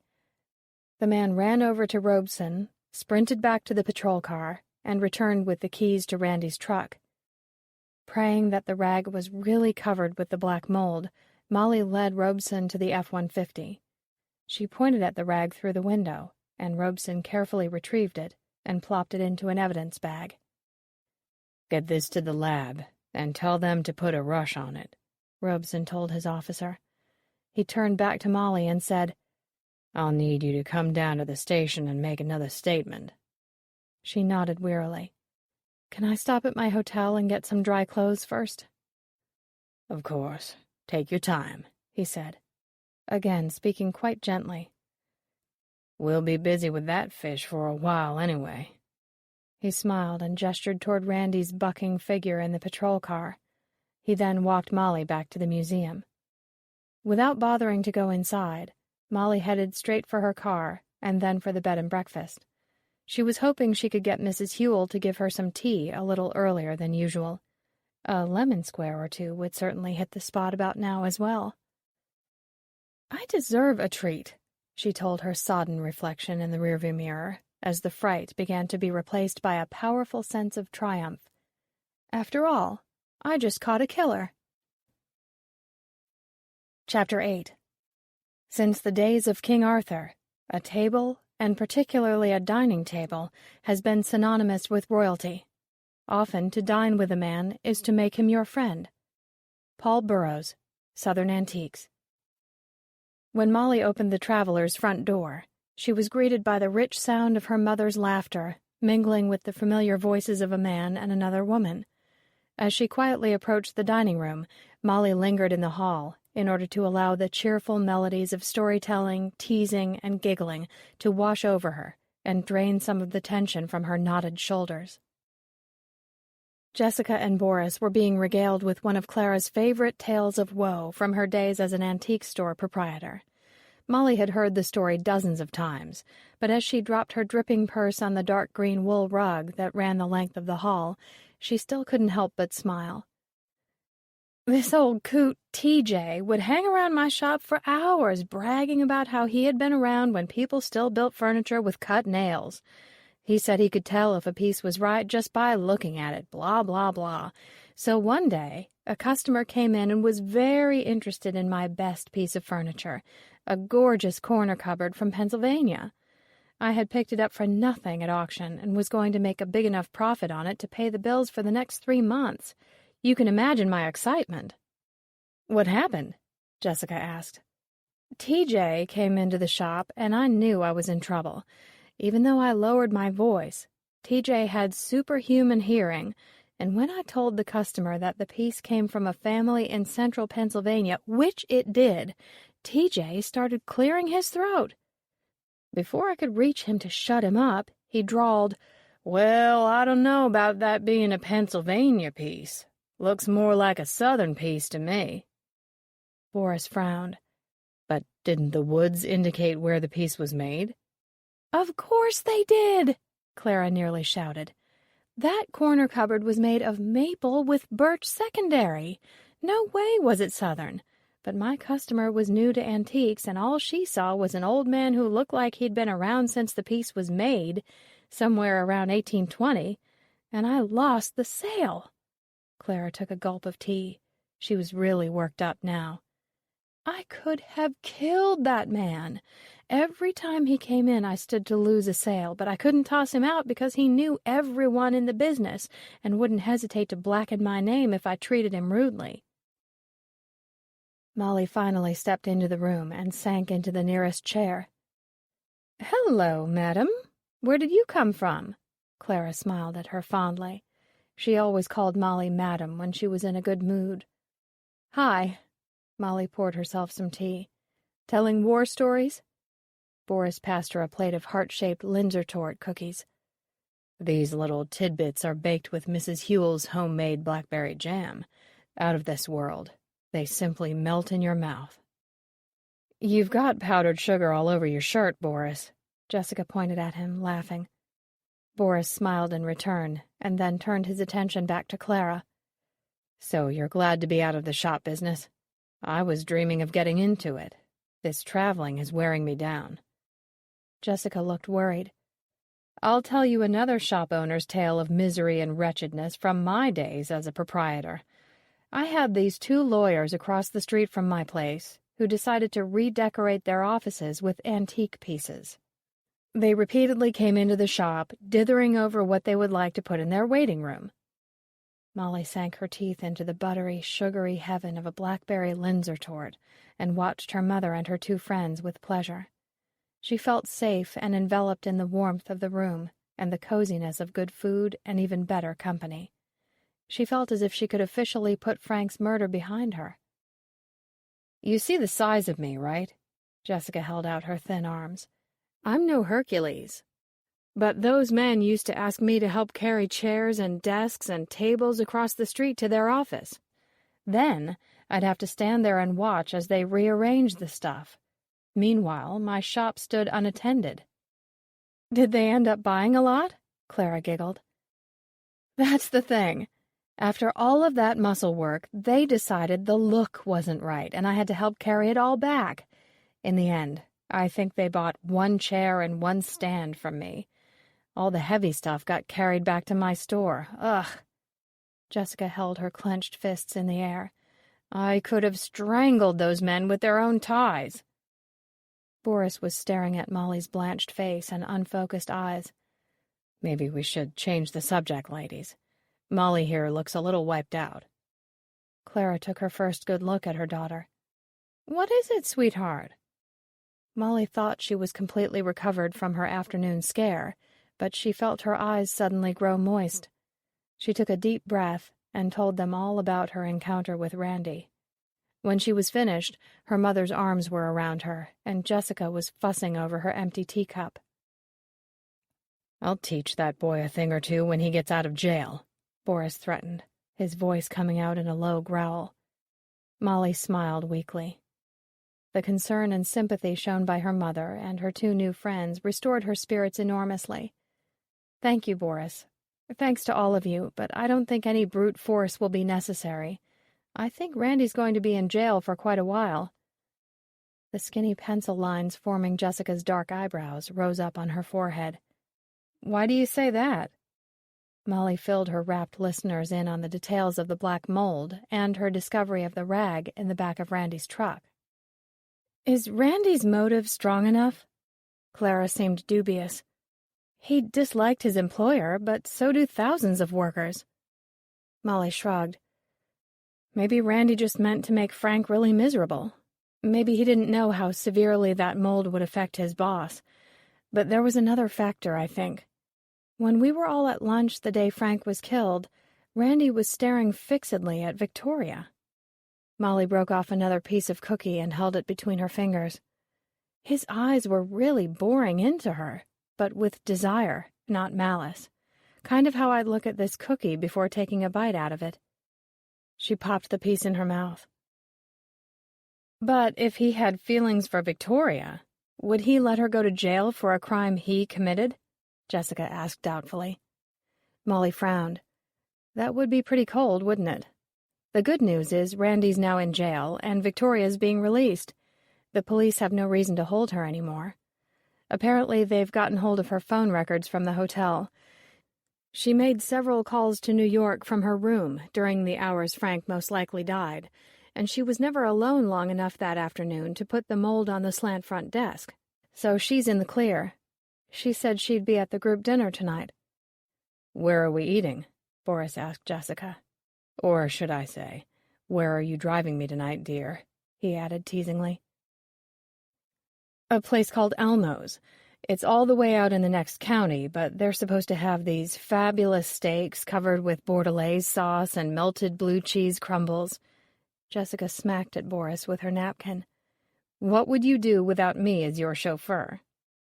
"Be miserable," he answered softly, with tender honesty. Suddenly, the room was filled with the tumult of the unspoken feelings between the two appraisers.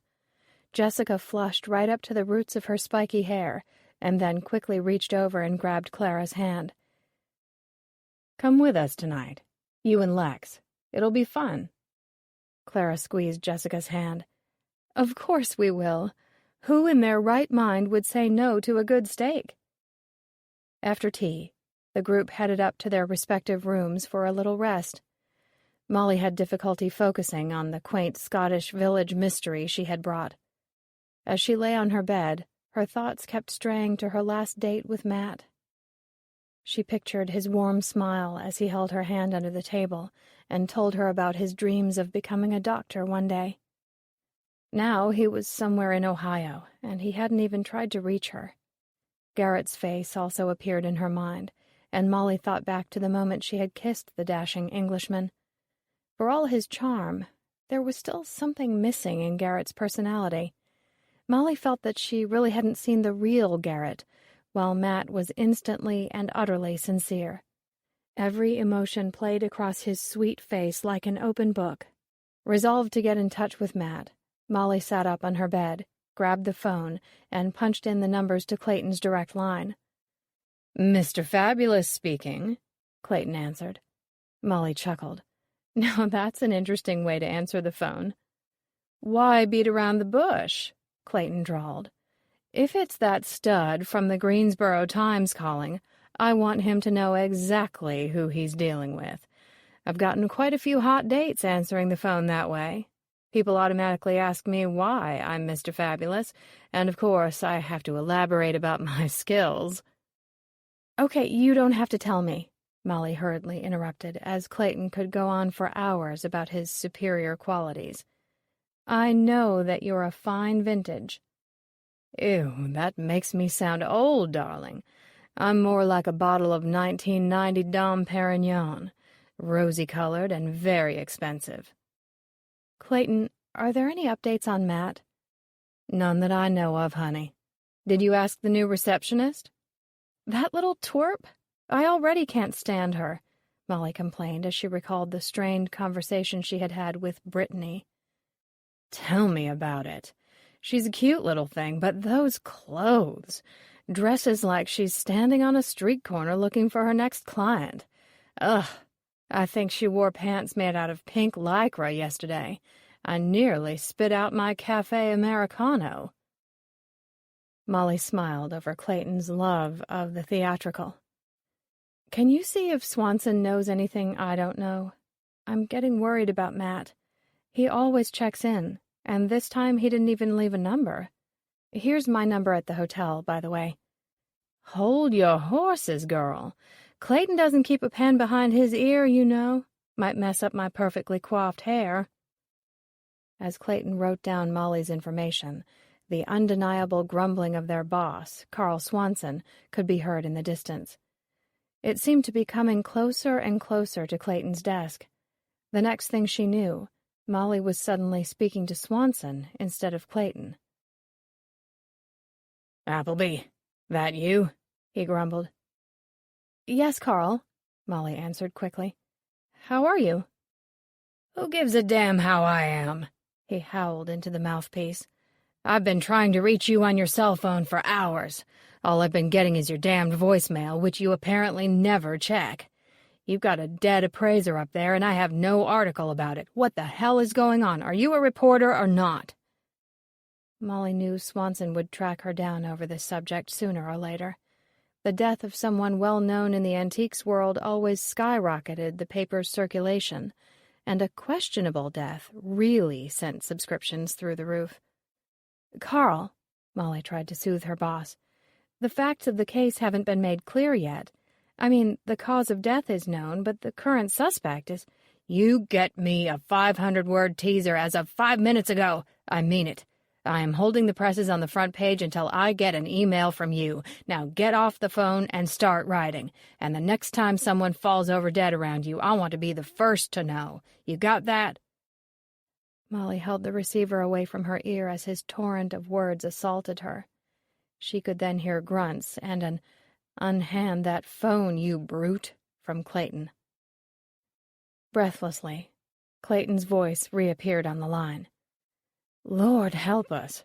If that man doesn't start smoking again, I will simply die. If I didn't hate the smell so much, I'd cover my clothes in eau de Marlborough just to tempt him back to the land of tobacco addiction. Molly snickered. He's worse than ever.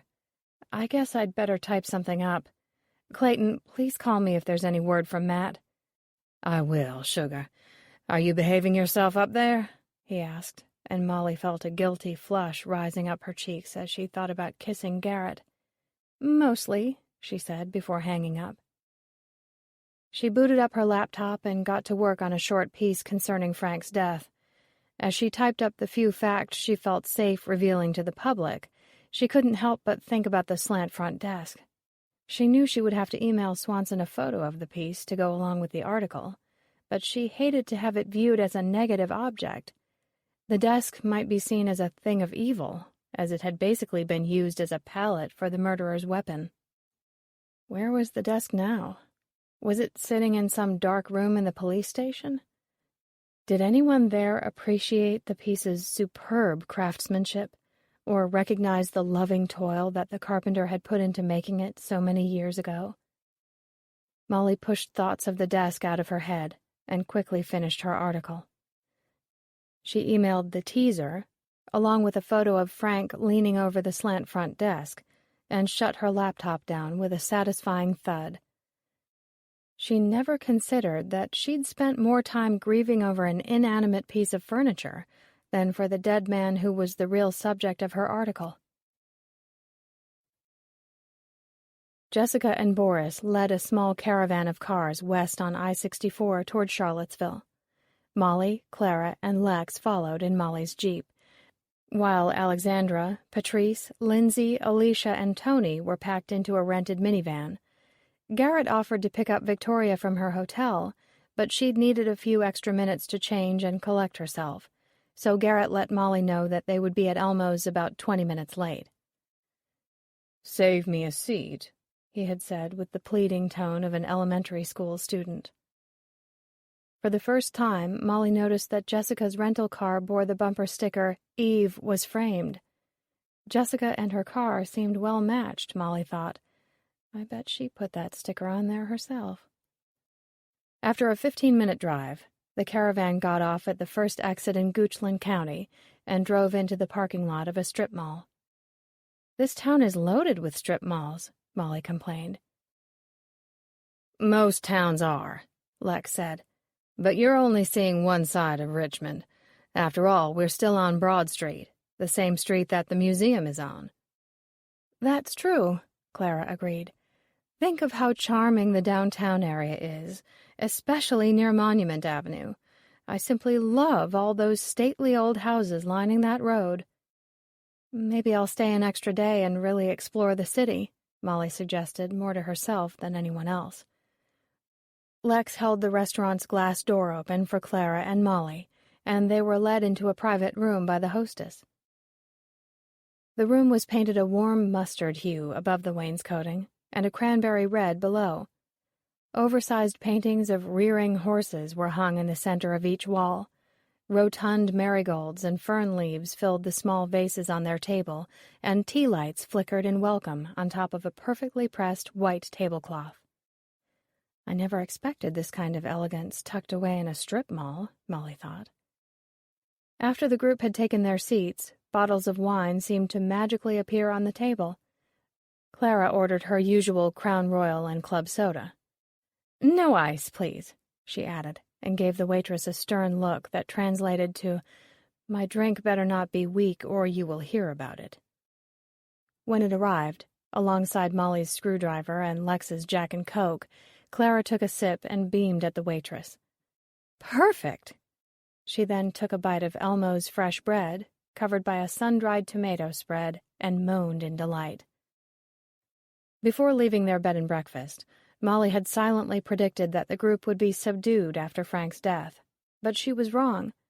The news of Randy's arrest, coupled with the flowing wine and delicious appetizers, appeared to put every appraiser in the best of moods.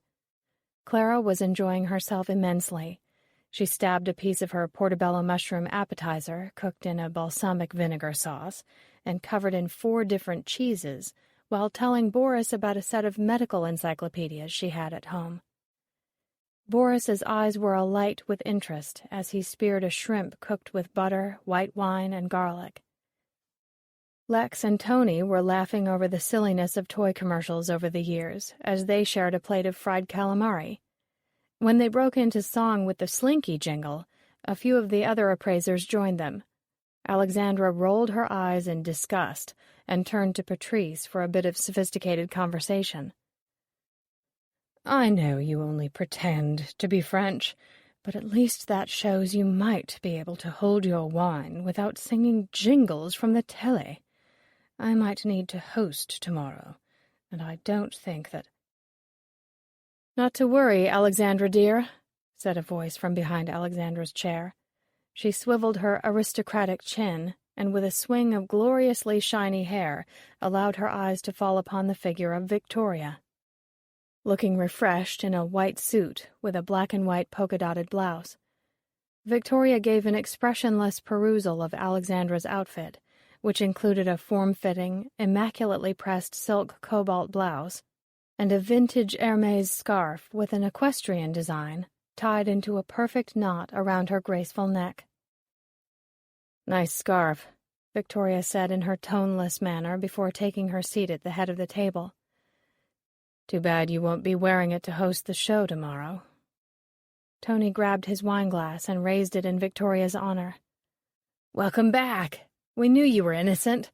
Cheers to Victoria for holding up so well after a day of hardcore questioning." Others joined in the toast, and Victoria was given a round of applause. Garrett took a seat next to Molly, while Victoria tugged on her pearls and smiled. While the group waited for the main courses to arrive, Alicia described a portrait she had appraised earlier in the day. "It was of Ulysses Grant. Just a black-and-white drawing, actually. I saw it on my way out this afternoon. This woman was loading it in her car. It wasn't even signed, but there was something about it that just spoke to me. Grant was sitting at a campaign desk and was leaning his head against one hand, like the weight of all that he was facing was just too much. "Did you give the woman an appraisal?" Lindsay asked. "Just a ballpark. Actually, I referred her to a Civil War expert I know." Alicia took a sip of wine. "I see so much art every week that it takes something special to make me stop and really be struck by a piece. I haven't felt that pop in a long time." "I know what you mean," Lindsay agreed. "I see hundreds of examples of linens and quilts and every kind of embroidery imaginable, but then someone walks in with a piece that just makes my heart stop. That's why I do this job, I guess." As sizzling steaks loaded with melted blue cheese arrived at the table, Boris began to tell the group about an interesting set of books he had appraised that day. "Lee's biography in a 4-volume set," he said, describing the books. "They're not that rare. Dated 1937. Good shape. I've seen a bunch of them. But these were the first set I've seen signed and dated by the author, a guy named Douglas Freeman. He also wrote an inscription in each volume, a quote from Lee." "Which one?" Lex asked with interest. "I love that kind of stuff. I've watched that Ken Burns series on the Civil War at least 20 times. Boris nodded. The quote was, "A true man of honor feels humbled himself when he cannot help humbling others." The group fell silent, digesting the powerful line along with their food. "What is it with you Americans and this war?" Alexandra said, and looked to Garrett for support. "Do you understand it? And this General Lee," she snorted. "You'd think he was some kind of demigod. There are monuments and shops named after him all over this city." "He's much like your Lord Nelson," Clara said calmly, though Molly could see annoyance in the way her mother's lips had drawn into a thin line. "He was a great commander and a good man." "Yes, but Nelson won," Alexandra sneered. "I agree with you, Alex." Patrice shook his head. "That war needs to be forgotten down here, and Lee along with it." "Lee is a hero," Lex said, his voice thick with emotion. "He was honorable, courageous, and like the quote said, humble. He was just a man protecting his home. I was raised in Virginia, and I'll tell you one thing. If an army tried to invade her today, I would stand, my feet planted firmly on her soil, and fight them off." "Well said," exclaimed Boris, and clanked his beer mug against Lex's wineglass. "Did any of you look at those daguerreotypes from the exhibit?" Lindsay asked, a hand futilely trying to replace stray hairs back into her bun. "Some of those boys. It's painful to look at them and wonder if they made it through the war." The group exchanged animated murmurs about the exhibit until Alexandra raised her voice once more. This time her face was aglow with triumph. "I'll tell you what's painful," she began. "What's that, dear?" Lindsay leaned forward, her owl-like face waiting expectantly. "Painful is how obvious those fake Dahlonega coins are," Alexandra pronounced, and Jessica's hand abruptly jerked sideways, knocking an untouched goblet filled with red wine into her lap. "Oh!" she yelped, and jumped up as a ruby stain bled over her pink floral skirt. "I left a message for the curator of the museum to call me at my hotel first thing in the morning," Alexandra continued as if nothing had happened. "It's insulting to be part of an exhibit with such blatant fakes. Someone is bound to notice." Garrett sat staring at Alexandra, his mouth ajar in astonishment. The other appraisers looked just as shocked. "Are you sure?" Boris asked. "You haven't actually handled them, right?" "No," Alexandra said flippantly as she beckoned the waitress. I'll have a decaf with non-fat milk. If you don't have non-fat, I'll settle for 2%. Anyone else having coffee or dessert?" She turned her cold, lovely face to Molly. "Molly, I'm sure you're having dessert." Molly struggled to contain the anger that surged through her body. What a bitch! "How can you be so certain that they're fakes just by looking at them?" Garrett rephrased Boris's question. Molly sank back in her chair, relieved that the focus was quickly taken off of her. "Simple, darling," Alexandra cooed at Garrett. "The reverse should have a letter D for Dahlonega, but someone put a P there instead. Or it's a D with a tail. Either way, it's a major mistake that isn't some minting error. Once the curator really takes a look, he'll see that I'm right." "Why do you know so much about American coins?" Lex asked, obviously deciding to play devil's advocate. "It doesn't sound like there's much you like about our country." "I like coins." Alexandra sipped delicately on her decaf. "I like them regardless of what country minted them, and I know my coins well." "That you do," Victoria said quietly. "So it's a good thing you can get back to your regular job tomorrow as the show's coin appraiser, then, isn't it?" Alexandra shot daggers at Victoria while Garrett busily calculated everyone's share of the bill. The other appraisers were yawning as they handed Garrett money. Jessica was still blotting hopelessly at her skirt with a napkin dipped in ice water. Molly looked over at her mother. "Score one for Victoria," Clara whispered. Out loud, she said, "Madam, you must taste my flan. It's just as creamy and smooth as your beautiful skin."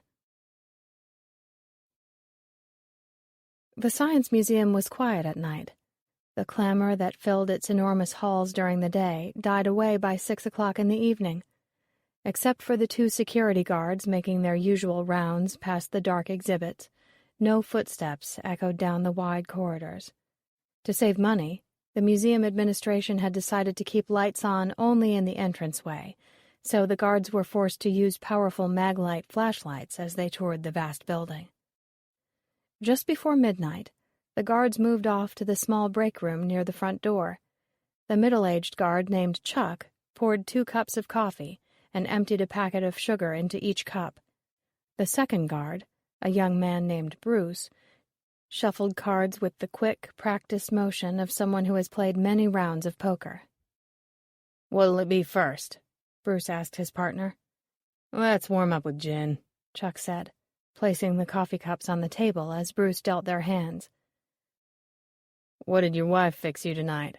Bruce asked as he examined his hand. Chuck peeled back the aluminum foil covering his sandwich and moaned, "Bologna and peanut butter again." Bruce laughed. "I've got salami, ham, and Swiss. Ah, the life of a bachelor." "At least I've got the good chips this time," Chuck said, ripping open a bag of sour cream and onion ruffles. Over the noise of the crackling bag, the guards heard a pounding resound through the front hall. "What the?" Bruce began, but Chuck was already on his feet, his flashlight raised, though not yet switched on. "There's someone at the front door," Chuck said, pointing toward a waiting figure. As Bruce approached, the figure held up a Hidden Treasures identification badge and pressed it against the glass for inspection. "Ah, just one of those nutty appraisers," Bruce grumbled. "Some time of night to be working." He wrestled with a large bunch of jiggling keys until he had succeeded in unlocking the door's formidable deadbolt. "Evening, ma'am." Chuck smiled at the woman. She blinded him with a brilliant smile, and her beautiful face immediately captivated both men. "So sorry to trouble you both," she purred, holding open the heavy glass door. "But I suddenly recalled a mistake I must correct before the show opens tomorrow. I'll only be back there for an hour or so." At that moment, the woman dropped her trendy rectangular purse, and several items spilled out and rolled hither and thither across the marble floor. Bruce bent to retrieve a lipstick case and a pair of sunglasses, while Chuck picked up an expensive fountain pen and a roll of breath mints.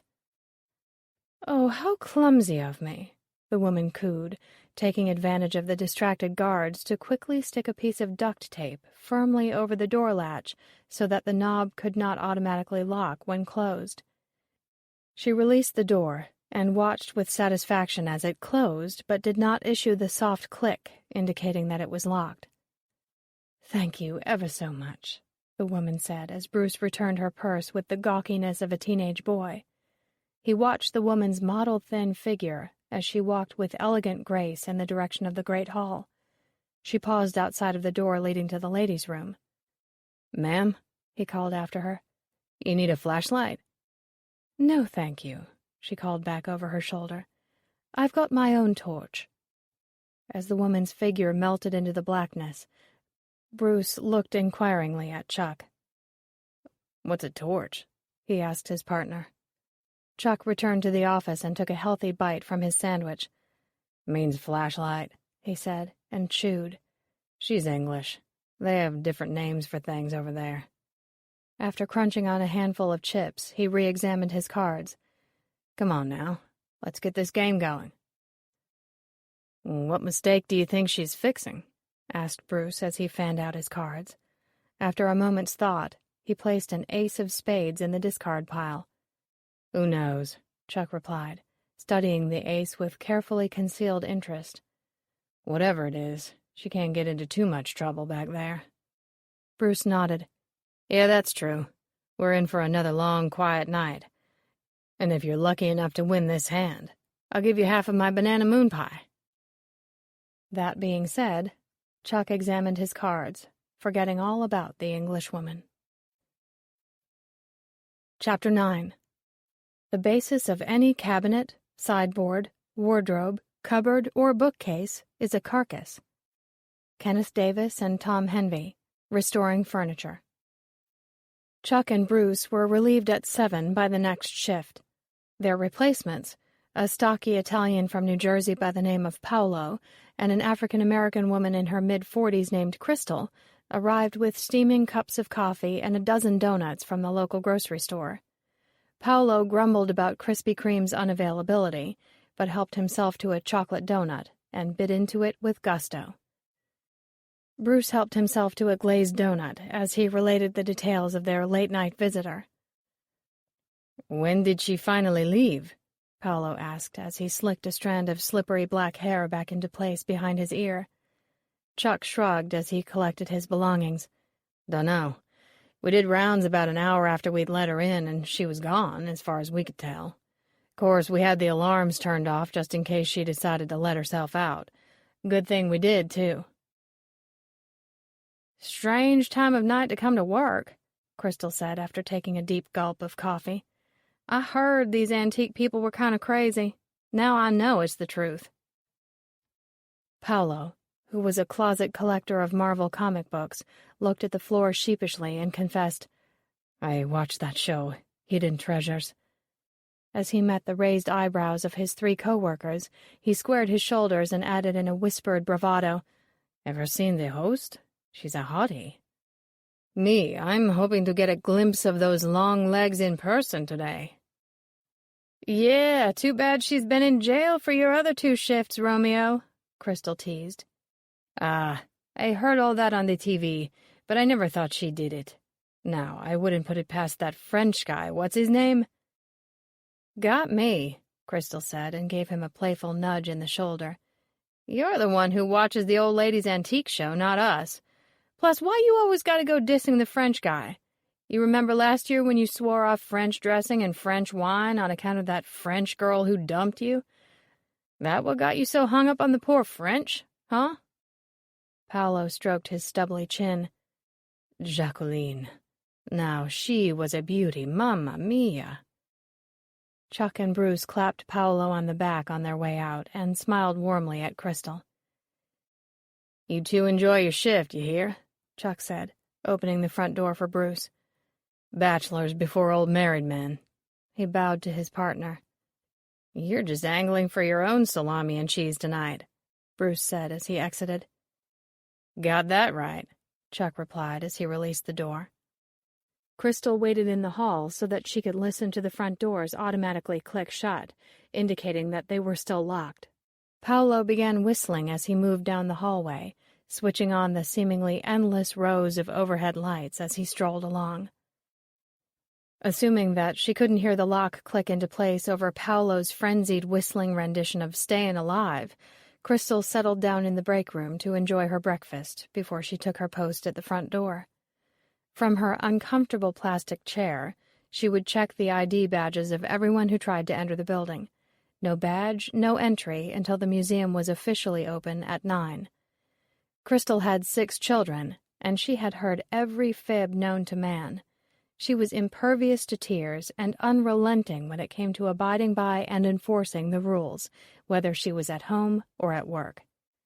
So when Molly arrived at the front door just after 8, Crystal stood up from her stiff gray chair and opened the door just wide enough to ask, "ID, please?" "Oh, sure." Molly immediately began shuffling through her bag, as Crystal looked on with the same patient, bemused expression she wore while waiting for one of her 4 daughters to finish getting dressed for church. "I think I left it in the car," Molly said, unsure if this was indeed the case. "Can't let you in without it, ma'am," Crystal explained, using her pleasant but official tone. Molly took one look at Crystal and knew that trying to get in without a proper badge would prove impossible. When the badge wasn't anywhere in her car, Molly suddenly had a vision of it sitting on top of her nightstand back at the Traveler. "This is what happens when I only have 1 cup of coffee," Molly grumbled crossly, and then headed back to the bed and breakfast to retrieve her badge. On the way upstairs, she heard Jessica and Boris speaking in hushed tones in the hallway outside of their rooms. There was no sign of Garrett. Clara was already at the Strawberry Street house, supervising the loading crew who would be packing up all of Mrs. Sterling's possessions over the next few hours.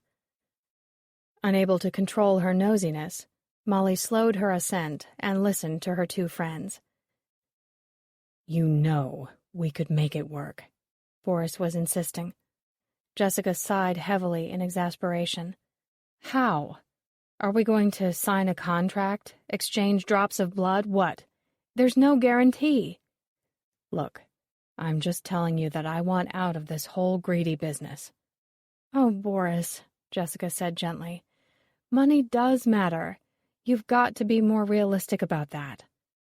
At that moment, Molly shifted her weight, and one of the wooden stairs groaned loudly. She quickly ran to the bottom, opened and shut the front door, and then began her ascent once more, this time making the appropriate amount of casual noise. "Hi there," Jessica said as they passed on the stairs. "Forgot my badge," Molly smiled. Jessica's face looked drawn. Behind Jessica's tiny figure, Boris looked slightly defeated, but still held his body with the rigidity of a determined general. "See you down there," he mumbled. Molly watched them leave, grabbed her badge from her room, and then returned to her car. She was perplexed by the odd conversation she had just overheard. Were Jessica and Boris discussing a personal relationship or a business matter? Molly couldn't tell. When she arrived back at the museum, the line that had begun to form outside the front door instantly distracted her. It looked like several hundred of the 1,000 ticket holders had already staked out their places. Eager faces with hands or arms grasping treasures waited to discover whether or not their valuables belonged in a museum or in their next yard sale. "Have fun." Molly smiled at the first few men and women in line and raised her ID badge for Crystal's examination. "Come on in," Crystal said cheerfully. "I don't think you missed anything exciting." Having finished switching all the lights on, Paolo should have returned to his station guarding the Civil War exhibit, but he could not resist the urge to speak with Tony the Toy Man about his comics, so he lingered on the fringes of Tony's booth, peering around the corner of the white screen in order to see what Tony was up to. "Are you spying on me?" Tony asked kindly, without looking up from the tin toy price guide he was reading. No." Paolo edged closer to the booth. "Expecting a big crowd today?" "Yep. There's a guy outside right now with a suitcase full of Popeye tin toys." Thought I'd better check my references before I see him." Tony raised his merry eyes to Paolo's. "You collect anything?" he asked. Paolo nodded enthusiastically. "Marvel Comics." "Oh yeah? Which ones?" Paolo stood up as straight and tall as his stocky body would allow. "I've got the #1 X-Men from 1963. Never read. I've got it in a plastic cover. Thing's beautiful, man. Not a crease or a wrinkle in sight." "That's a keeper," Tony agreed. "I saw one go on eBay for just under $1,000 last week." Paolo's face radiated pride, and he squared his shoulders as he shouted happily at Tony. "So I've got something good." "You certainly do, my friend," Tony said, clapping Paolo on his broad back. "Now, if you'll excuse me." "Oh, sure." Paolo retreated out of the booth and began whistling once again. By the time he had made his way back toward the Civil War exhibit, members of the public were already streaming inside and arranging themselves around the velvet stanchions. Paolo was just about to turn the corner and head for his appointed gray chair when he spotted Victoria Sterling greeting several members of the crew. She wore a form-fitting pantsuit in sage green with a white blouse, her triple strand of pearls, and a black and white striped handkerchief. Her hair was puffed and sprayed in place, and her makeup was far too heavy and dramatic for daytime wear. But Paolo thought Victoria looked absolutely stunning. He smiled at her widely as she passed by him in a fog of cloying floral perfume. Dumbstruck, he watched her pass, fantasizing that she would suddenly stop, turn, and see him as the man of her dreams. But the sound that pierced his stupor was not a sexual invitation from Victoria Sterling's sensuous painted lips. The sharp sound was out of place among the echoed murmurs of the museum patrons. Someone was shouting. A man. No, not shouting. He was screaming, "Help, help," at the top of his voice. Paolo's body finally jolted into action. He broke into a run as several other people ran past him in the opposite direction, clutching valuables and screaming. Was there a fire? Paolo's mind raced. Where were the alarms? "Help!" the man bellowed again, a plea then taken up by a woman who began screaming it over and over in a hysterical tirade. When Paolo finally got to the source of the screams, he immediately reached out toward the man and woman in order to try to calm them down. He briefly noticed shards of some kind of pottery scattered across the floor. The man shoved him roughly aside and pointed at something above and behind Paolo's back. The woman stooped, sobbing, and began to mindlessly retrieve the yellow-brown shards of pottery. Paolo swiveled his broad shoulders, utterly confused. "My God," he whispered as his eyes registered the terrible sight before them. A larger-than-life statue of Robert E. Lee stood against a wall painted with the state flag of Virginia. Lee held a sword in one hand and his army cap in the other. Above his meticulously detailed beard, his mouth looked grim, his jaw locked in earnest determination. Only the eyes, nestled beneath shaggy brows, betrayed a look of proud gentility mixed with a trace of deep sorrow. His uniform was obscured, not by a piece of marble sash or by the mane of his horse, but by the long, thin body of a dead woman. Hanging from Lee's neck, to which she was tied with her own Hermes scarf, the dead woman's head drooped at a severe downward angle, and her expensive leather pumps had fallen off and lay useless at the base of the statue. Black tracks from where the heels had scraped across the marble crisscrossed Lee's thighs like fresh wounds, but he didn't seem to notice. Alexandra looked like a statue herself. She was white and cold and utterly still. Chapter 10. Most broken legs can be repaired, the simpler ones even replaced.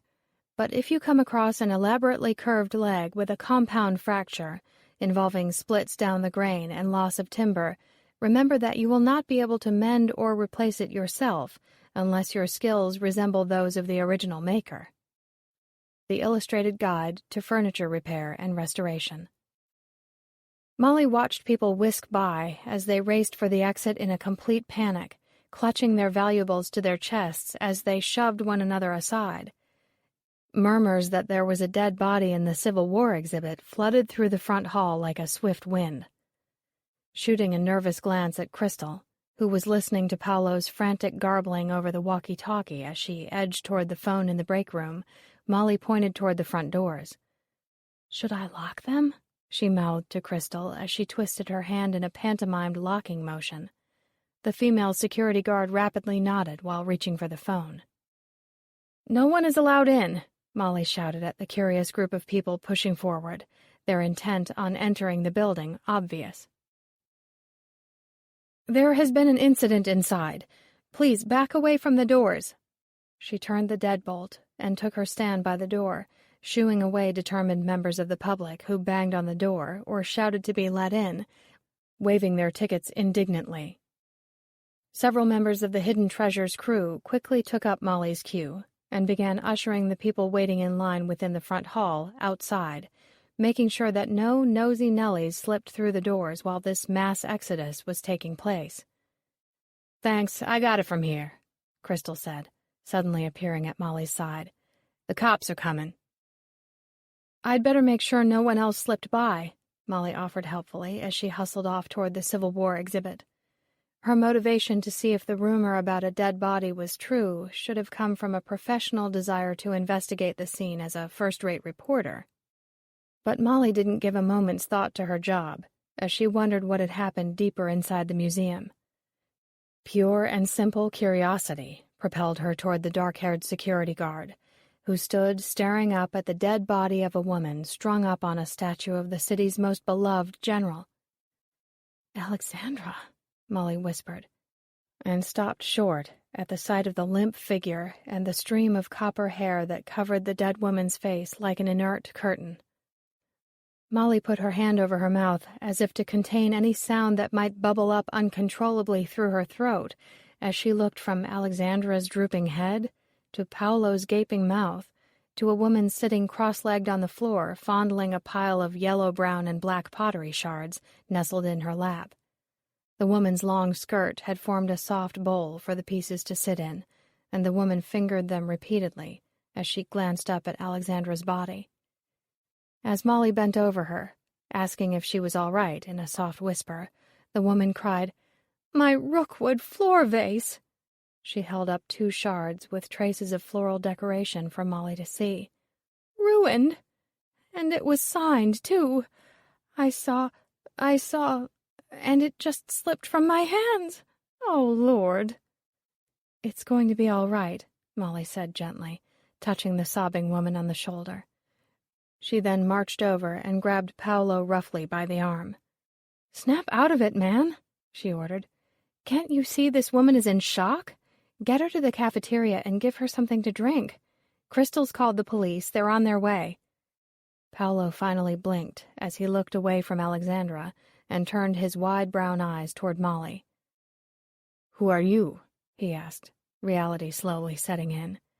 "I'm with the show," Molly snapped, brandishing her badge. "Now get her out of here." She pointed at the woman on the floor. "Nasturtiums," the woman was sobbing as she swayed from side to side. "Van Briggle lost my beautiful nasturtiums." Paolo tenderly removed the shards from the woman's lap and placed them in the overturned cardboard box near her feet. The woman watched Paolo as he moved each piece of pottery as if he were transferring a baby bird to a new nest. She seemed immensely comforted by his delicacy. Finally, she allowed him to help her stand. She gathered the box in her arms and let herself be steered away from the exhibit. "I'll make sure no one else gets in," Molly assured Paolo as she marveled at her own nerve. Who was she to be giving orders to the security guard? Still, she believed he wasn't quite the man of action one needed during an emergency. Molly made a full circle of the room, but could see no traces of evidence indicating how Alexandra had been hung from Lee's statue. Aside from the presence of a dead body and Alexandra's discarded shoes and Gucci purse, which was lodged between Lee's marble boots, nothing seemed out of place around the exhibit. There were simply no telltale traces of the violent act that had been committed in this space. As Molly double-checked the display case filled with coins, documents, and daguerreotypes, Jessica and Boris entered the exhibit area. Jessica immediately shrieked and covered her eyes with her hands. Boris turned toward Molly with a completely astonished expression before enfolding Jessica in his arms. The other appraisers came running into the room en masse. Yelps and shouts of surprise and dismay filled the air, but everyone remained a careful distance from the corpse. Time moved in a slow-motion crawl as Molly stared at the other appraisers. A shiver ran down her spine as she realized that there was no chance that Randy had killed Alexandra. Was someone else in this group a murderer? She scanned the faces of Lindsay, Alicia, Tony, Victoria, Patrice, Garrett, Jessica, and Boris, but they all registered only horror mixed with pity over their co-worker's gruesome ending. Everyone seemed to be waiting for someone else to break the trance. As the minutes ticked by, a heavy feeling of unspoken accusations and nervousness descended on the silent group. Finally, Tony cleared his throat and said, "Guess she talked shit about the wrong general last night." He tried to laugh, but the sound came out as a strangled squeak, and as the others glared at him in disgust, he squatted down on the floor and put his head down in his arms. "What is happening in this goddamn museum?" he asked in a muffled plea. Alicia softly touched his mop of brown hair, and he leaned against her leg like a small child. "Who could have done this to her?" Lindsay asked, pulling a tissue out of her cavernous needlepoint handbag. "I wish we could get her down. She looks awful up there." "I'm going to be sick." Jessica clamped her hand over her mouth and ran off in the direction of the ladies' room. Boris turned to follow, hesitated, and then looked in silent appeal at Molly. She simply nodded and headed after Jessica, relieved to be in motion and heading away from Alexandra's corpse. As she headed for the restroom, a team of policemen jogged down the hallway. Molly recognized the burly, red-headed figure of Officer Combs. "You again?" he asked, none too kindly. "I don't like how bodies seem to pop up when you're around. Where are you rushing off to?" "Look," Molly's eyes narrowed. "I didn't find this body, and I'm going to the bathroom to check on a friend of mine. I think she's sick." "Well, get her and go straight to the cafeteria. We'll be questioning all of you antique freaks from there." Combs signaled at one of his officers. "Make sure they go straight downstairs." He uttered a tired sigh as he continued down the hallway. "Robeson's not going to like this mess." Molly threw Combs a look of malice, but he was already on his way toward the Civil War exhibit and the group of stunned appraisers. Quietly opening the bathroom door, Molly found Jessica leaning over one of the sinks, splashing cold water on her face and into her mouth. Tracks of black mascara ran down her cheeks, and her face was covered with red blotches. She glanced at Molly in the mirror but didn't speak. "You okay?" Molly asked in a whisper. She felt that there was something extremely fragile about Jessica in this moment. Jessica mechanically patted her face dry with a paper towel and then pressed her hands against her temples. "No," she replied so softly that if Molly had not seen her lips move in the mirror, she would not have known that the other woman had spoken at all. Jessica's fingers were trembling, and she pressed them deeply into the paper towel. "The police are here," Molly faltered. She was never good at comforting people, and could never seem to find the right words to say. "They'll make this right. There's a really good guy in charge of this tragedy. He won't let it go unpunished." Jessica turned away from the mirror and looked at Molly. Her eyes were filled with despair. "You don't understand. I may have had something to do with Alexandra's death." Molly froze. "What do you mean?" Jessica reached for another paper towel and blew her nose into it. "I can't talk about it. Not yet." She gazed at her disheveled reflection in the mirror. "What will Boris think? Oh, God." Molly moved closer to her friend until she stood beside her. In the mirror, Her own reflection looked wide-eyed and pale. "Jessica, the police are here. If you know anything at all, you'd better tell them. This Detective Robeson isn't one to jerk around. If you've got something to hide, he's going to find out." Jessica shook her head from side to side. I know. Damn it!" she shouted, her voice banging off the tiles like a cannon shot. "He'll never forgive me. He'll never understand." "Who, Boris?" Molly asked. Then she grabbed Jessica by the shoulders until the older woman looked up and faced herself again in the mirror. "Listen, Boris loves you. If you love him, then tell the truth." I will, Jessica promised. "But to him first, before the police." Molly hesitated. She dropped her hands from her friend's shoulders and moved off to the side.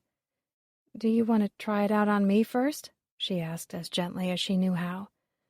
Jessica threw her wad of paper towels in the trash and ran her hands through her cropped white hair. "No, thanks. I will tell Boris, though, as soon as we go. I promise you." That would have to be enough, Molly thought. She noticed that half of Jessica's damp paper towels had missed the trash bin.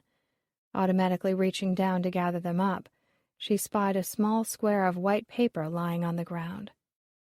Picking it up, she unfolded it and saw a note that could only have been scrawled to Alexandra. A. Meet me at the Civil War exhibit just after midnight. I must see you. I have wanted you, but I had to wait. All will be made clear tonight. Jessica sucked in a sharp breath as she looked at the note. I got one of those too. Same handwriting. Did yours say to show up here last night? Molly asked. Jessica stared at the paper, her dark eyes opened wide in disbelief. No, I got mine weeks ago. It's from the same person, though. I see that writing in my sleep. Who is it, Jessica? Tell me. When her friend didn't answer, Molly's voice turned harsh and demanding. People are dying, Jessica. Who is it? I don't know exactly, Jessica yelled frantically. I don't. Mine wasn't signed either. What did it say? I have to tell Boris first. Jessica abruptly turned toward the door. After that, it doesn't matter who knows. And she went out, her shoulders slumped in despair. Molly put the note inside a paper towel and folded the towel in half. She approached the policeman who'd been waiting outside the restroom for her. She watched Jessica's small figure move down the hall and wondered what on earth was happening to the appraiser. This was in the bathroom. Molly handed the cop the paper towel. There's a note inside. I believe it might be a piece of evidence. Did you touch this? The officer asked. Yes, I picked it up and read it. I didn't know it was important at the time. Okay, the officer said. I'll give this to Detective Robeson. Let's get you to the cafeteria now. And you'd better get some coffee, he suggested kindly. It's going to be a long day. Fredericksburg, Virginia, 1778. They call themselves the Hazard Club after the dice game, but it seems clear that their name has a more dire meaning, Elspeth said, and stood up, leaning heavily against the slant front desk for support. I will burn this letter, and then no one will know of the club's wicked assignment or of my shame. No. Thomas grabbed Elspeth's hand as she reached out to release the parchment into the blazing hearth.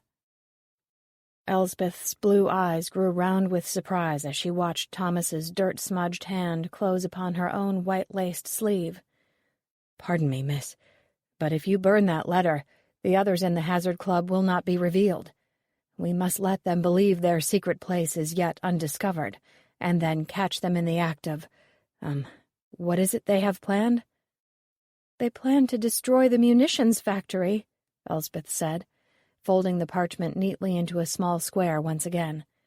In 2 nights, on the full moon.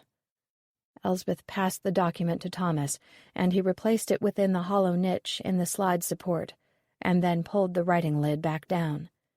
His hand lingered on the smooth, simple finish of the black walnut, and he was instantly comforted by its reliable strength and durability. My father is just like this piece you made, Mr. Fleming, full of secrets. And my own brother, my dear Charles, he has marched north to join with General Washington, and my father betrays him even now, as Charles faces battle for the first time.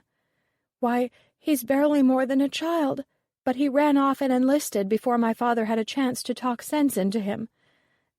Now I know why father was so upset when he found out." She spoke the word father as if it tasted foul to her tongue. He wasn't concerned for his son's welfare, but that his own child had chosen the wrong side. "I'm sorry, miss." Thomas searched for something to say. "You can help your brother by protecting our weapons. I know a few men who can be trusted through thick and thin. We shall stop the plans of the Hazard Club, never fear." "And what shall I do?" Elspeth asked angrily. "Serve my father tea and cakes as if nothing has happened?" "He must not know you have discovered his secret. Your life could be in danger, miss." "Elspeth, please. You and I are in this together now." Elspeth managed an almost indiscernible smile. "Thomas Fleming, at your service," he said with an awkward bow. His game leg had long since robbed him of any hope of grandiose gestures, but Elspeth was moved by his composure, and felt assured that he was the type of man who was exactly as he appeared, simple, loyal, and honorable. "We shall form our own society, Thomas. You and I will bring down the Hazard Club with a single blow. If there are any complications, then I shall come to your shop and warn you. Now, I shall give you all the details of the planned attack against the munitions factory so that you can share them with our fellow patriots. In return, I want to see my father arrested, but not harmed. Agreed?" Thomas nodded his assent, feeling a growing respect for this young woman's pluck. Elspeth related the details of the short letter. When she had finished, she removed a ribbon the shade of cornflowers from her hair. "Give me your hair tie," she demanded.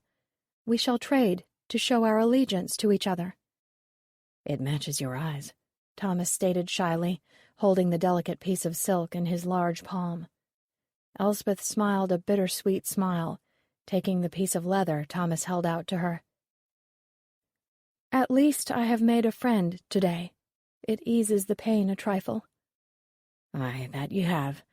If any trouble should arise for you, Elspeth, seek me out, and I shall protect you."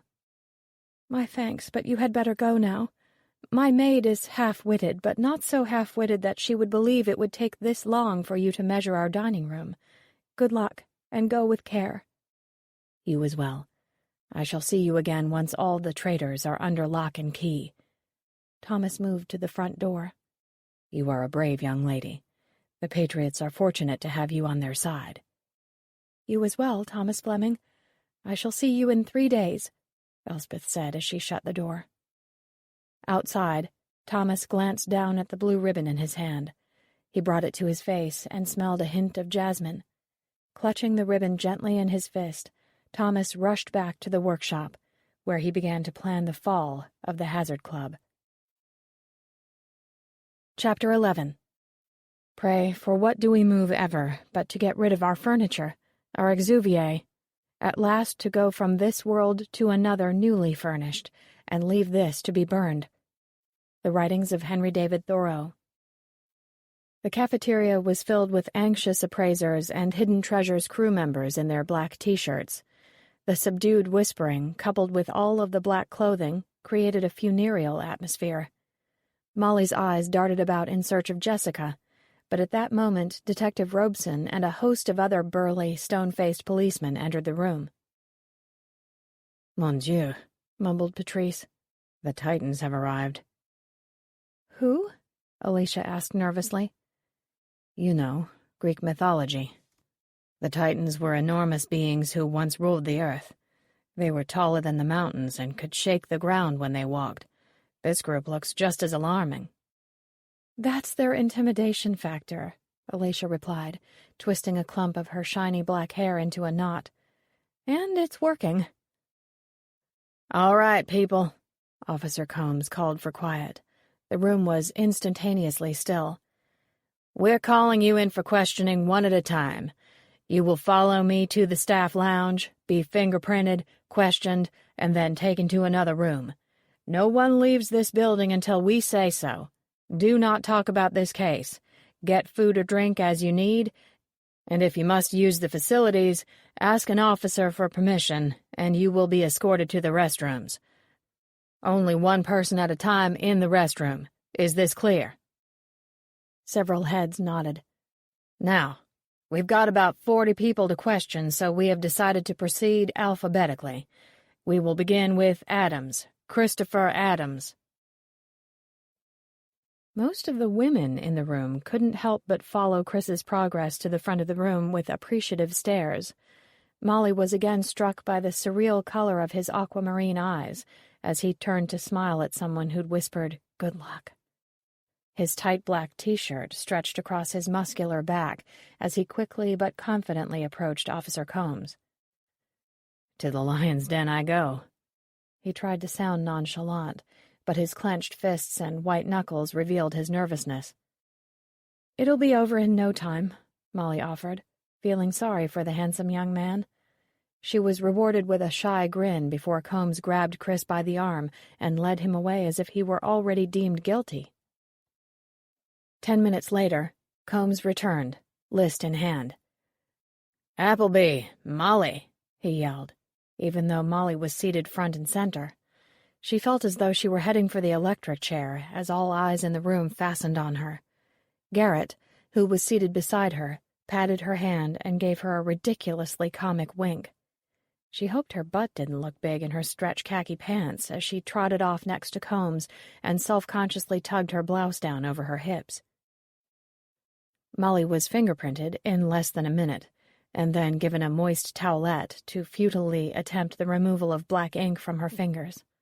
Scrubbing at her right thumb, she was led before Detective Robeson and asked to sit in a rock-hard wooden chair in front of him. Only a Spartan metal table separated them. Robeson turned his legal pad to a fresh page and began talking. "So let's start with last night, Miss Appleby," he began in a no-nonsense tone. Not a single trace of yesterday's gentleness lingered. "Tell me about what you did since I saw you last.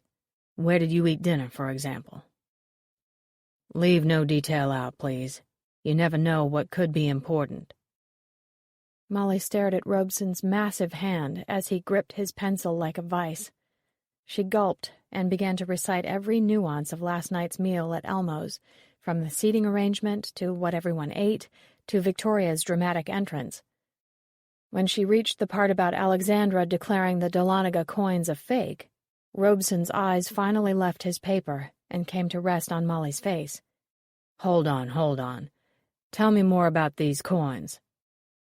Molly repeated what she had learned from the gentleman curator in the seersucker suit. She explained what he had told her about the rarity of the coins and their incredible monetary value. "So this local curator quoted you a value of close to $500,000? Robeson asked, a spark of interest appearing in his molasses-brown eyes. "Yes, sir," Molly said, relaxing. Once again she felt that she could be of help to the intimidating detective. She could already envision the headline of the next issue of Collectors Weekly. It would read, "CW reporter aids Richmond police solve 2 homicides."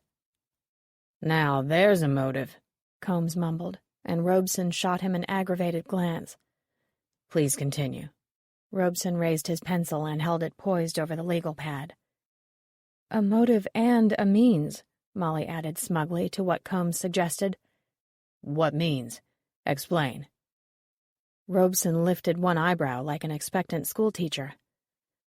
"There was a blackout on Tuesday. It only lasted about 5 minutes, but that would have been long enough to steal the Dahlonega coins and replace them with fakes." Molly remembered the pinprick of light she had seen near the display cabinet containing the coins. "I didn't think anything of it at the time," she continued excitedly. "But someone could have been back there swapping the coins. I saw a light, like one cast by a penlight."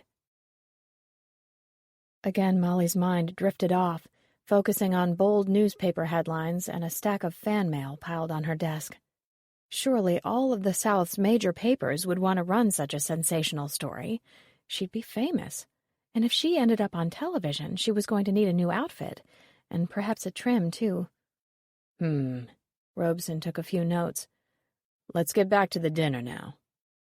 Disappointed in Robeson's lack of fervor over her testimony thus far, Molly went on to describe Jessica knocking over the wineglass and Alexandra's denouncement of General Lee.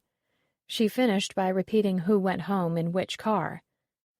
So you, Boris, Jessica, and your mother returned to the Traveler just before 10 o'clock. Is that right? Molly nodded. The others are staying at a place a few miles west of here. I don't remember the name, but it's a chain hotel.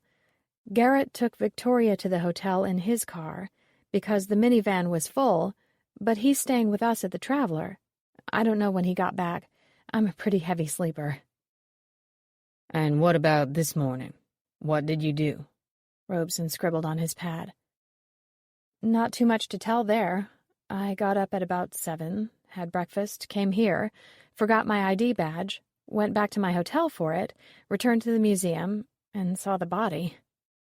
Molly examined her stained fingers unhappily. Will I be able to wash my hands after this? Yes, Robeson said distractedly. Did you see anyone else at your hotel before coming here? Molly remembered returning to the Traveler in order to retrieve her ID badge. She hesitated, but then described the short conversation she had overheard between Jessica and Boris. Robeson was bound to find out anyway. What do you think that was about? Combs demanded. I have no idea, Molly shrugged innocently. I just met these people a few days ago. Combs. Robeson pointed at the door without looking up. Go get the next person for questioning. Combs sulked, but did as he was told. Now that she was alone with Robeson, Molly's hands began to grow clammy. Robeson stared at his pad, unblinking and silent, while Molly wondered what he was thinking. I don't think they're the ones, Molly offered quietly. Boris and Jessica, I mean. That note, she struggled to put her thoughts into words. It implies... Take a slow breath and allow this gentle interlude to steady your heart before the story continues.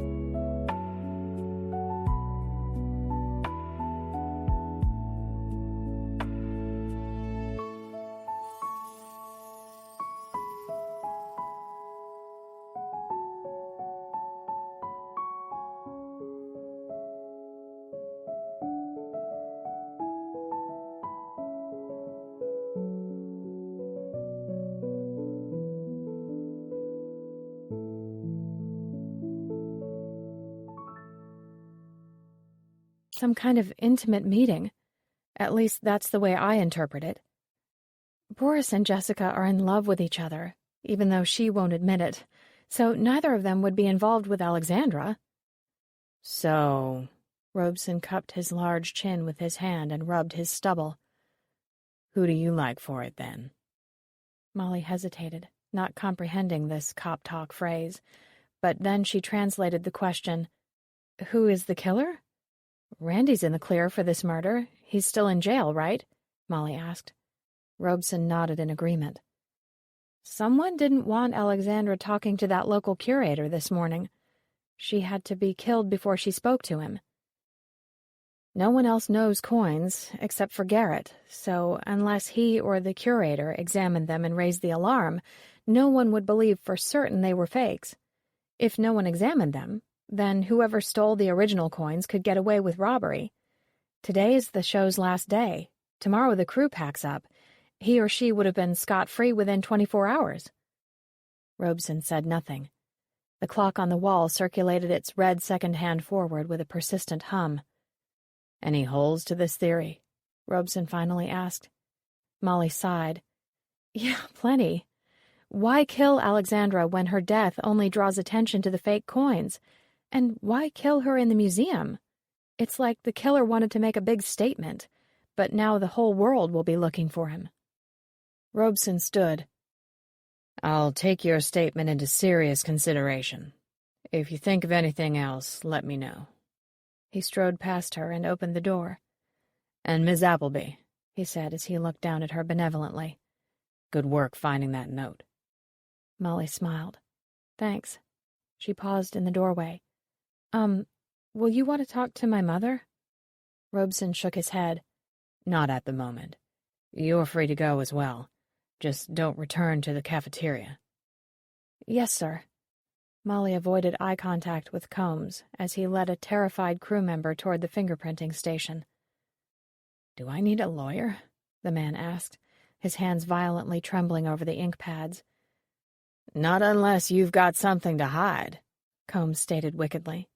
And where do you think you're going? He asked Molly sharply. Detective Robeson said I could leave, she retorted. So I'm leaving. And then, unable to think of some caustic remark to sting him with, Molly stuck her tongue out at the stunned policeman. The first thing Molly did upon arriving at the Traveler was take off her pointy shoes, which had been mashing her toes together until they formed a warped triangle. After kicking them aside, she resolved to trade in style for comfort where her feet were concerned, and then flopped onto the comfortable bed with a sigh of relief. She wanted to spend a few minutes trying to digest all that had happened in the last few days. Randy had killed Frank, and now Alexandra had been murdered. Was there a connection between the two murders, or was someone else simply inspired by Randy's act of violence? Molly could only assume that Randy had killed Frank out of pent-up rage.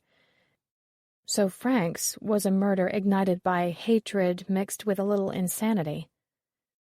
Someone else must have killed Alexandra to prevent her from meeting with the curator and firmly establishing that the valuable Dahlonega coins were actually fakes. That crime was motivated by fear, but also by hatred. Stringing Alexandra up so that she would hang from Lee's marble neck was a deliberate and possibly vengeful act. But who would do such a thing? As Molly began thinking back on all the conversations from last night's dinner, she began to grow sleepy. I'll just close my eyes for a second, she thought. Within minutes, she was fast asleep. 2 hours later, Molly awoke with a very full bladder. The 4 cups of coffee she'd consumed that morning had filled her close to the bursting point. She was hungry, too. After taking care of her more immediate needs, Molly pulled out a large bag of fat-free pretzels, a spiral notebook, and a pen from her bag. Sitting at the mahogany writing desk, she tore open the bag of pretzels and began to create a list of all those present at last night's dinner. It was time to figure out the killer's identity. Molly knew that she could eliminate Lex, Clara, and herself as possible murderers. That left Garrett, Victoria, Jessica, Boris, Tony, Patrice, Lindsay, and Alicia. Unless 2 of them were working together, Molly did not think any of the women had the strength to pull Alexandra's body into the air and secure the woman's dead weight to Lee's statue. Even though Alexandra probably weighed a mere 120 pounds, that still was a formidable weight for another woman to lift. Molly was just beginning to create a column named Motive next to the name of each appraiser when the phone rang, scattering her thoughts completely. "Hello?" She answered crossly, not bothering to mask her annoyance over being interrupted. How could she become a famous heroine if she had no time to think? "Molly?" a familiar voice asked. Molly's heart skipped 2 beats. "Matt? Is that you?" "God, Molly, I've been trying to reach you for days. Didn't you get my number in Ohio?" "No. That new receptionist, Brittany, said you didn't leave it for me," Molly said, disliking the whiny, defensive tone that had crept into her voice. Matt groaned. "Of course I did. And the number she gave me for you is completely wrong. I've been waking up this poor old man night after night. He's ready to kill me." Molly laughed, relief flooding through her that Matt had not forgotten about her. "It is so good to hear your voice. Things are really crazy up here." "So I've heard," Matt said somberly. "I talked to Clayton yesterday about the death of Frank Sterling. Are you okay?" "Yes, I'm fine," Molly reassured him. "In fact, there was another murder last night." She went on to describe the group dinner, how Alexandra had been strangled, and how she, Molly, had been of invaluable assistance to the Richmond police force. This last bit was slightly exaggerated, but Molly could never resist an opportunity to make herself look good in front of Matt. Matt was worried. "So there have been no arrests?" "Not yet." "Molly, I don't like this. Don't stick your nose into this one. Let the police find the murderer. In fact, why don't you come home? The show's over now anyway, right?" Molly squeezed the receiver affectionately. She loved it that Matt was fretting over her. Just the way he said home seemed like he was really saying she should return to him. Maybe their relationship could really become official when she was back in North Carolina. Shaking away rosy visions of Matt sweeping her feather-light body into his arms and swinging her around like a top, Molly replied, "It's sweet of you to worry about me, Matt, but everything's fine, and the police need all the help they can get. Now, tell me what's going on with you. What happened with your brother?" "Don't try to change the subject. Johnny got into a car accident and his leg was broken. I went to Ohio to help him home from the hospital and to stock his fridge and stuff. His girlfriend's taking next week off of work, so I'll be back in Durham tomorrow."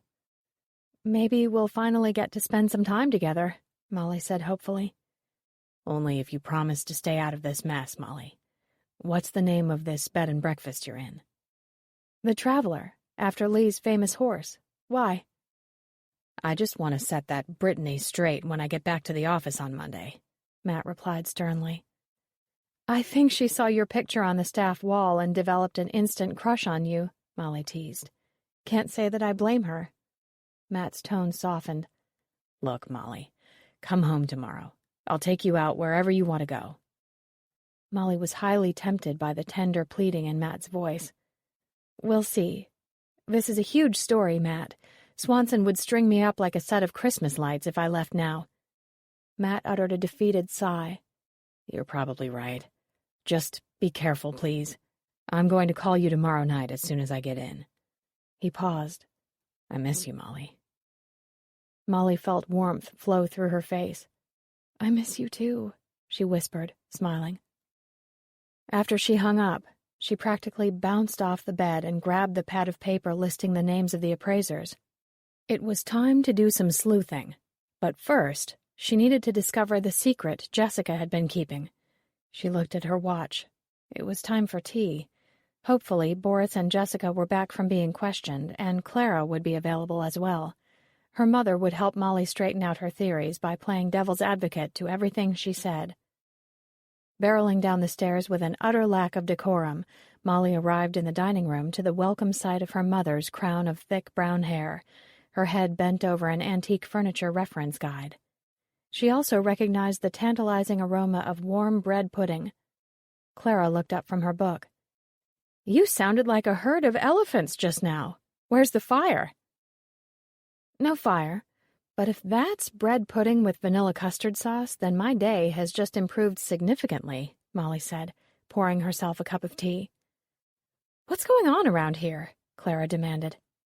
"Jessica and Boris came straight in the front door and then locked themselves in the parlor. They've been in there almost an hour, and I can't hear a word they're saying." She frowned in annoyance. "I can't stand it. Would you put down that spoon and go do some snooping?" Molly grinned at her mother. "And people wonder where I get my nosiness from? I'll go in a minute," she said, spooning a generous portion of bread pudding loaded with plump raisins on her plate. "I haven't had any lunch today, so don't be shocked at how much of this I eat. Plus, I need the energy. You and I have a murder to solve." "I thought Randy was already in jail," Clara asked, nonplussed. "He is, for the first murder. There's been another one. Now be quiet so I can fill you in on all the details." "Oh, boy." Clara closed her book and took a swallow of tea. "I can see that cocktail time is going to start a little early today." Chapter 12. I have gone through almost trackless forest, over rugged roads or crumbling doorways. I have gone on the spur of a moment of notice of a sale or of any division of an estate, the breaking up of a home, or the division of property. Paul Burroughs, Southern Antiques. Strong afternoon sunlight slanted into the front parlor of the quiet bed and breakfast. The bookshelves flanking the fireplace were loaded with antique reference guides, mostly about porcelain collecting, and a dozen binders filled with pristine back issues of Southern living. A pair of sterling Tiffany candlesticks holding cranberry-colored beeswax candles stood proudly on the mantel, and an array of glass paperweights lined the space between the candlesticks. Occasionally, a shard of sunlight would catch a splinter of cobalt or emerald green within one of the paperweights, and the color would soar outside of its casement, like a ghost rising from a coffin. Seated in a wing-back chair, Jessica was staring forlornly at her folded hands. Across the room in a matching chair, Boris gazed emptily at the intricate patterns of the crimson and navy blue wool Caucasian rug. He traced the ochre border of diamonds with his left foot, as if deep in thought. Finally, he stood, glancing briefly toward the bay windows and out onto the street beyond, before wordlessly leaving the room. As Boris stepped through the French doors dividing the parlor from the hall, Molly and Clara watched him expectantly. He glanced at them briefly, sorrowfully, his stately face mottled with red patches where he had dragged his hands roughly across the skin. With an expression of anger mixed with confusion, Boris opened his mouth as if to speak, then abruptly turned and burst through the front door. He slammed it so hard behind him that the glass panes rattled. Mrs. Hewell scurried into the hall from the kitchen. "Hello," she called as she approached. "Here for tea?" She stopped as she noticed Molly and Clara already seated in the dining room. "Oh, good. I was worried the bread pudding would go cold." "It's absolutely delicious," Molly quickly assured her. "And where is the charming Englishman and that delightful couple who usually join you? Busy at work?" Mrs. Hewell looked around. Trying to distract Mrs. Hewell before she spotted Jessica sitting forlornly in the parlor, Clara jumped up and said, "Oh, I would just love to know more about your collection of sterling tea strainers. I snooped around your kitchen yesterday and saw them hanging above the sink. Where on earth did you find them all?" Mrs. Hewell beamed. "Each one has its own story. I'd love to tell you about them, my dear. Come along with me." Confident that Mrs. Hewell would be tied up for longer than Clara might like, Molly made her way quietly into the parlor. "How did it go?" she asked Jessica softly. "Well, now he thinks I'm a total schmuck, but what else could he think?" Jessica looked up. Tears swam in her eyes, but she refused to let them fall. "I didn't tell the detective the whole truth this morning, so I'll have to go back in now." "Would you like me to come along?" Molly asked, gazing at her friend anxiously. Jessica's shoulders sagged in resignation. "Thanks. I could use the company." "I'd better let them know we're coming," Molly said. "Let me go upstairs and get my keys. I'll call Robeson and then take you down to the station." "I'll be here." Jessica leaned back in her chair and closed her eyes. "It's time to face the music." "You believe that you're an unintentional accessory in Ms. Lincoln's death?" Robeson asked calmly. From his chair set back in the corner of the room, Combs stared at Jessica like a hungry wolf that suddenly happened upon a wounded sheep. "Yes, Detective," Jessica said, taking a swig of water from the plastic bottle she always seemed to have with her. "But I need to start from the beginning in order to explain all of this, and it's a long story." "We've got all the time in the world," Robeson replied casually. "You just tell us what you came here to tell us. However you need to do it is up to you." "Thank you," Jessica nodded in gratitude. "It all started with me and Saul, my ex-husband. We met back in college. He was studying business, and I was trying out all different branches of the arts, but I found my real passion when I took a class in metallurgy. Seems I had a natural, God-given gift for jewelry making." "In fact, I sold so much of it during the last 2 years of college that I was able to save enough money to pay for graduate school. The summer after our college graduation, Saul and I got married. Boy, I thought our future was so neatly mapped out. Saul got an MBA, and I began to make a name for myself as a jeweler by creating copies of famous pieces of historical jewelry, mostly antiquities. I could copy anything from an Egyptian necklace to a pair of Byzantine earrings. Of course, my jewelry was much more affordable. Saul worked as an investment banker, but it wasn't long before he quit, and we opened a jewelry store featuring my work, as well as all of the other regular stuff, like watches and engagement rings. We also carried antique furniture and some old art. We were living in Atlanta then. Everything was going great. I gave birth to beautiful twin boys named Jacob and James. Over the next 2 or 3 years, our store, Rosen Jewelry and Antiques, made so much money that we opened a second store, and then a third. It was this success that was to spell the end of my marriage. You see, Saul hired a retired jewelry appraiser to run our third store, but this man didn't want to work weekends. So Saul also hired a ditzy blonde named Barbara to cover those hours. She seemed honest, reliable, and even had some retail experience, but she knew nothing about jewelry. Saul said he had a good feeling about her, so he hired her anyway. Good feeling? Ha! He felt her all right. Apparently they had an affair through the entire second half of our marriage. That would be 8 years. When I began to grow increasingly suspicious, Saul started to plan his escape. He transferred all kinds of funds to secret accounts and put everything he could in his own name, from our new house to cars to the third store, you name it. I was too busy designing jewelry and raising our sons to bother too much about the financial side. Oy vey, would I come to regret that. The day after the twins graduated from junior high, we threw them a huge party. It was the last time they would ever see their father. The next day, Sunday, Saul got up before everyone else, put a suitcase in the car, and disappeared. Every dime in our accounts, including the trust set up for the boys' college funds, was gone. Even the money in the store tills was taken, along with the entire inventory of 3 shops. Of course, Barbara was gone too. To make a longer story a little less long, let me say that I hired a private investigator who eventually found Saul sunning himself at a mansion in Coconut Grove, Florida. My PI served Saul with a lawsuit and divorce papers at the same time. Little good either one did me. Saul died 2 days later from a heart attack. Personally, I think an angel struck Saul down with some invisible lightning, but believe it or not, his death left me even worse off than before. He left everything to Barbara, who'd given birth to a baby girl shortly after they moved to Florida. I am still contesting Saul's will. Jessica took a big breath and then exhaled slowly as if releasing some of the anger she had gathered in the telling of her tale. My boys are hard workers.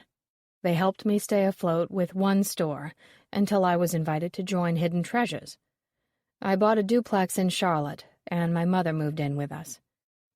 Jacob and James, they took part-time jobs instead of playing sports or dating or doing all the things high school boys should be able to do. Both of them are going to apply to NC State this spring, but even with financial aid, I'm not making enough to send them both. The damn lawyers. They've been sucking me dry for years. Here Jessica had to pause. Talking about her dutiful sons and her husband's betrayal was something she had never done, not with anyone. Emotions were welling up in her chest and making it difficult for her to breathe. "Give yourself a minute," Robeson said kindly. "Can I get you anything?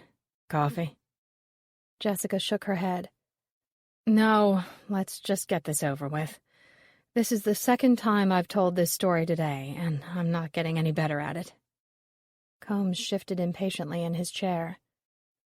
3 months ago, a man called me at home, before I started taping this season's show, and asked me if I could make him 6 gold coins.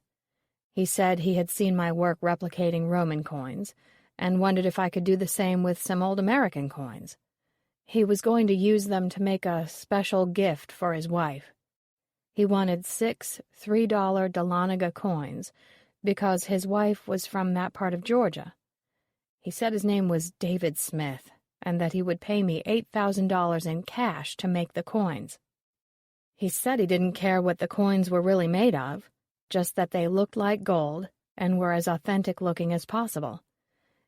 He mailed me several excellent photographs of the $3 Dahlonega coin he wanted replicated, detailed dimensions, and a money order for $2,000. Now, I know I should have questioned Mr. Smith a little further on why he wanted these coin fakes, but I didn't. I knew the story about a gift to his wife was garbage, but I needed the money. He gave me 3 weeks to get them ready. I made the coins and sent them to a P.O. box in D.C., and he mailed me a money order for another $6,000. I thought this was the end of my dealings with Mr. Smith, but a few days after I banked the money order, and just before I left to start this season's taping in Tampa, I found a small handwritten note placed under my windshield wiper. I don't remember it verbatim, but it said something like, "Tell no one about the coins. You will be given more opportunities to work for us." Robeson lifted his eyes from his legal pad. "Are you sure that it said us and not me?" he asked. "Pretty sure." Jessica frowned in thought. "Do you still have that note?" Combs demanded. Jessica swiveled around in her chair and looked at him as if seeing him for the first time, but she answered the question by refocusing her attention on Robeson's face. "It's back home in Charlotte. I don't know why I didn't throw it out. Of course, I knew then that the coins were likely made for some illicit purpose, but what could I do? I had taken the money. What was done was done." Robeson tapped his pencil against his chin. "How did you make the coins?" "It wasn't that hard," Jessica shrugged. "I had all of the raw materials from my days in the jewelry business. Saul took the entire inventory of jewelry, but I kept all of the tools.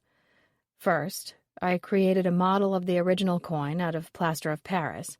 That took the longest because I had to do a ton of detailed carving for that step. Then I used silicone rubber to produce a negative mold of the plaster. I made 7 of those, 1 for each coin Mr. Smith requested, and an extra in case I screwed up." "Do you still have the molds?" Combs asked curiously. "The extra one? No, I tossed them after I banked the money order. After that, I melted down a bunch of nickels and filled the silicone molds. Once the coins were out, I dipped them in gold plate and checked over the fine details. Everything looked good, except that they were way too shiny." "But you were able to fix that," Robeson stated. "Yes, I used a tool like the dentist uses to polish your teeth. With a soft pad, I buffed the finish and removed the shine. I don't remember making a tail on the letter D, but the smallest slip of the wrist and any mark could have gotten on the original mold. Alexandra must have really had a good eye to spot that mistake. But anyone who really knew coins only had to hold one of my fakes to know both the weight and color were off. What did you think about the Dahlonega coins you saw in the Civil War display? Robeson asked. Didn't you recognize them? Jessica leaned forward. That's the thing. I never checked that exhibit out. I've been pretty busy, and frankly, wars just aren't my thing. I'm tired of battles, Detective. She fixed her eyes straight at Robeson and said earnestly, The first I heard of the Dahlonega coins were at dinner last night. That's why I spilled the wine. I knew that those fakes were mine. This morning I was heading for the exhibit to examine them when I heard about Alexandra, about her death. I still haven't seen the coins, real or fake. Robeson set his eyes on the small woman sitting before him and issued the fiercest, most daunting stare in his arsenal of deadly looks. After a few seconds, which seemed to last forever, he obviously decided that Jessica was telling the truth. His rigid body relaxed, and his dark eyes returned to his pad. Are there any other details you can think of that might tie into this investigation? He asked. Just that the handwriting on my note was the same on the note Alexandra received. Whoever she met that night, it was the man I knew as David Smith. We need your note, I'm afraid. Robeson turned to Combs. Find a man to go to Charlotte. He'll need to leave today. Does that mean I'm going home? Jessica's voice rose hopefully. It does. If we need anything more from you, you'll have to return to Richmond. Robeson stood. I appreciate your coming forward with this information. I cannot say that there will not be repercussions concerning the forgery of the coins, but I will do my best to exonerate you in exchange for your help with this investigation. Combs spluttered until his shock at what he considered his superior officer's leniency became a spasmodic coughing fit. However, I must advise you not to leave North Carolina and to give us your contact information, including home and cell phone numbers. Regardless of your coming forward, you are still very much involved with an ongoing murder investigation. Jessica bowed her head meekly. I understand. I just want to spend some time with my boys. Officer Combs will be by your hotel with a statement for you to sign. Please read it over carefully. He will also be bringing with him an officer who will accompany you to Charlotte. Please give this officer the note and any materials you used in making those coins. Molly put her arm around her weary friend and ushered her from the room. You did the right thing, Jess. It'll work out. You'll see. But Molly didn't know whether she believed her own words, and she turned away so that Jessica wouldn't see the doubt and anxiety flashing through her gray eyes. Outside, Jessica paused before getting in Molly's jeep. She looked out into the oncoming twilight and allowed one tear to escape down her smooth cheek. I've loved Boris for 3 years, Molly. I didn't want to, but I do. I swore I'd never be with another man, that I'd never let anyone threaten the peace I have with my sons, so I've been fighting him off. He kept trying to show me that I could trust again, and I kept driving him away. She wiped at her face as another tear slipped out, and then examined her wet palm, as if wondering where the moisture had come from. Today, it looks like I've finally succeeded. Jessica was gone by sundown. The traveler was oddly still. Boris had not returned, and Garrett was nowhere to be seen. Clara waited for her daughter's return in the parlor. A Welsh mystery set in a remote mountainous village lay open on her lap, and a highball glass filled with Crown Royal and soda perched on a stand within easy reach. "How did it go?" she asked, her gray eyes soft in the lamplight. "I saw Jessica leave with a policeman. She's not being arrested, is she?" Molly flopped down in the other wing chair. "No, she made a mistake, but she's no murderer. She could have been, though, with what her husband did to her." Why don't you tell me over dinner? Clara asked, taking a sip of her cocktail.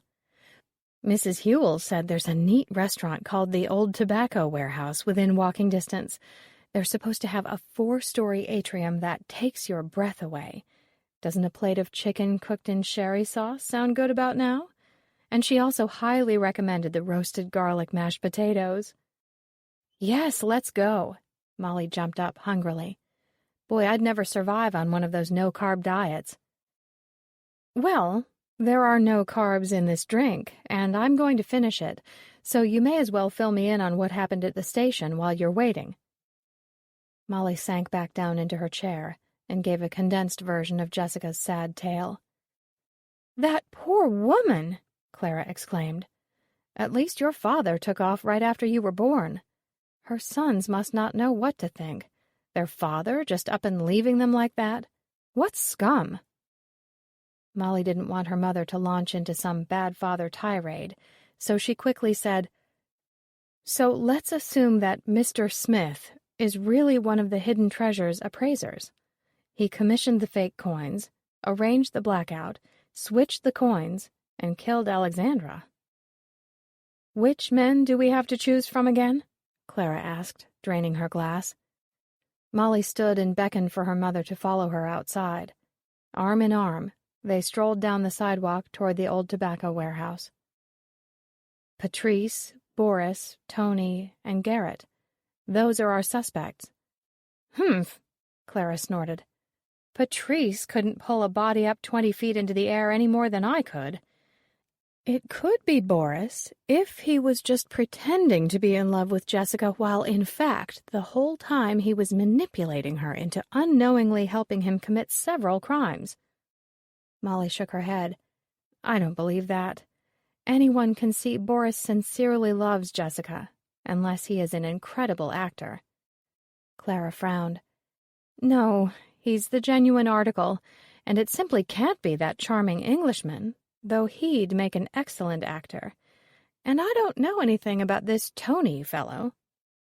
Tony is a big teddy bear. That overgrown kid doesn't have a malicious bone in his body, Molly said firmly. Since we don't know these men from Adam, we can't really deduce what would drive any of them to murder. That's why there's a police force, Molly, Clara nagged. You don't have the slightest idea what secrets were divulged during today's questioning of the appraisers. That's true, but I do know that the motive revolves around money. There was a robbery before there ever was a murder, Molly replied defensively, and then abruptly stopped in her tracks, in the middle of one of Shaco Slip's cobblestone side streets.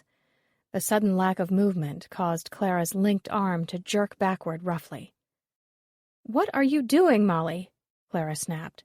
I think my arm just came out of its socket. Molly stood paralyzed, her eyes wide with the shock of comprehension. What would you do with 6 stolen coins, Ma? She finally asked. Clara shrugged impatiently. I don't know. Hide them in the litter box? You can't just put them on eBay. Molly's words flowed so quickly that she began tripping over them. You'd have to have a buyer or know how to pawn them off in a black market. Which one of those men would know of a market for stolen coins? Clara asked, her interest in the case returning. A coin collector! Molly screeched excitedly, and then realized exactly what this conclusion meant. She covered her face with both of her hands and wailed in despair. Oh my God! And I kissed him! I made out with the killer! Chapter 13. Knowing what to look for when buying old or antique furniture is a skill that may take years and several mistakes. There are even some who feel that recognizing a really fine old piece of furniture is an instinct which cannot be taught. The Illustrated Guide to Furniture Repair and Restoration. Who did you kiss? Clara asked excitedly as they began walking again. She was already imagining herself surrounded by cherubic grandchildren, all of whom treated her cats with the utmost care, and were always dying to hear the history behind every antique in her historic North Carolina shotgun house. Molly tucked a strand of dark hair behind her ear, and then realized that she and her mother had come to a stop directly in front of Old Tobacco Warehouse. The restaurant looked exactly like its name, an old tobacco warehouse. It was a large brick building with oversized windows framed in aged timber. Inside, Molly and Clara were amazed by the unique layout. As Mrs. Hewell had said, the restaurant was 4 stories high, with an open atrium in the center. Large plants and tall potted trees peppered the floor, and an enormous chandelier hung down from the distant ceiling.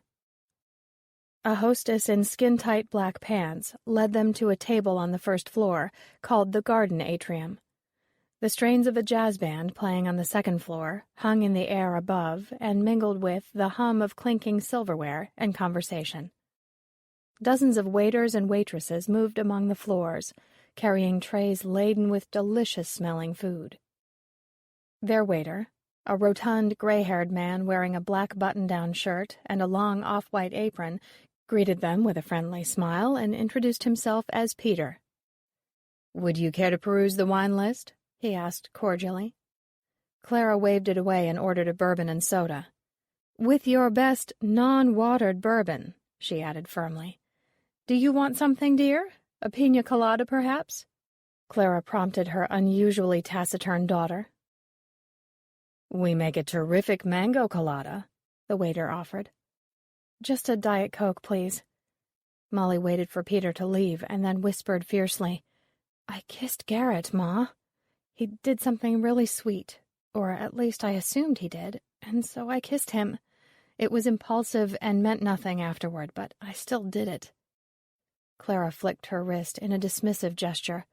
"Oh, that doesn't count. I've kissed dozens of people in the heat of the moment at auction. You know, when you've slipped in a bid right before the gavel falls and that piece of rare pottery or gorgeous cherry stand becomes yours for a song." The waiter arrived with their drinks. Clara ordered an appetizer and then leaned in toward Molly. "You can't seriously believe that Garrett is the killer." "But I do." Molly took a deep sip of her soda. "You see, the note Alexandra received indicated that she came to the museum for some kind of intimate meeting. Like a romantic rendezvous. The only person I've ever seen Alexandra thaw out around is Garrett. Even Boris mentioned how she'd had a crush on him for ages. They worked on the same show back in England." "Well, Garrett is a charmer, but just because she liked him doesn't mean he wrote the note. And didn't you tell me that she was sent here for sleeping with someone else involved with that show?" "It's not just my suspicions about the romantic nature of the note. Garrett's a coin collector as well. He could have planned the whole coin robbery. But then Alexandra discovered the fakes, and he was forced to silence her. Permanently." A large plate containing a wheel of melted brie covered in raspberry sauce arrived at their table. Clara scooped a piece of homemade bread into the cheese and popped it into her mouth, even though the cheese was still so hot it was bubbling. "Delicious! Try some, madam. It's not like you to lose your appetite when baked cheese and fresh bread are concerned." She waited while Molly mechanically bit into a forkful of steaming cheese. "Do you have any proof that would incriminate Garrett?" Molly shook her head. "Ow, this is hot." She took a hasty drink of soda. "No, of course I have no proof." "You don't really know this man, and you don't have a single shred of evidence against him. This doesn't look very conclusive, Cupcake. Any member of the crew could have been wooing Alexandra for all you know." Clara looked around, and their attentive waiter instantly appeared at their table. She ordered the chicken cooked in a creamy sherry sauce and shiitake mushrooms for herself, and tornadoes of beef smothered in béarnaise sauce for Molly. "Oh, well, we can't eat Mrs. Hewell's free food the whole time," she added under her breath as she noticed the prices for the first time. Molly was fully lost in thought. Suddenly, she brightened and sat up in her chair. "Listen, Garrett knows a coin dealer in town. If I want to find out more about his true character, I could find out from the dealer. He has a shop around here, in Shockoe Bottom. Garrett mentioned the location to me at the museum the other day." I guess it's worth a try, Clara shrugged. But he'll never be open tomorrow. It's Sunday. Excuse me, Peter, Molly asked their waiter as he paused to refill their water glasses. Do you know if there's a store around here that sells old coins? The man held the water pitcher in midair and frowned in thought. I'm not sure. There are a couple shops that sell vintage stuff and second-hand books near the flea market on 17th Street. I don't live in this part of town, but that would be your best bet. Your entrees will be right out. We'll check out the 17th Street area. Thanks. Clara dabbed at her mouth with her white starched napkin. Let me guess. We're going to walk home in that direction so that you can find the coin dealer's store. Molly smiled. You're so clever, Ma. Yes. And then I will call this local expert tomorrow morning and tell him I simply must interview him for Collectors Weekly before I leave town. If I butter him up enough, I might learn something about Garrett and how good an actor he actually is. Well, I'm going to go on that canal walk Mrs. Hewell told me about. I'll need to get some exercise after all of this wonderful food. She patted her flat stomach as Molly enviously eyed her mother's trim waistline. Her own pants were feeling especially snug about the middle.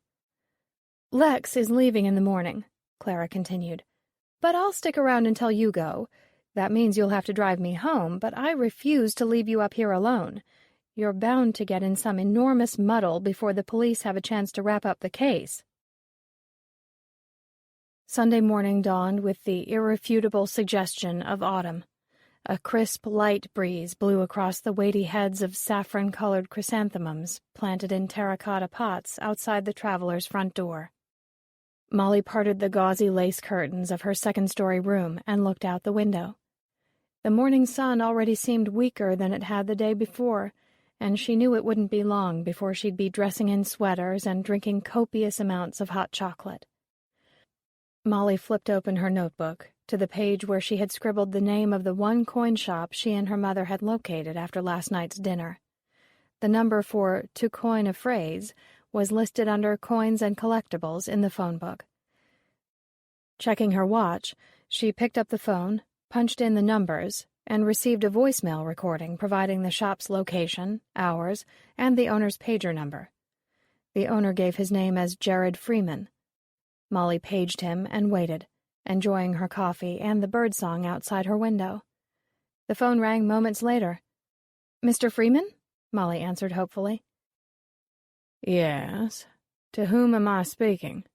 The dealer spoke with a slow, upper-class Southern lilt. "My name is Molly Appleby. I'm a writer for a Collectors Weekly. A friend of mine, Garrett Huntington, mentioned that you were the area's most reputable coin dealer, and I thought I would try to get an interview with you before I leave town. I also met your associate the other day, Mr. Fielding. We bumped into one another at the Civil War exhibit." "He's been talking of nothing else since, Miss Appleby, and Mr. Huntington is an old friend. So you'd like an interview?" Mr. Freeman could scarcely hide his pleasure.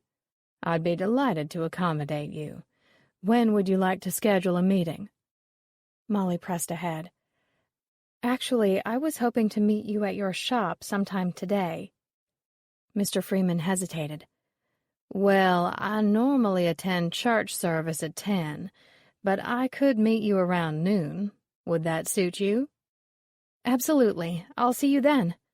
Molly hung up, feeling elated at the thought of discovering the true nature of the enigmatic Englishman. Downstairs, Garrett and Clara were discussing the merits of real butter over margarine when making Yorkshire pudding. Molly was relieved to witness her mother's casual manner. She didn't want Garrett to realize that she was on to him. Clara handed Molly a plate piled with scrambled eggs and French toast, while Garrett produced a winning smile for her benefit. "I feel like I haven't seen you for days," he said flirtatiously. Molly glanced at him only briefly. "With 2 murders, I'm sure none of us will be allowed to leave town any time soon." Then she forced herself to soften her tone. "I guess the D.C. show will be postponed now." "It does seem that way, indeed. "And how will you two lovely ladies pass a lazy Sunday?" he asked, handing Molly a pitcher filled with warm maple syrup. "Thanks." Molly drizzled a zigzag of syrup over her toast. "We're going to go on that canal walk. Mrs. Hewell recommended it as an entertaining source of exercise." "That sounds brilliant." Garrett's eyes sparkled at the prospect. "Mind if I tag along?" As Molly struggled to come up with a polite excuse why he couldn't accompany them, Clara spoke up. "You don't want to come with us, trust me. I need some fall clothes, and we are going to hit every store in Carytown until I find some decent sweater sets and a pair of black cotton pants." Molly wondered if Garrett would realize that it was highly unlikely for such specialty boutiques to be open on a Sunday morning, especially in Virginia. Most people would be at church until late morning. Afterward, they'd go out for their large midday supper, and only then would the shopkeepers open their doors. It was more likely that the majority of the shops in Carytown would remain closed all day. Molly's forehead began to grow clammy as she nervously studied Garrett to see whether he would catch Clara in a fib. Luckily, Garrett grimaced playfully and gave off a shudder of distaste instead. "Right. I think I'll pass on the shopping. Perhaps we'll meet for dinner then." He stood and took his empty plate into the kitchen. At that moment, Boris entered the dining room. His eyes were red-rimmed from lack of sleep, and his salt-and-pepper hair remained uncombed. His shirt was disheveled, and the laces on his left sneaker were completely untied. Saying nothing, he sank down in a chair and stared into the empty coffee cup set before him. Clara immediately filled his cup and began fixing him a plate. "You might as well eat," she nagged gently. Boris robotically sipped some coffee and gazed down at his food as if he didn't know what to do with it. "Has she already eaten?" he asked angrily. Molly glanced sideways at her mother. "Jessica's gone," she replied very softly. Twirling a forkful of eggs, Boris met Molly's eyes. "Gone?" "She had to go back to Charlotte," Molly whispered. "She had no choice. Jessica has to show the police the copy of her note, the one telling her to keep quiet." Molly could hear the sound of riotous laughter from the kitchen. At least Garrett was too busy humoring Mrs. Hewell to overhear their conversation. Boris instantly grew alarmed. "Is she alone? Who knows about this? She could be in danger." He flung his napkin on the ground, stood, and then collapsed back into his chair again. "Of course, it's none of my business, is it?" He threw his arms up in anguish. "She wants nothing to do with me. She told me to stay out of her life." Clara leaned forward and said sternly, "First of all, Jessica is in the company of a police officer, so she's perfectly safe. Secondly, she's in love with you, you silly man. She thinks you won't accept her now that you know about her mistake, so she deliberately tried to push you away." Boris sat in stunned silence. "I don't care about those damned coins. She loves me." He straightened in his seat and his eyes became lively. "Did she say that?" "Yes," Molly jumped in encouragingly. "And she doesn't have to come back to Richmond immediately, so—" "I'm going to Charlotte." Boris leaped up again. "But you're not allowed to leave town, are you?" Molly asked worriedly. Boris paused in the doorway. "No, but I didn't kill anyone, so I'm going." He fished around in his pants pocket and shyly withdrew a small jewelry box. "I bought this ring a year ago, when we were taping a show in Baltimore. Jessica appraised it for an older lady and kept talking about what a wonderful piece of estate jewelry it was. A dark blue sapphire surrounded by a small circle of diamonds. See?" Both Molly and Clara admired the beautiful ring. "I followed the lady outside and bought it from her. I know that Jess and I have only been friends since we've met, but I've always wanted something more. After yesterday, I thought I'd throw the damn thing in Richmond's James River because she said she would never commit to another relationship again. She said the first time was the man's fault, but this time she was the bad seed. That I should wait for someone with a better character. Imagine that. All she did was make some fake coins. I told her I could easily forgive her, but she said she couldn't forgive herself. Boris paused for air.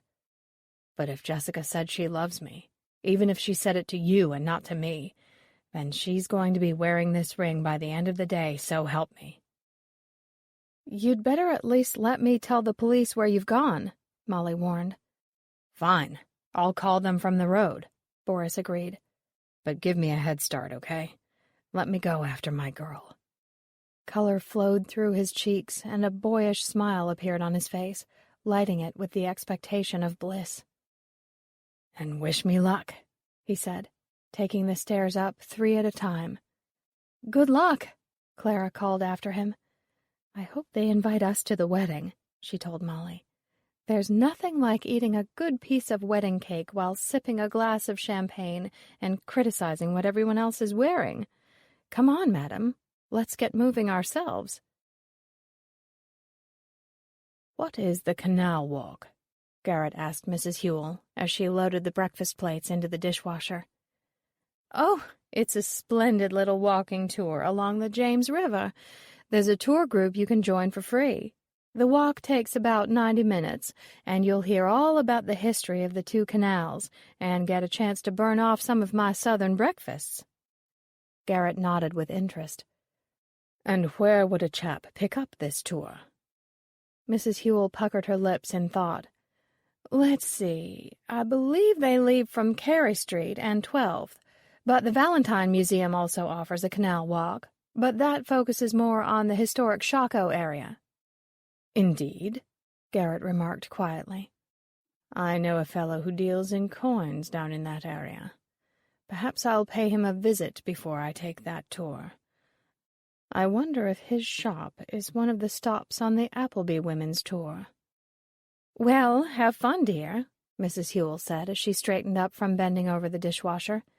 She was surprised to catch something dark move across Garrett's face, momentarily clouding his handsome looks.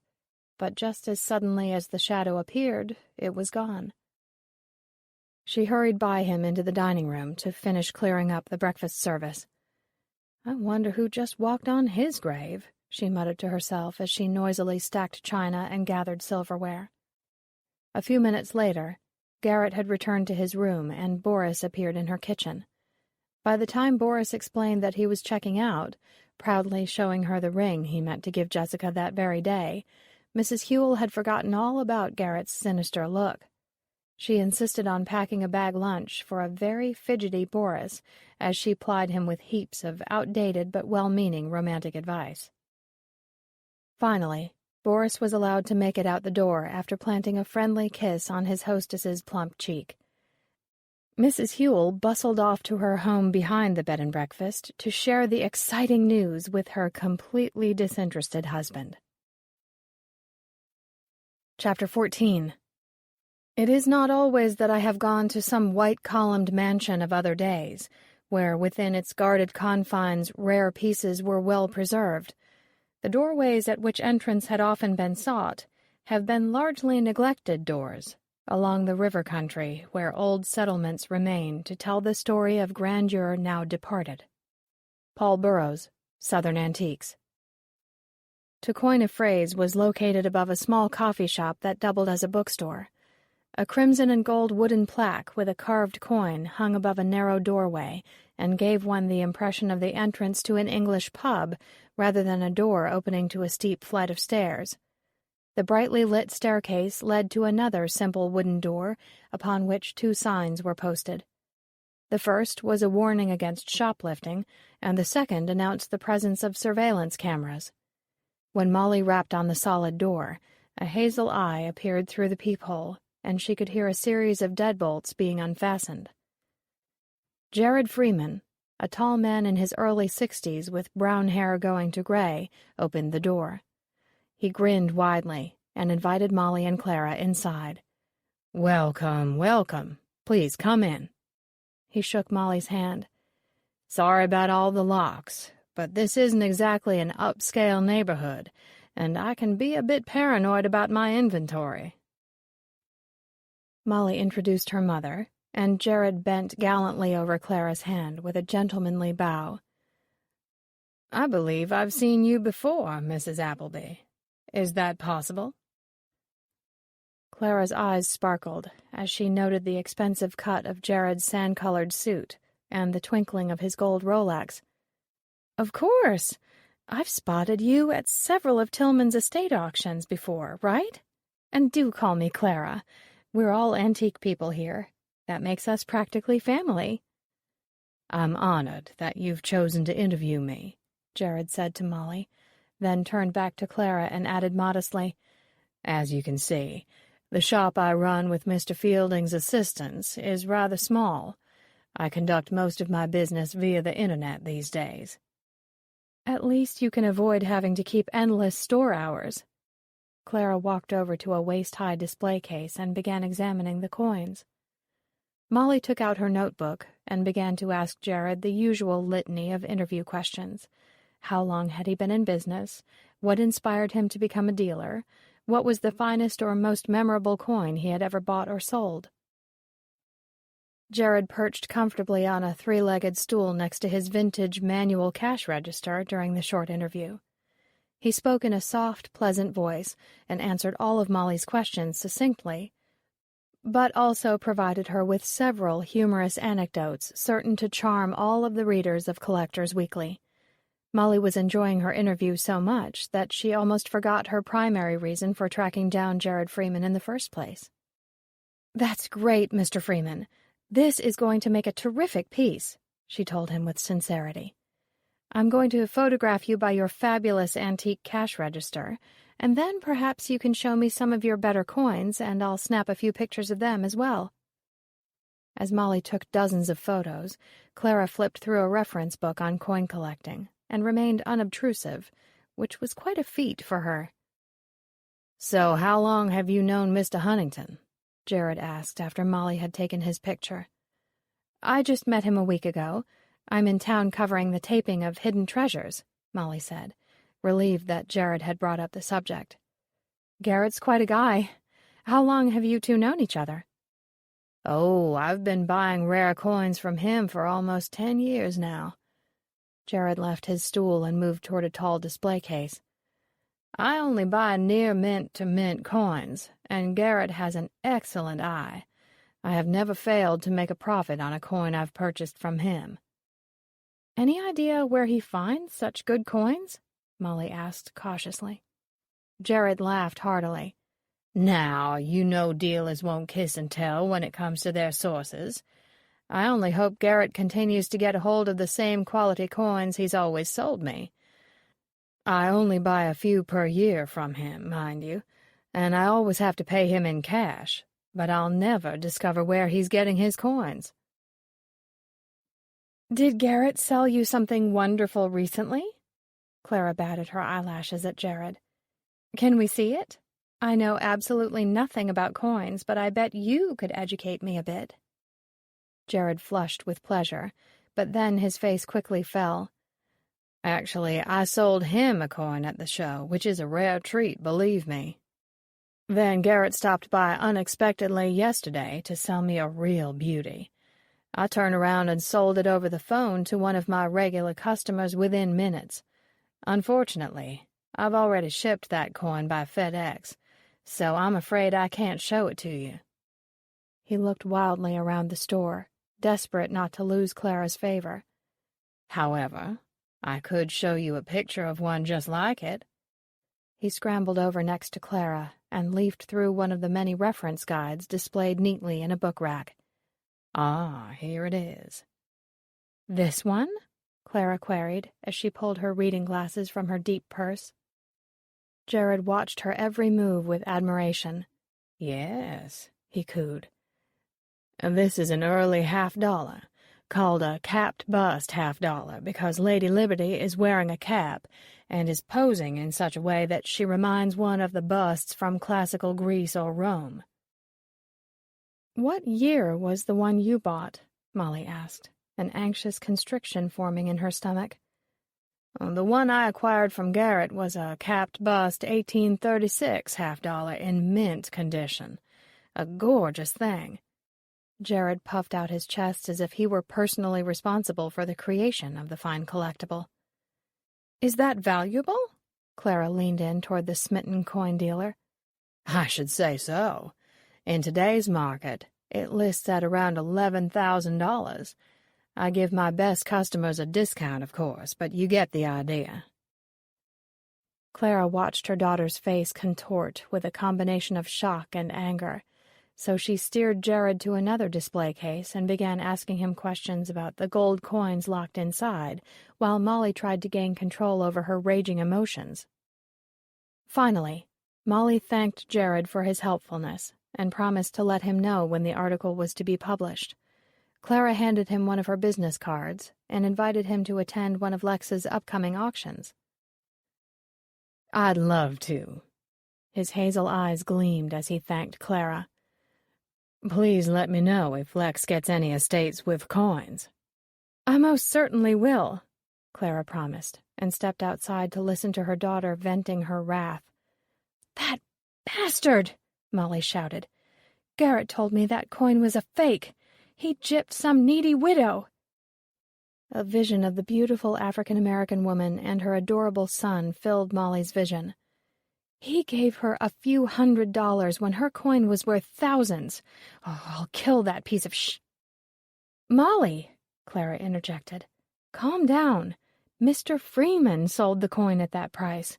Who knows what he had to pay Garrett for it?" "Look, I saw Garrett count some bills into that woman's hand.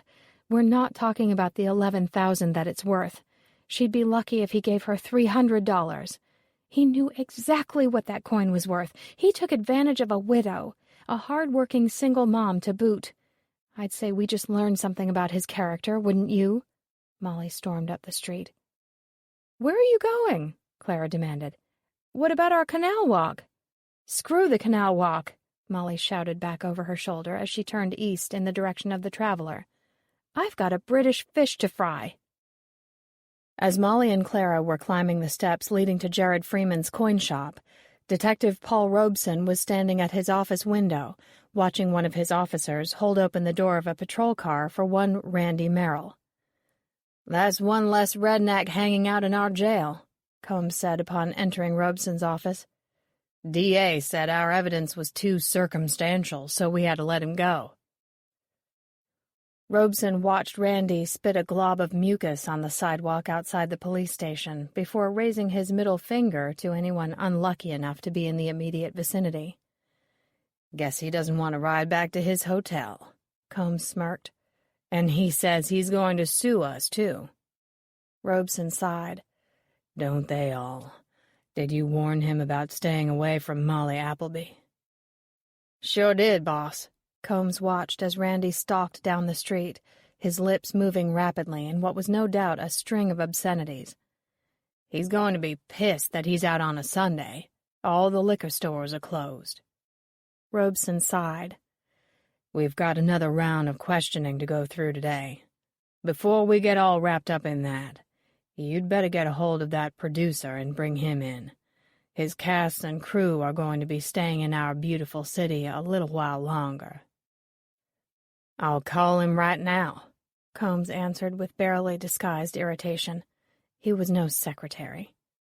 "And Combs," Robeson turned back to the window, "call the owners of that antique desk we've got sitting in the evidence room. They should be informed that it won't be returned to them until these cases are closed. I wouldn't go into too much detail if I were you. Just tell them their desk is now officially evidence in a criminal case, and we will return it as soon as possible." Combs nodded, and knowing full well that Robeson could see his reflection in the glass, he fought back the grimace struggling to surface on his face. Back at the wobbly desk in the stuffy room he shared with 3 other officers, Combs picked up the phone and barked at Guy to drive himself to the station immediately. "And I need you to provide me with the name and phone number of the person who owns that desk, the one that had the black mold all over it." "That information would be with Frank's files," Guy protested. "They're all in his briefcase. I'm sure his wife would. Just stop by her room and get it for me, why don't you? We'll be expecting you within the next half an hour." Combs hung up on the spluttering producer with a smirk of satisfaction. Those TV people. They think they're above everyone else. By the time Combs had polished off a bag of cheese puffs and 2 Dr. Peppers, and had read all of the comic strips in the Richmond Times-Dispatch, an officer was leading Guy to the interview room. Combs hustled into Robeson's office just as the detective was sorting through the papers in Frank's weathered brown briefcase. "Here we go." Robeson scanned a pink receipt. "Eleanor Calloway. Here's her number." Robeson slid the piece of paper over to Combs. "Go ahead and use this phone." Combs shot his superior a dirty look, but picked up the phone and dialed. "Mrs. Calloway?" he asked as the scratchy voice of an elderly woman came on the line. "My name is Officer Combs from the Richmond Police Department," Combs began. "No, ma'am, I'm not selling anything. Actually, I'm calling about your old, antique desk, the one you lent Frank Starling." "Yes, the appraiser for hidden treasures." Combs rolled his eyes in irritation as Robeson watched impassively. Suddenly, Combs perked up and gestured for a pen and paper. Robeson slid both items across the desk toward the burly officer. "You say you sold it? To the man who picked it up? Ma'am, this is very important. Do you happen to remember his name?" "Yes." Combs scribbled excitedly on the pad. "That does sound familiar. Thank you, Mrs. Calloway." "So she sold the desk right before Frank collected it, huh?" Robeson rubbed his chin. "To whom?" "I don't get it," said the befuddled Combs as he slid the pad of paper back across the desk. "How could she sell it and then lend it to the show?" Robeson's dark eyes grew round with astonishment as he read the name written on the pad. He stood up and put his gun in his pocket holster, his massive arm muscles rippling in anticipation. "Let's go, Combs." "Where?" Combs asked in surprise. "What about the producer? Guy, Mr. Chip on his shoulder." "He can just wait. We've got ourselves a serious suspect to interview." At the same moment Randy Merrill was being released from jail, Garrett was watching Molly and Clara from the cover of his rental car. The 2 women walked west on Grace Street and then turned south onto 17th. If they are really going on the canal walk, Garrett thought, which was likely, as both women wore casual slacks, plain cotton t-shirts, and tennis shoes, they should continue heading south until they reached the water. When they paused to enter a shop located across from the city market area, Garrett swore under his breath and circled around the block, where he was able to park the car out of sight. Heading in the direction of, to coin a phrase, Garrett passed a produce seller. The woman, a blonde in her early 30s whose skin was tanned and weathered from too many hours spent tending her crops in the sun, openly stared at Garrett. She gave him a coquettish smile and bent over her rows of peaches and apples to reveal an ample bosom. Garrett avoided her eyes, and then the sudden vibration of his cell phone, which he had tucked into his pants pocket, made him jump. The woman giggled. "Hello," Garrett said impatiently. Then he grew quiet, listening to the caller intently for several long seconds. "You wouldn't dare," he finally replied, hissing into the phone. He then slammed it shut and shoved it into his pocket with a violent thrust. Casting a brief, malevolent glance at the upper windows belonging to the coin shop, Garrett's eyes narrowed into tiger-like slits as he turned and hastily strode back toward his car. "What's the rush, hon?" the disappointed produce vendor called after him. "Piss off," he snarled, without the slightest trace of his usual gallantry. Chapter 15. One of the more important things to look for, then, is that the wood grain of any components which are either adjacent or at right angles to each other runs in one direction. Otherwise, the stresses created by shrinkage or expansion would cause the wood to split. The Illustrated Guide to Furniture Repair and Restoration. When Molly and Clara stepped through the traveler's front door, The roar of a vacuum cleaner greeted them loudly. Mrs. Hewell wore a white apron patterned with bright cherries over her Sunday best, a lilac-colored floral dress, sheer pantyhose, and tennis shoes. The rosy-cheeked proprietor looked up as her two guests entered the dining room and quickly switched off the noisy machine. Molly noticed that a crease of worry had formed on Mrs. Hewell's forehead, and her eyes lacked their usual merry sparkle. "Hello, ladies," Mrs. Hewell greeted mother and daughter. "Sorry to be cleaning at the moment, and especially on a Sunday, but—" She broke off and gestured at her shoes. "Mr. Hewell and I always walked to our church service, and when we returned, Mr. Huntington was receiving a guest in his room." She paused, not wishing to gossip about one of her guests. "Is something wrong, Mrs. Hewell? You look a bit pale. Did something upset you?" Molly put a hand on the older woman's round shoulder. "They're having an awful fight, Mr. Huntington and his friend," Mrs. Hewell confessed, her cheeks flushed pink. "The doors to our guest rooms are thick, but those big keyholes. I heard some ugly words, ladies. When words like that come on the television, I switch the channel." Mrs. Hewell's cheeks grew even redder as she became more flustered. "Even down here I could hear them clear as a bell. I would have asked Mr. Hewell to speak to Mr. Huntington, but my dear husband has gone out to visit a shut-in we know. Does it every Sunday." Clara scowled. "We'll speak with Garrett. There's no need for such childish demonstrations. I would have expected better manners from an Englishman." Molly grabbed her mother by the elbow. "Wait a minute.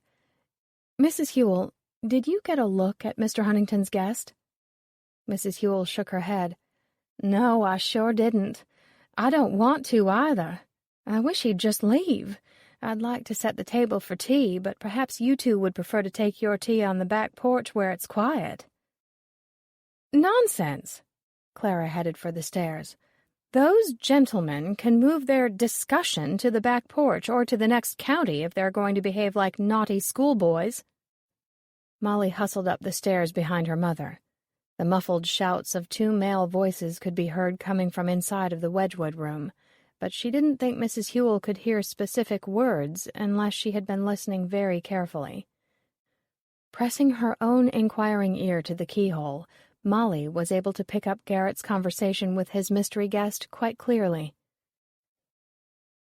"You're the pillock that screwed up," Garrett was shouting. "Damned bloody ass. I told you to use the blanket chest, not the desk. Now the whole thing is off.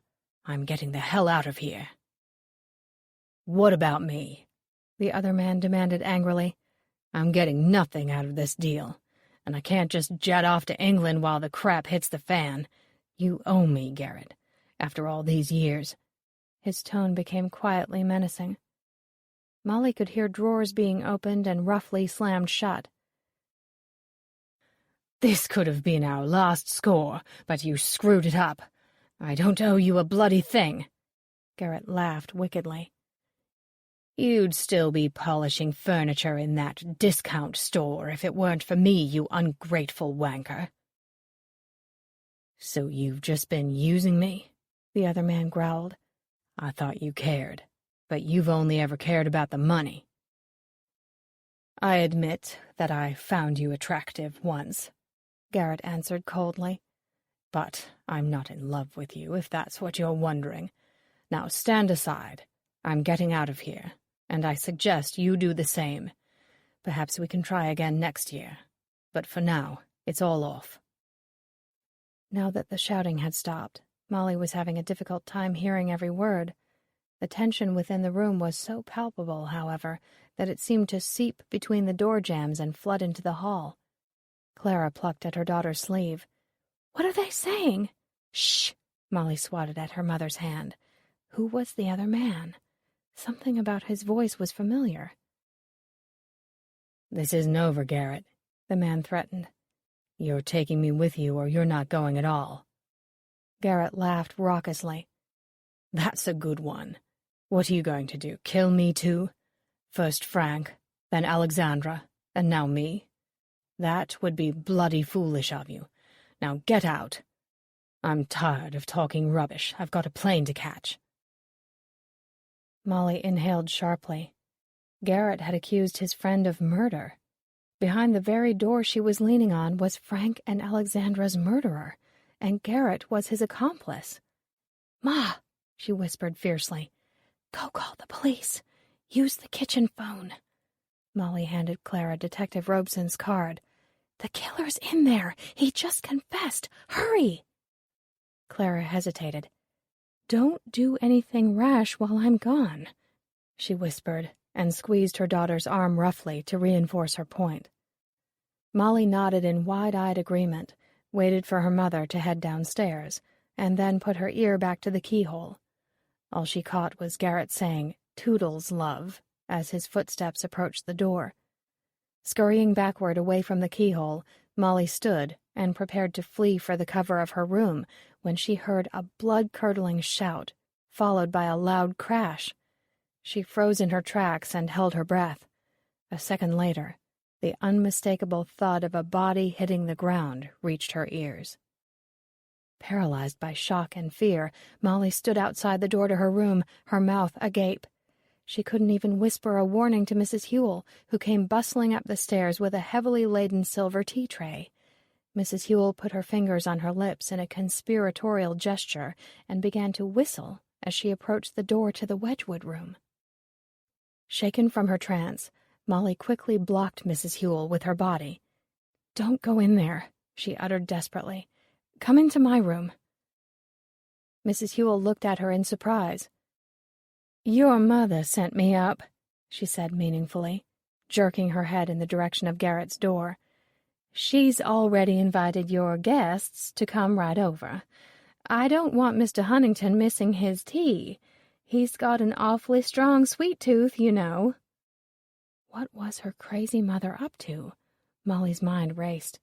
Was Mrs. Hewell sent up here to stall Garrett and hold the killer until the police arrived? Molly dashed into her room in search of an object to use as a weapon as she listened in horror to Mrs. Hewell rapping on Garrett's door. "Mr. Huntington," she called out sweetly, "I've brought you and your friend some tea." To Molly's dismay, she heard the door open and a man's voice calmly say, "How nice. Thank you. Garrett's he's in the bathroom at the moment. Can I take that from you? It looks mighty heavy." "Oh, no. I'll just put it down over on the desk," Mrs. Hewell said breezily. "I've carried heavier trays than this in my time."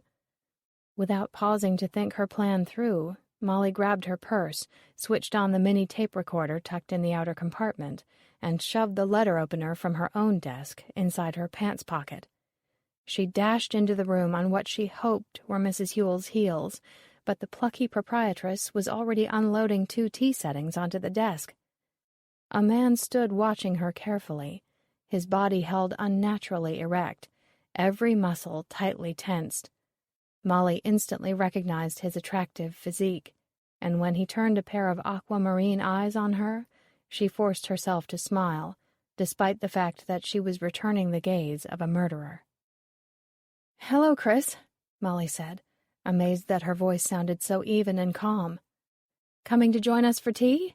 Mrs. Hewell makes the most wonderful cinnamon scones." "Not today," Mrs. Hewell corrected as she lifted the empty tray. "We're having my special sweet potato bread instead. That's my regular Sunday special." "All right, then. Tell Mr. Huntington to enjoy his tea."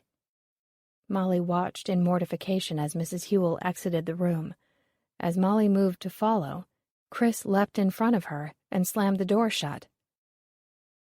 "Oh, no, you don't." Chris narrowed his brilliant eyes and pointed a finger at her. "Garrett said you've been nosing around all week.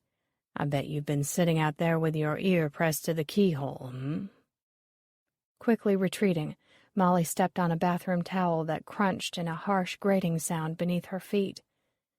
She looked down in surprise at a shard of moss-green Wedgwood. Mrs. Hewell would not be pleased, she thought wryly.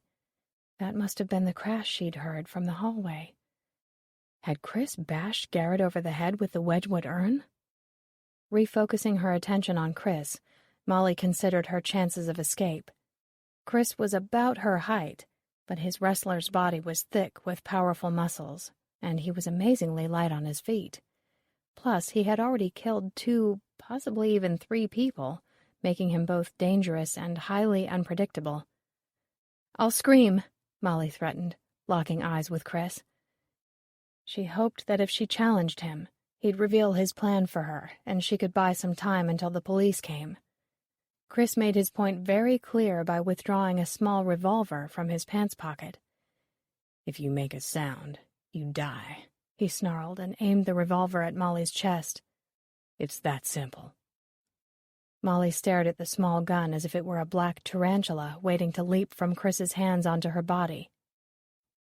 She quickly decided that her best bet was to play meek and keep Chris talking. "Okay." She raised her hands in nervous submission and backed across the room toward a stiff ladder-back chair. She sank down onto the creaking woven seat and dropped her purse to the ground, hoping her recorder would pick up every sound. Molly's hasty surrender seemed to cause Chris to relax. His eyes were shining over brightly with anger, and what Molly was certain was a touch of madness as well. "What have you done with Garrett?" she asked softly. Chris smiled crookedly. "Like I told the landlady, he's in the bathroom. That traitor is quite," he struggled for the right word, "indisposed." "I can see why you'd be angry at him," Molly spoke soothingly. "But why did you put that mold on the desk? What did you have against Frank?"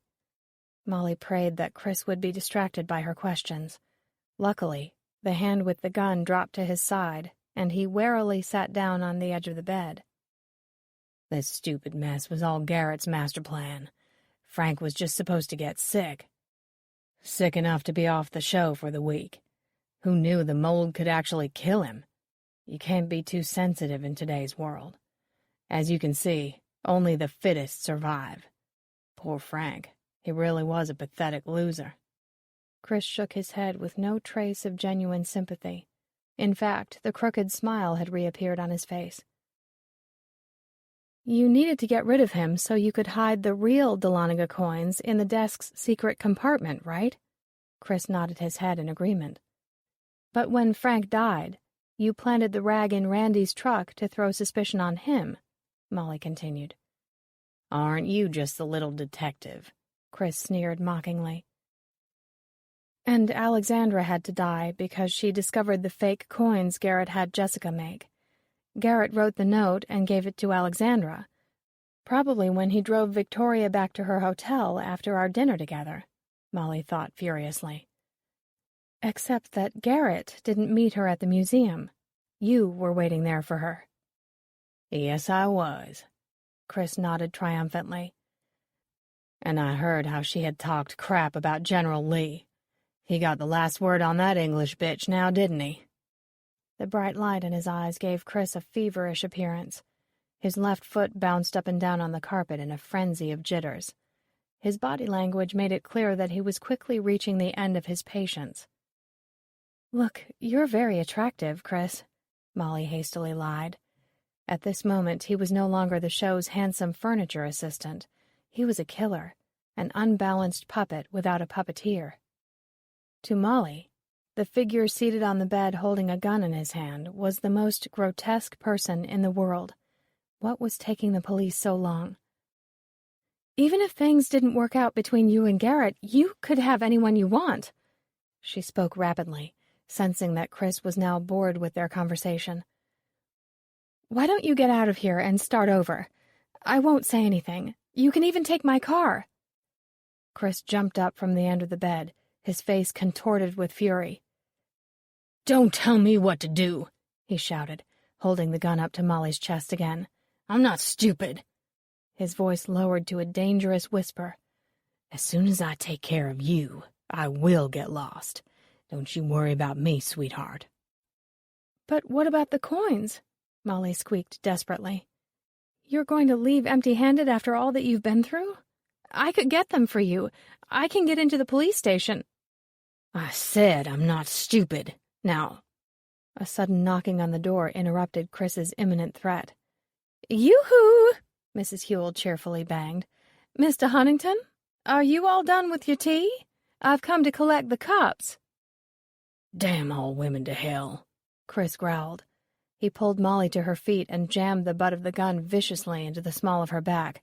Move, he whispered in her ear. Get into the bathroom. You make one sound, I kill the landlady, and then I'll come back for you. I've got nothing to lose now, understand? His aquamarine eyes glittered feverishly. Inside the bathroom, Molly stifled a scream. For there was Garrett's body, dumped unceremoniously in the clawfoot tub. Blood ran down the side of his sandy blonde hair and stained the white porcelain. Molly stared at him and gasped. She'd never seen that much blood before. As she watched Chris shut the bathroom door, Molly caught a momentary glimpse of Silver before Chris suddenly dropped like a stone on the other side of the door. Instantly, Mrs. Hewell's kind face peered around the doorframe. "Are you all right, dearie?" she asked, her pink face framed by loose wisps of gray hair. Molly exhaled in relief. "Yes, I'm okay." Mrs. Hewell caught sight of Garrett's body. "Heaven save us!" she shouted. "Is he—" Molly quickly bent over Garrett and felt for a pulse on his neck. It took her a few seconds to find it. She had often wondered how people in movies always seemed to locate the pulse on their first try. It wasn't an easy thing to do. "He's alive," she pronounced, noting that blood still flowed from his head wound. "Could you hand me a towel?" "He doesn't look alive," Mrs. Hewell fretted. "Dead men don't bleed," Molly said, sinking down against the tub. She pressed the towel against Garrett's wound, while nervously eyeing the pair of inert feet in leather loafers on the other side of the cracked bathroom door. Mrs. Hewell followed Molly's gaze. "Don't you worry about him, dear. Those Victorians knew how to make one solid sterling tea tray. He's out like a light." At that moment, Clara stepped into Garrett's room and called Molly's name. Detective Robeson was right on her heels, followed by Combs and 2 other officers. "I'm in here," Molly replied to her mother's call, feeling like a shaken baby bird fallen from the nest. Clara took one look at her ashen-faced daughter and enfolded her tightly in her arms. "It's all right," she whispered. "It's all over now." Molly nestled against her mother for a moment, breathing in Clara's familiar scents of gardenia perfume and sweet pea hand lotion. After a full minute, Molly finally stopped shaking and was able to drink some of the hot, sweet tea Mrs. Hewell offered her.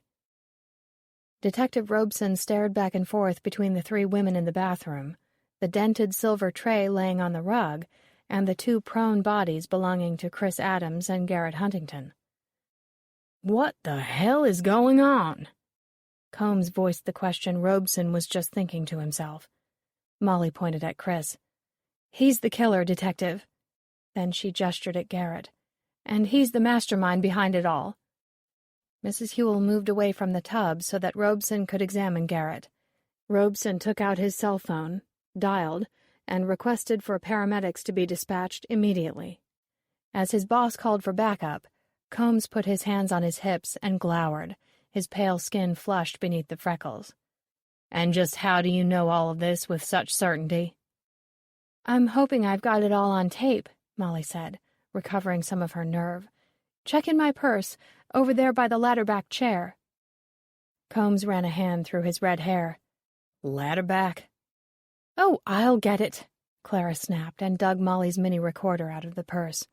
She pressed the rewind button, and Molly listened contentedly as her purposefully timid voice, followed by Chris's angry one, rang out clearly from the tiny speaker. "Good girl," Clara said proudly as she handed the recorder to Combs. The other police officers looked impressed. "Yeah, nice going."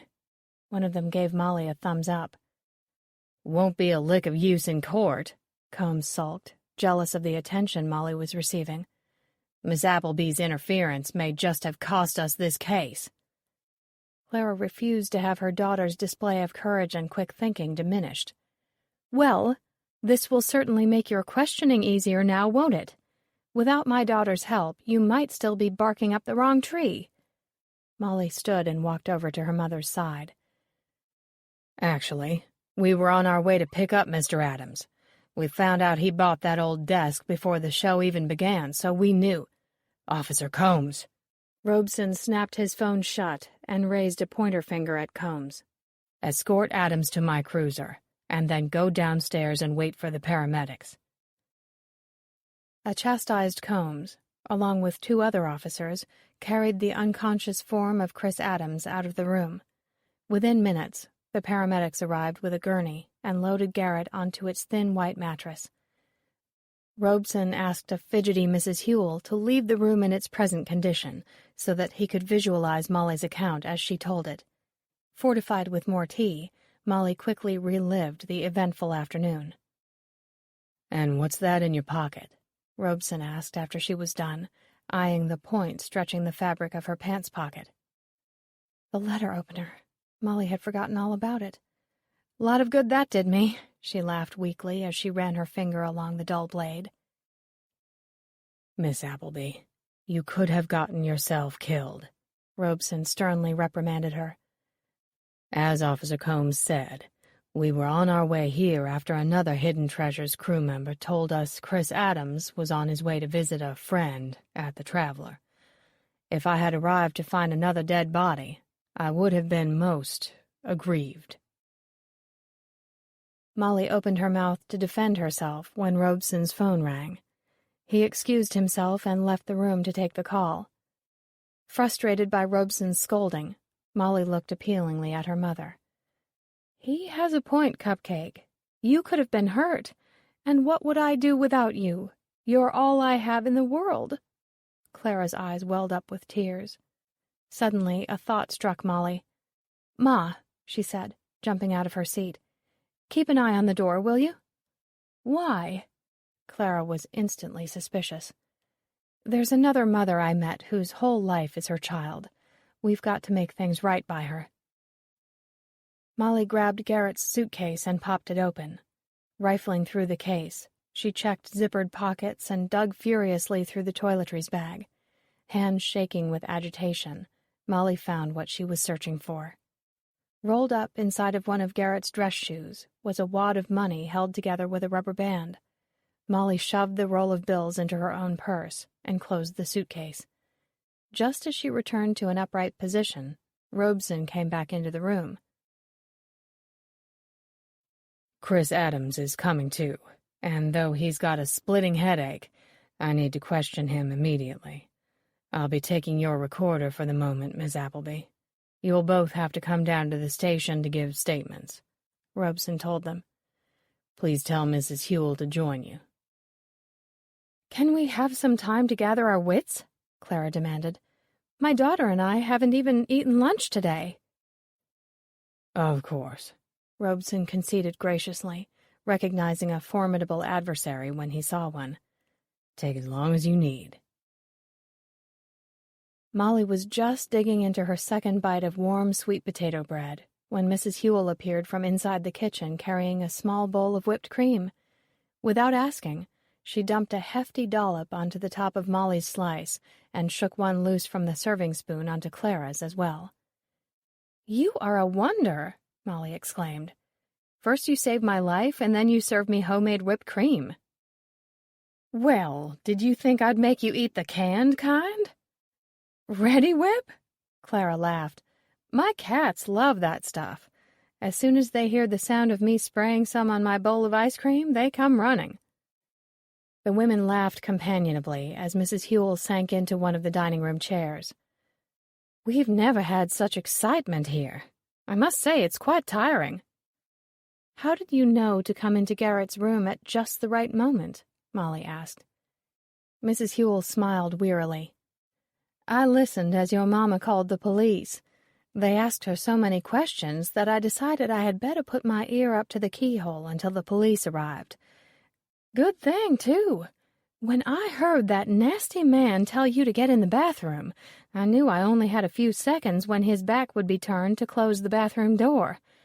That's when I came in and clobbered him." Her eyes glittered brightly. "It felt good, too." "We both appreciate your bravery," Clara said. I'm sorry about your Wedgwood urn. Molly frowned in sympathy. Was it very valuable? And now your tea tray is dented, too. Don't worry, dear. Everything's insured. And it's always nice to have an excuse to go to every auction in town. My husband won't be happy, but as long as I leave him supper in the oven, he'll survive. Boy, will I miss your cooking when I'm back in Durham. Molly cut another slice of sweet potato bread off the loaf. Back in Durham? A male's voice questioned teasingly from the hallway, and Molly's head whipped around in disbelief. You can't leave yet. After all, I just got here, complained a grinning Matt Harrison. Chapter 16. It was unquestionably that nostalgia which imprinted upon American furniture much of its English or Dutch aspect, for the desire to have around one objects that bring back memories of home is hard to eradicate from the hearts of men. Arthur de Blesse, Genuine Antique Furniture. Clara watched with interest as her daughter flung herself into the open arms of the tall, wide-shouldered young man standing shyly in Mrs. Hewell's hall. Holding her forgotten teacup aloft, Clara was able to catch a clear glimpse of light blue eyes, ruddy cheeks, and sun-streaked brown hair before the man's gentle face was buried in Molly's neck. Well, that's a hero's welcome, he exclaimed softly, pulling away from Molly's embrace. And all I did was show up with the intention of protecting my best girl. I flew in from Ohio this morning and drove straight here. I'd better be your only girl, Molly playfully elbowed Matt in the side. And I don't need protection any longer. The case, as they say, is closed. But I'm glad you came nonetheless. Clara cleared her throat, eager to be introduced to the man her daughter was obviously smitten with. Ma, this is Matt Harrison. He and I work together. Molly fumbled for an explanation. As she and Matt couldn't seem to get in the swing of full-time dating, she could hardly introduce him as her boyfriend. I can't believe Molly hasn't told me more about you, Clara began as Molly made frantic signals for her to keep quiet. Mrs. Appleby. Matt smiled sincerely. It's a pleasure to meet you. Molly talks about you all the time. Well, I'd love to hear what she says. Clara arched her dark eyebrows at her flustered offspring, finally taking a sip of tepid tea. But right now, we have to go down to the station and give our statements. Molly tugged at her mother's sleeve. Clara wasn't quite finished appraising Matt. She looked him up and down like a horse buyer examining a prize thoroughbred up for sale. Matt's ruddy cheeks flared bright red as he became aware of Clara's scrutiny.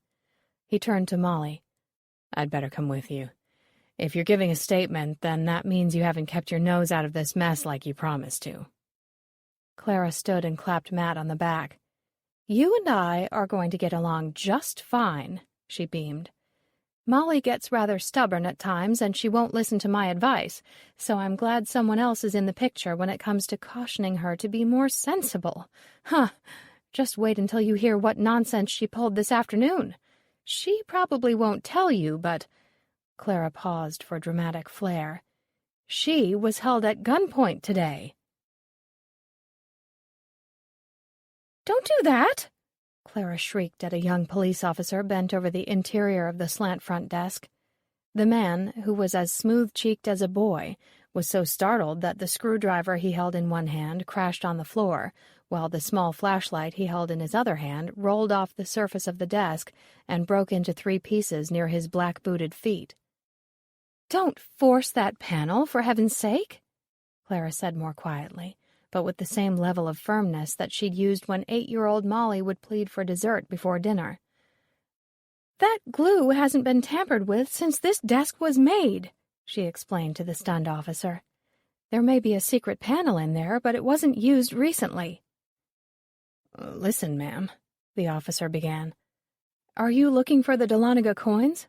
Molly asked him excitedly, squeezing in next to her mother and completely blocking the remainder of the overhead light. Matt was the only person among their party who kept his distance from both the desk and the policeman.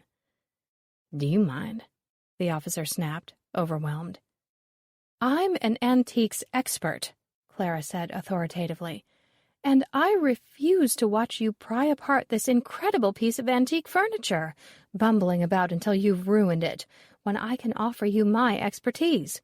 Now," she inhaled swiftly, allowing the bewildered officer no opportunity to retort. "Molly, show me the secret panel Frank found." Molly pointed, and the officer carefully pulled out the vertical pillar to the right of the cupboard door and handed it to Clara. "That's a common place to put a secret panel," Clara nodded without surprise as she examined the vertical drawer. "But if the coins aren't here, there may be another hiding spot. Sometimes these pigeonhole desks had 2 or 3 secret niches." She turned to her daughter. "Why are you so sure the coins made it back inside this desk anyway?" "Because Garrett was yelling at Chris for putting the mold on this piece and not the blanket chest. By covering the desk with mold, Chris forced the police to seize the one piece of furniture Garrett wanted to keep tabs on at all times. He even bought the desk using Chris's name so that it could be shipped out of the country with the coins still hidden inside. If there were any trouble, the desk would be linked to Chris, not Garrett. Yet if everything went smoothly, Chris would never know that Garrett was pretending to be him when he bought the desk." "Both men claim to know nothing of the whereabouts of the missing coins," the young officer chimed in. "Have you tried a metal detector?" Clara asked. "Yes, ma'am, but all the metal around the keyholes kept setting it off." "Why were you chosen for this particular task?" Clara inquired, not unkindly. "I'm sort of famous around the station for solving puzzles," the young man said, embarrassed. "Crosswords, jigsaws, word scrambles, that sort of thing. I'm real good with my hands, too," he added. "I'm certain you are," Clara smiled. "Can you reassemble your flashlight for me?" "Sure, I can do that." A minute later, Clara was aiming the thin beam of the flashlight into the cavity created by the missing panel. She shook her head. "I don't see anything." "Put your hand in and feel around, just in case," Molly directed. "Here, hand me the flashlight while you're doing that." Molly opened the central cupboard door and peered inside, shining the flashlight into the corners of the tiny, dark space. Blinking, she thought she saw a sliver of white, no larger than a splinter, sticking down from the top right seam of the cupboard. At the same moment, Clara gasped. "There's a teeny hole back here. It's a release button. My God! I need a bobby pin or a paper clip to push it in with. My fingernail is too big. Quick!" The officer dug around in his toolbox until he found a metal thumbtack. "Perfect. Thank you." Clara complimented the young man, and he smiled from ear to ear. Clara stuck the tack's point into the minuscule hole. The tack came into contact with a piece of wood that resisted for a moment, but then gave way with a click. The small archway above the cupboard popped out a few centimeters. Clara had discovered a secret drawer. "A secret within a secret," Clara breathed, as her daughter gently pulled the drawer away from the desk's frame. "The man who made this piece was a master craftsman." Molly pulled out a small envelope from inside the drawer. Inside, wrapped in layers of tissue, were the 6 Dahlonega coins. "Gotcha!" the officer yelled with a boyish whoop. He scooped up the envelope from Molly's hands and dashed off toward Robeson's office. As Clara stood lost in admiration over the desk, Combs suddenly appeared and jerked his meaty thumb at Molly. "You first. Statement time." "I'll come with you," Matt said, putting a possessive arm around Molly's shoulders as he stared down at Combs. It was difficult for Molly to get through her statement. Between the disparaging comments uttered behind her by the irascible Combs and Matt's startled exclamations of horror, she was finally able to complete her narrative and bid farewell to Detective Robeson and the City of Richmond's police department. "Try to stay out of trouble, Miss Appleby," Robeson said in parting, and shook her hand. Molly thought she detected a twinkle in the center of Robeson's dark eyes, but before she could take a second look, Matt was ushering her out of the office. They sat on a bench outside the front door to wait for Clara. "He should be thanking me," Molly sulked. I helped catch the villains, and Mom discovered the whereabouts of the hidden coins. Damned chauvinists." "I don't think that's the case," Matt said soothingly, picking up Molly's hand. "I'm sure they appreciate your help, but I doubt the police want to encourage the average citizen to become too involved in crime fighting. That probably just complicates things for them." Molly wasn't listening. She was busy thinking about how she could spin at least one of her articles on hidden treasures so that her role in capturing the criminals was revealed, earning her a stack of fan mail and perhaps a hike in salary. As Clara finished giving her statement, she stood and returned Robeson's firm handshake. "I know you warned my daughter about sticking her nose into hazardous entanglements, and I'm grateful for that," she said. "I'd certainly like to see her focus on other activities." Combs gave Robeson a smug wink. "But," Clara lowered her voice dangerously, "since Molly and I both facilitated the capture of your murderer and his accomplice, perhaps you'd like to do us a good turn?" Robeson stared impatiently at Clara. She blinked innocently and plowed on. "What will happen to the antique desk once this case is closed?" "It will go up for public auction, along with anything else in our evidence room that needs to be cleaned out at the time," Robeson stated flatly. He didn't care if he saw another antique for the rest of his life. Clara pressed her card firmly into Robeson's palm. "I want you to call me the second you find out about that auction. My daughter is turning 30 this year, and that desk would make the perfect gift.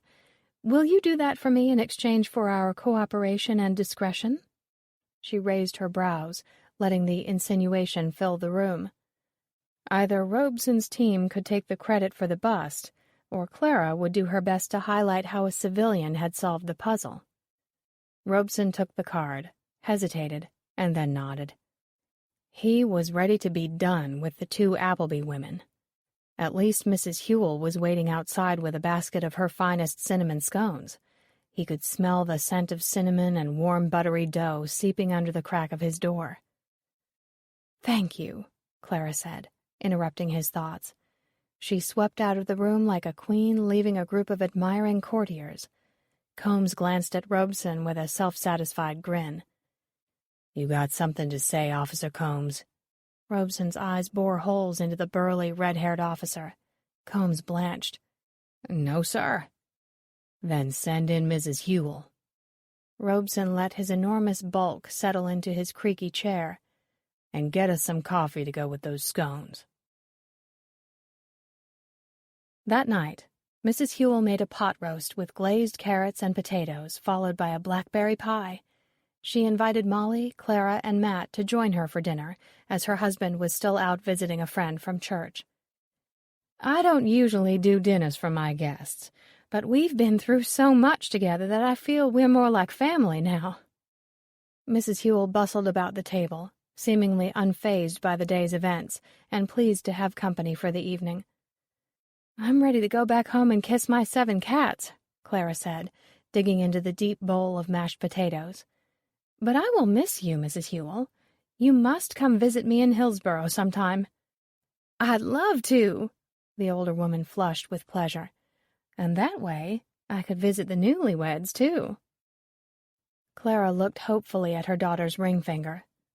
"Oh?" she squeaked breathlessly. Mrs. Hewell beamed at her guests. "Boris called this afternoon. He and Jessica are eloping tomorrow. They're Vegas-bound. Isn't that wonderful?" "It is indeed," Clara agreed. "I hope Jessica doesn't get in too much trouble over the fake coin business." "Me too," Molly turned to Matt.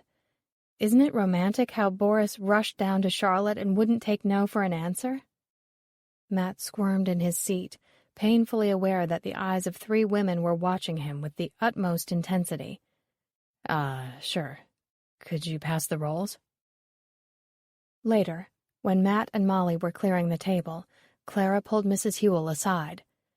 "Is Mr. Harrison staying in his own room?"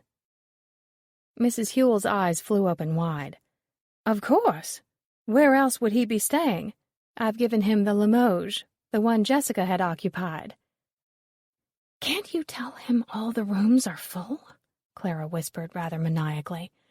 "Then he'd have to stay with my daughter, you see."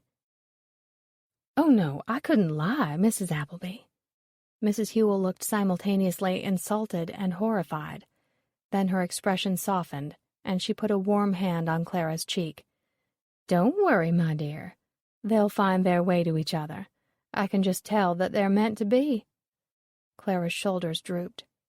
"I suppose, but I never even knew Molly was interested in this man." "They're sweet on each other, that's clear enough to anyone. Let nature take its course, and you'll be throwing your lovely Molly a bridal shower by springtime. Good night, my dear. I'll see you in the morning." "Good night." Clara smiled and then headed up to her room humming. Pausing on the stairs, she heard her daughter's laughter and Matt's placid voice from within the kitchen. "Mrs. Hewell's right. Maybe I'll be buying that desk as an engagement present instead," she told herself gleefully. The next morning, Clara left for home in Molly's car while Matt and Molly were still lingering over a late breakfast. Afterward, Molly decided to ignore the serious penalty for impersonating a police officer and called Human Resources at Richmond Doctors Hospital to discover if Jasmine Jones was one of their employees. She was told that Mrs. Jones worked the day shift in the hospital cafeteria. Unfolding the roll of bills she'd found in Garrett's shoe, Molly placed them inside a padded manila envelope and asked Matt to drive her to the hospital on their way home. "What for?" he asked, instantly concerned. Molly filled him in on how Jasmine had brought her coin to be appraised and was tricked out of a large sum of money by the wily Garrett. Matt's face flashed through a variety of emotions as he listened to the injustice inflicted upon the single mother. When Molly was done with her story, she impulsively leaned over and kissed Matt at the next red light. She loved the way he wore his heart on his sleeve. He was nothing like Garrett, she thought. Some shallow, handsome stranger would never attract her again. She was ready to work on her commitment to Matt, and she had an idea of how to get to the next level of their relationship. She was more than ready to claim this fine man as her own. "How much money is in there?" Matt glanced at the envelope as he merged onto the highway. "About 10 grand, all told. This should help Jasmine with her bills."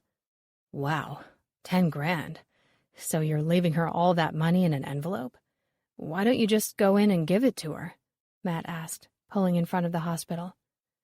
Molly held the envelope tightly in her hand. "I don't want her to be embarrassed over having been tricked, or make her think I feel sorry for her. It's better if she gets to open it after work, when no one's staring at her. It's going to be a pretty big shock, after all. I think she'll need some privacy." Matt hopped out of the car and opened Molly's door. "You're an angel, Molly Appleby." Molly looked up at him with a mischievous glint to her gray eyes. "I'm going to drop this off, and then you get me home, Matt Harrison," she whispered huskily, brushing her lips against his cheek. "And I'll show you that I've got another side of me, one that's not at all angelic."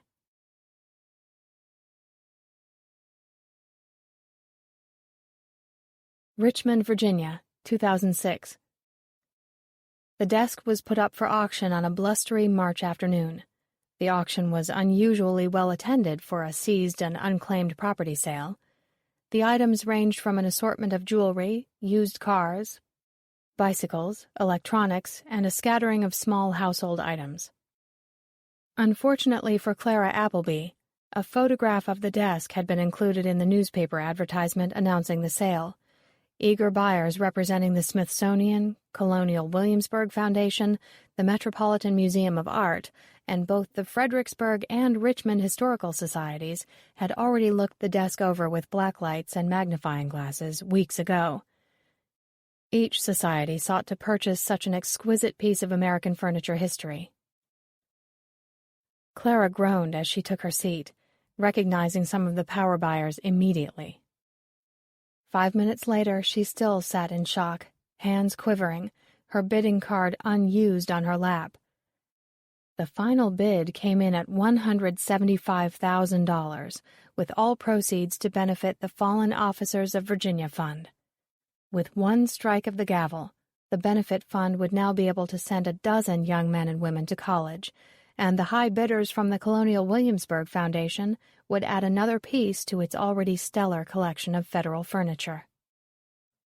Propped up on a carpeted dais, the desk sat at a safe distance from the public behind a crimson velvet rope. Thousands of visitors walked through the museum that spring, each one pausing to glance at the reproduction of the Declaration of Independence that rested on the desk's writing surface. Little did they know that a real historical document lay hidden scant inches beneath that reproduction. Undiscovered by a lifetime of owners, appraisers, and finally the team of Colonial Williamsburg furniture experts, the desk held on to its greatest treasure. For inside a hollow within its left slide support, a faded and yellowed paper was folded into a tiny square. This letter read, Radford, Virginia, 1810. To Elsbeth, I know not where to find you, so I shall write this letter and place it in the secret place in your father's desk, which belongs to me now. I purchased it from your aunt when she came to occupy your family's house after you and your father disappeared. Each time I look upon it, I remember standing in your house and boasting of my clever craftsmanship by showing you the third secret compartment. What a young fool I was. How strong and beautiful you were. As you can see, I have learned to write.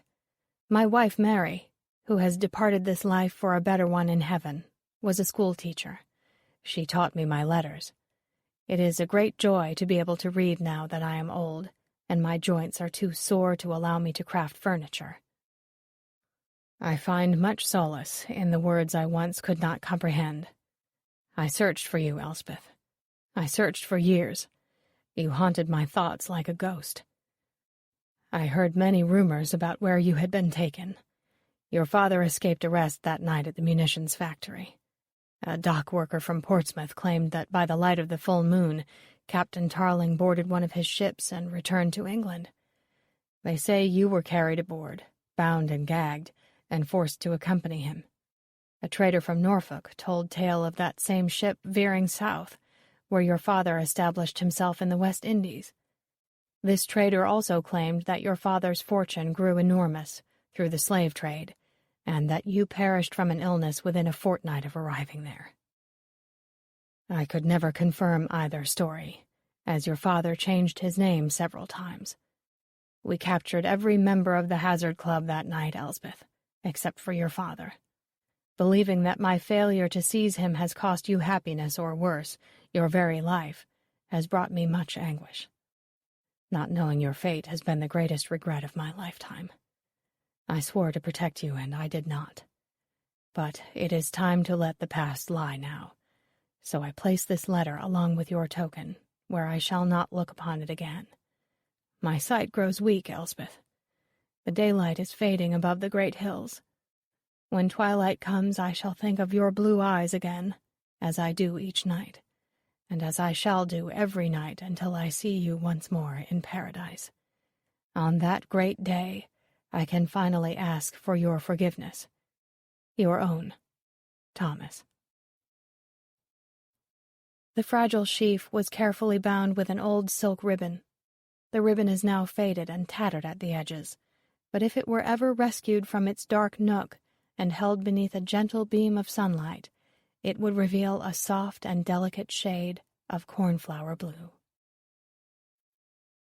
This concludes A Fatal Appraisal by Ellery Adams, narrated by Andy Arndt. Copyright 2006 by Jennifer Stanley. Revised copyright 2015 by Jennifer Stanley. This unabridged audiobook is published by arrangement with Beyond the Page Publishing and was produced in the year 2016 by Tantor Media, Incorporated, a division of Recorded Books, which holds the copyright thereto. Please visit Tantor.com for more information on our growing library of unabridged audiobooks and to take advantage of special offers.